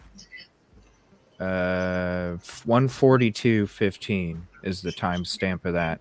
So you were actually in for 31 minutes, right? So it's about a half That's what I hour. thought. And That's what I here thought. is the end. I'll put the last 5 minutes up on that. Yeah. And I got the Yeah. link in chat, or you can just go back to last night's episode and watch it for yourself in its entirety. Was like annoyed that he was interrupting his Roseanne rerun. Uh-oh, she's on mute. Rerun, right? Yeah, like when the dude shows up, you know, the LE shows up at the fire station, like, come on, let's go. And then I even asked Dago, I was like, Dago, listen to it with some headphones, man. Tell me what you think. And if you think this dude sounded like he had a freaking attitude, like he was, like, yeah, like he knew there was a fire, but he was busy watching fucking Roseanne, like. He got upset, had an attitude, didn't have his shoes on, nothing. And then how long did it take him to even freaking get there after LE drove back to the fire and started to go in there hacking up? It's such a disturbing video, but even if you watch it without the sound, so you don't hear the screams and all that stuff, and you literally just watch what's taking place as the fire's going on, you don't even have to hear the graphic stuff. You just watch it and you're just like, what the fuck? I know. Makes no damn sense whatsoever. So the rocks, man, make no damn sense whatsoever. But you know what though, there was an insurance payout and that made sense. To Josh, right? Yeah, you're on mute, Jinx. Look, you weren't even really saying nothing, bro. I missed your question. I apologize. Oh, you're good. I mean, yeah, no shit. hell, we're 3 We minutes weren't saying into nothing. of the last 5 minutes, and he's just chilling. He's not even peeping a word. Just chilling. I need you to ask you a question, Jinx. So do you know who to contact, or maybe you have them? I need some kind of documentation to prove what happened that night, because my brother said he would come on and discuss his thoughts on Flora. He's a firefighter, but he didn't believe me when I told him what happened. Can you just send him the dash cam footage? I mean, I think that speaks volumes in itself. Send him the video. Yeah. That's Yeah, hard to I can believe see that about too. Yeah. Can I ask what the paperwork is on this fire, please? Well, I was asking her when I wanted my brother to come on and I would Right. discuss it with him, and he Talking said there's Flora. no way that happened. He's a firefighter. He's a firefighter. He's like, there's no way they would take I'm not 4 asking dead kids and put them in an ambulance. Same thing I Haven't said said. the word Kohlberger in fucking Wait 10 till minutes. you see the dash cam footage. That's what I'm saying. Just tell him wait till he sees the dash cam footage. That speaks volumes. Hang on one Yeah, second. you can. Yeah, you can actually watch. Listen, I'm not here to question anything. I just, you know how this goes. I just Oh want. yeah, I know that. I forgot about that. I, I forgot. you know, I'm on your team, but I just, fucking receipts. Like everybody asked for those, so I just want to know. Yeah, body cam footage, where the paperwork is, how this went down, all that stuff. Like, I totally forgot about that. yeah. But this sounds very interesting. It's When this happened, 2017. 2016, November 21st, 2016. That freaking long? Wow. And they've never got any justice. And I don't know how many receipts you're gonna get, bro. It's a cover up. Well, there you go. So, Oh, it's a cover up, all right. And So, somebody I went mean- to Josh's hardware I store. mean, look what's going on at the corner him. club. Come on. He sold smoke detectors. And I mean, look, like, no, we're not talking about this case. We're actually going over the video of how Rory and I were. This was on last night's show when I had an episode of Delphi with Jinx and Steffa, and Rory popped in to hang out for a while and made a mention of the Idaho 4 case for about 45 seconds, quite a while back.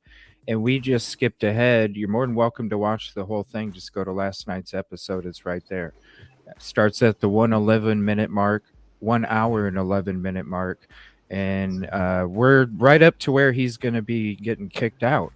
And so we're just trying to show everybody that he literally was sitting there talking Delphi with us in Flora.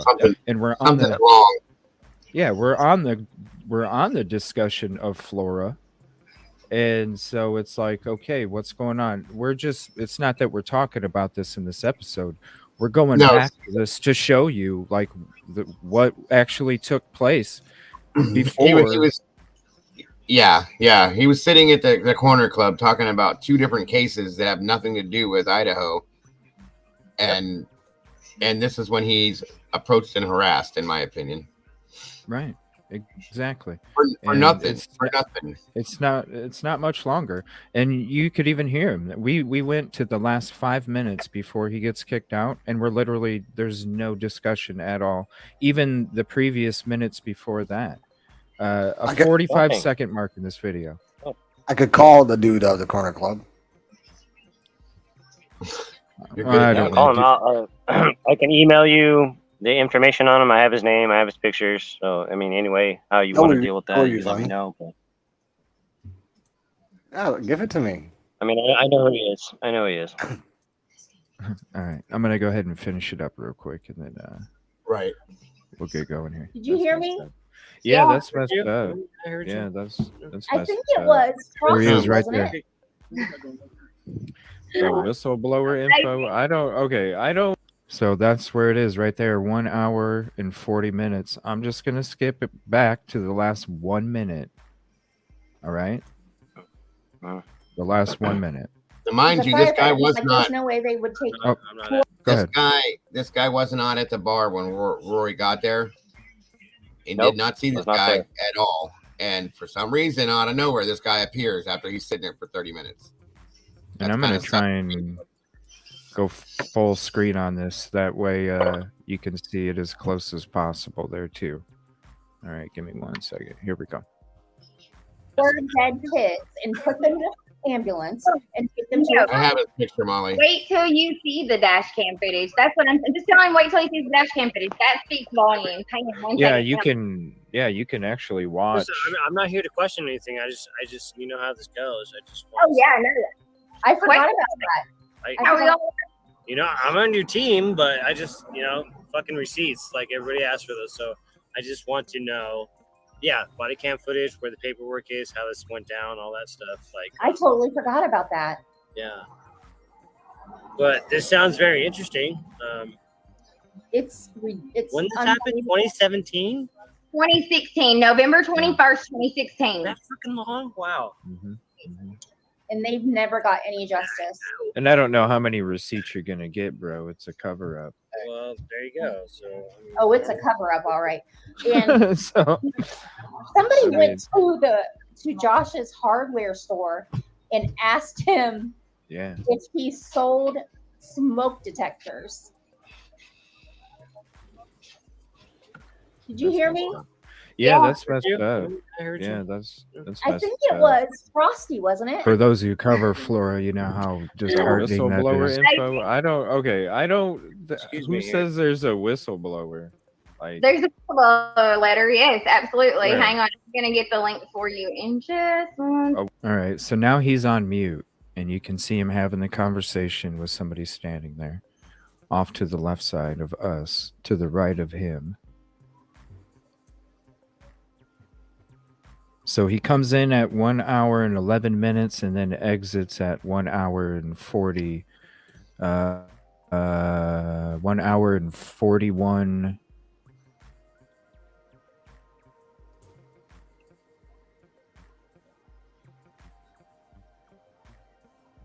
One hour and 42. I think he's trying to figure out how to leave. Yep. That's just fucked up. I'm sorry. Excuse my language, but it is. You're good, man. You're good. Something's obviously wrong there. That doesn't happen anywhere you go. You know what I mean? People just don't walk up on you and tell you to get the F out. Okay.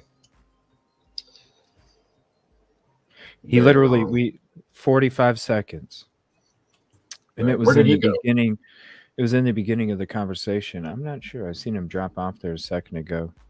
Rory, all you gotta do is click the same link in the email, buddy. It'll be the same one. Yeah. That's why I I'm wanna glad get he it. hopped up last night. No shit, because there would have been no record of that. Because Right. you know what I'm saying? Yeah. And that's why I said he Right. needs to get some form of a camera to record everything that he encounters from this point out. Something. 100. Somebody, maybe Rory, come up with an Amazon wish list, bro. We'll figure it out. Gear, We'll get you going on, bro. gear and equipment, something, man. Like for real. I don't know if you know who he is, Frank. He's been boots on the ground in Moscow and Yeah, Washington. I know who he is. Okay, I didn't know if you were following him or not. But yeah, in those kinds of circumstances right there, that ain't cool. Didn't he call like the Canadian dude was like, I don't know, talking about chess or something also about 1122 King Road being like a hub or whatever. You did that phone call, right? Yeah. Yes, I believe so. He's got the videos up there too. Okay. I would like him to answer the question about who had him leave. But Rory, if you're able to, please do. If not, I believe he was stating it was because he was talking about the Idaho 4 case, and that was the reason. Oh, there you go. I will send you also something else interesting that I didn't share with a lot of people yet. All right, bud. Yeah, that's what he had said. CJ was that they assumed and basically accused him of talking about something that has to do with that area there, and didn't believe that he wasn't. So it's Talking northern Indiana. Yeah, right. That's what it Both was. cases. Yeah, right. And they're accusing him of being trouble, trying to cause some kind of shit there, which he wasn't at all. You guys see it right here for your own eyes. You know what I mean? That's just wrong, man. It's something's wrong. Something is definitely wrong over there. CJ, could you give me your email as well? Yeah, it's evilcj@gmail.com. Dude, I'm lazy. Could you type it? Yeah. Did you send in my email, bro, or did you send in private chat? No, I will send it because it's an image. Okay, It's an cool. early tip that I did. Thank you. Appreciate you. There you go. It's in private. Here he is. Yeah, so Rory, so we watched that, Good man. question, Tommy. So they want to know what took place after the camera shut off.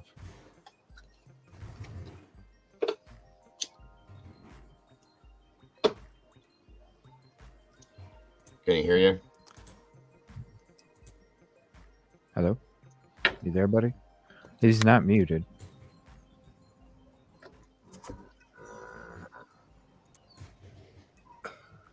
Am I back? Yeah, There we you can go. hear you now, buddy. No. He's got a delay going on. You want to just back out and come back in if you can hear us, man. Okay, there you go. CJ, I send you it. All right. Thanks, bro. Appreciate you. Let me see here. Gas station tip. Is that the one? Mm-hmm. Yeah. All right. Yep. Thank you, All right, brother. let's Much see. appreciated. All right. So I was calling all this these says- I was calling all these businesses, right? Before Right. yeah.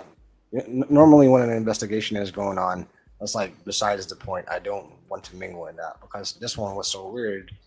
I thought, you know what? Let's just call some businesses in order to establish maybe where the car went.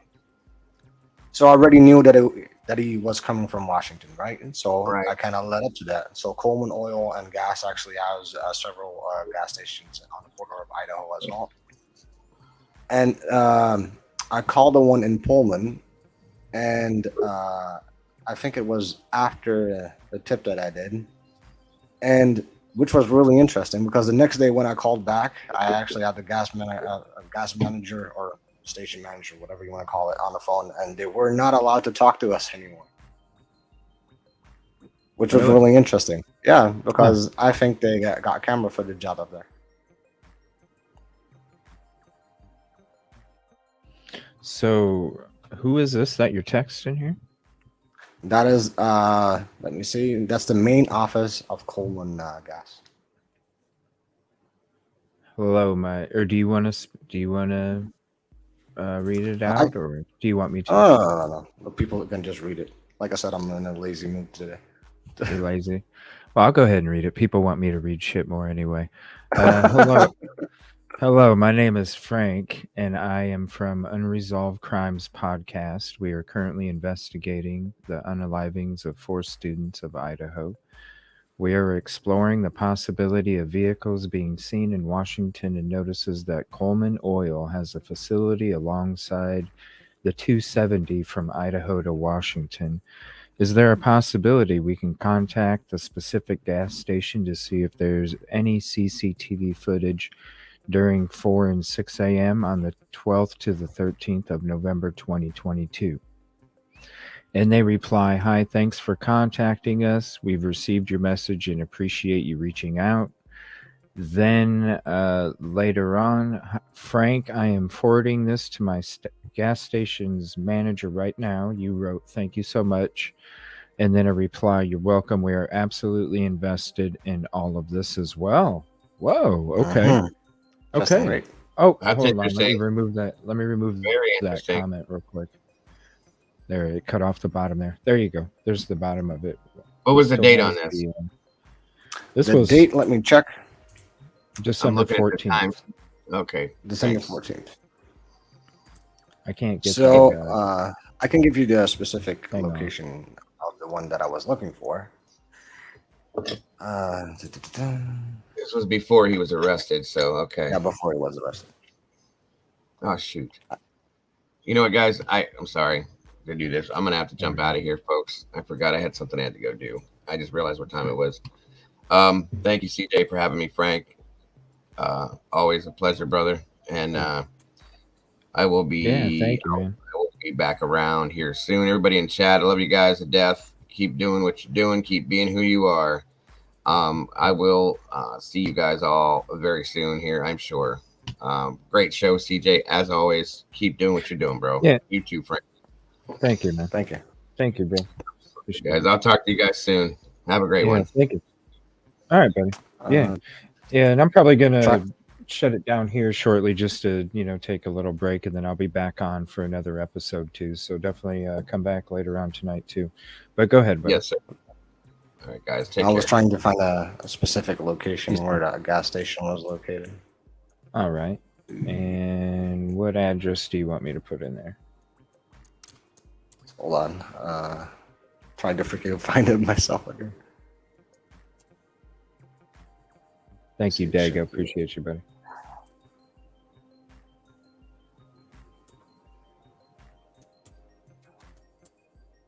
There we go.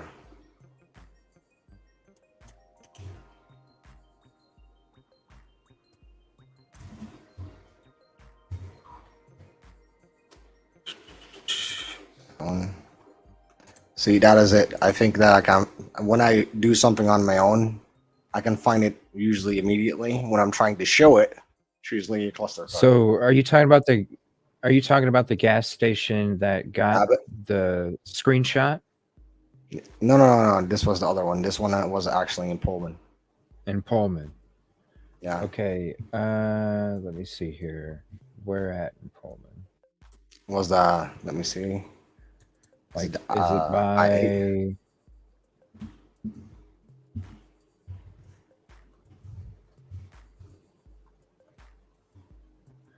Well, 8 is in Moscow. Oh no, So yeah. this one, leading from the one on 270. Troy Road. The one on Troy Road. No, the one leaving from 270. 270 is over here. It's in The Pullman. 270. 8 is in Moscow. 270 is in Pullman. If we go gas station.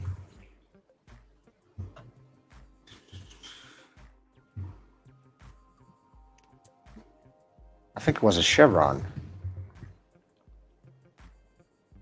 Yeah, if you look up Chevron Pullman, you should get it. Chevron Pullman.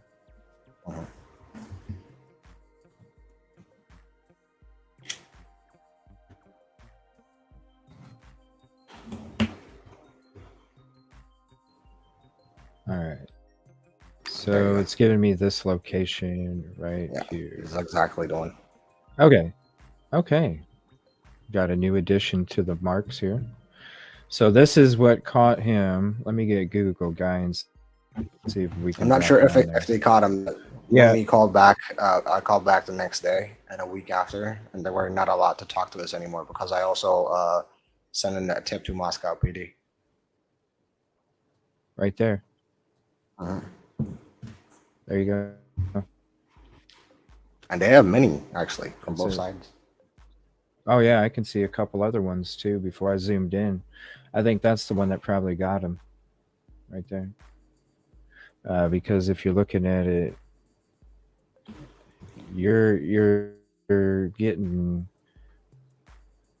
Oh, And it's pretty close to the road as well. There we go. Right. You got another one over here. You got they're all over. Hell, I'm wondering if they're on these light poles too, because in Pullman itself,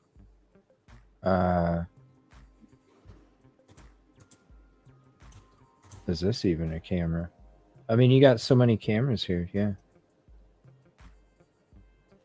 Yeah, tonight I'm going to be, when I take my little break before later tonight, I'm going to be going through old episodes, trying to go through, see which ones are the grub trucks, the read-throughs, all of this stuff, the Google Guy map walkthrough of the neighborhood 1122 before everything was taken away. That's the stuff I'm going to start getting into tonight after awesome. I come back. Well, if you want to have me, I'll join you.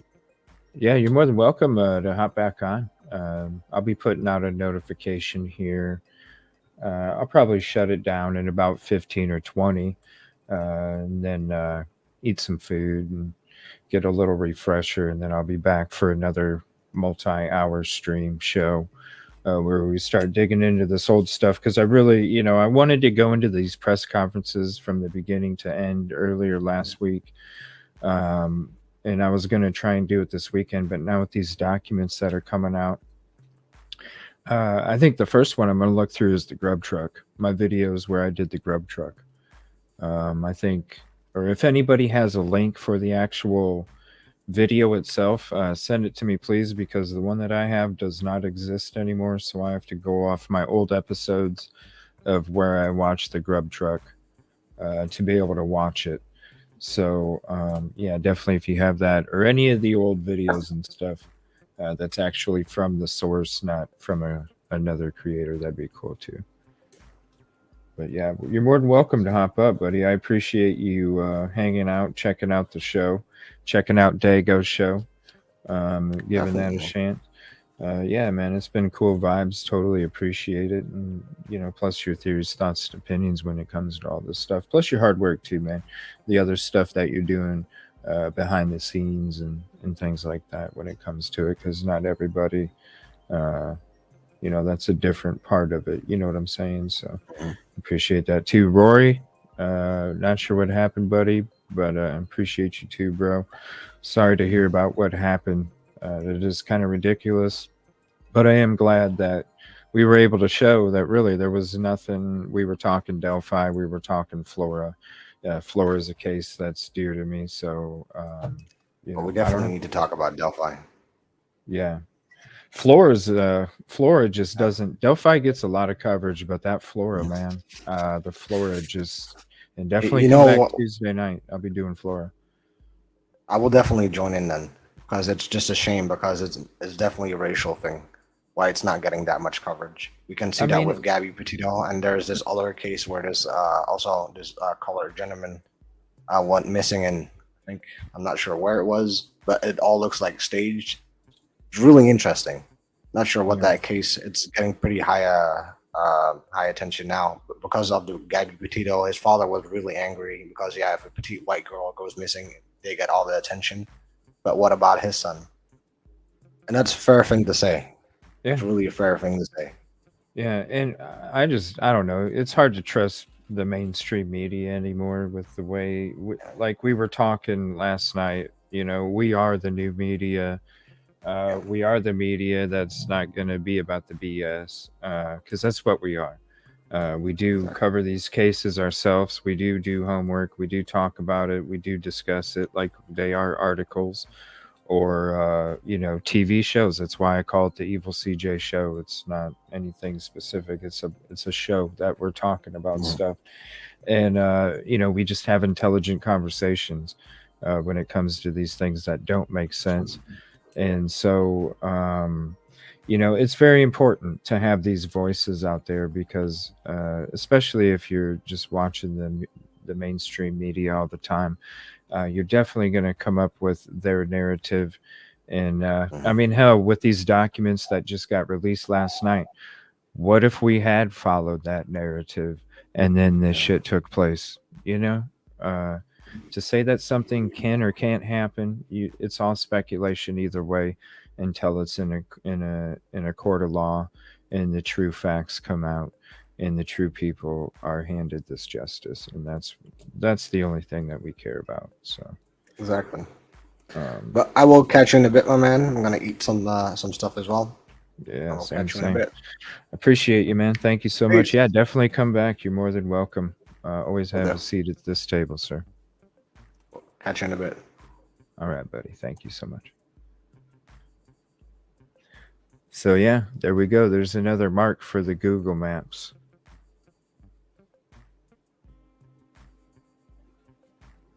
And I'll go ahead and throw the documents up there again. We'll also get more into these in the future. I know Dago covered them extensively yesterday. So please go over to Dago's show for when they're going through the documents. I was able to hop in there for a little bit. And also, if you guys wanted to see, it was a great. I don't think Drunk Turkey got mad, and I wasn't upset. I thought it was one of the best conversations that two people that had two different opinions had on YouTube. That's just my opinion with me and Drunk Turkey, Daniel. I mean, it was awesome. I appreciated him so much, and I always do, and I always will. And we love the Drunk Turkey show on this show. Always have, always will. You always got, we always got the heart for you. The whole show. So that was on Dago show Thursday afternoon. That was great. Last 2 hours. It was a great conversation. And Daniel, anytime, man. Seriously, we love you here, bro. Thank you so much for all your kind words. I'm sorry the setup was all the technical difficulties in the beginning of the show. I wasn't able to catch chat too much, so I do apologize about that. Thank you, everybody that hopped up and joined the panel today. Great conversations, thoughts, theories, and opinions, and y'all definitely made sense in your own right. Thank you so much. Appreciate that. And yeah, I'm just going to take a couple hour break, get some food in this belly, refresh, and then I'm going to come back for tonight. And we're going to start getting into some of these old shows. So if you want to help a dude out, if you want to look for some of these old episodes where we're going through these, the body cams, the Google guy walkthrough in the neighborhoods, and all of these shows in the past, I know the descriptions aren't there, but we did talk about these things for different, pretty decent periods of time in these shows. So really, if you go over the thumbnails and you see something for a bit, you'll know, yeah, we were talking about it. The body cams we were going through, the people walking by, the headlights in the back. I took you on a Google Guide tour with the body cam headlights. Just so many different things that we went over. I just apologize that I started my show fresh and brand new, and it's all been organic, and I just was really horrible at doing descriptions when I started, so I apologize for that. So but yeah, if you want to help me out, please send him the links or even the episode. You can leave it in the comment section of the next video that I pull up. If you can't, Twitter or email me. Yeah, we'll go ahead and go through them. First one is going to be Grub Truck. The next one I really want to go through is the Google guy, and then I want to get into some body cams episodes. So those are the three that I'm really, really, really looking for tonight. So thank you so much, everybody, for hanging out this afternoon. I know it was a last minute kind of show in a way, but I can't wait to see you back tonight. Thank you all for your company, your conversation, but especially your vibe and the just being a part of the atmosphere where it's about peace, positivity, and progress. I appreciate y'all so much. They all have invites. I don't if they want to, all of them. Anybody's more than welcome. I would love to have Jules, Drunk Turkey, Publicly Buzz, Dago, Sergeant, Frank. You know what I mean? Let's have a power panel. You know what I'm saying? Let's have a power panel. Thank you so much, everybody. I appreciate you, and I can't wait to see you tonight. Thank you, everybody.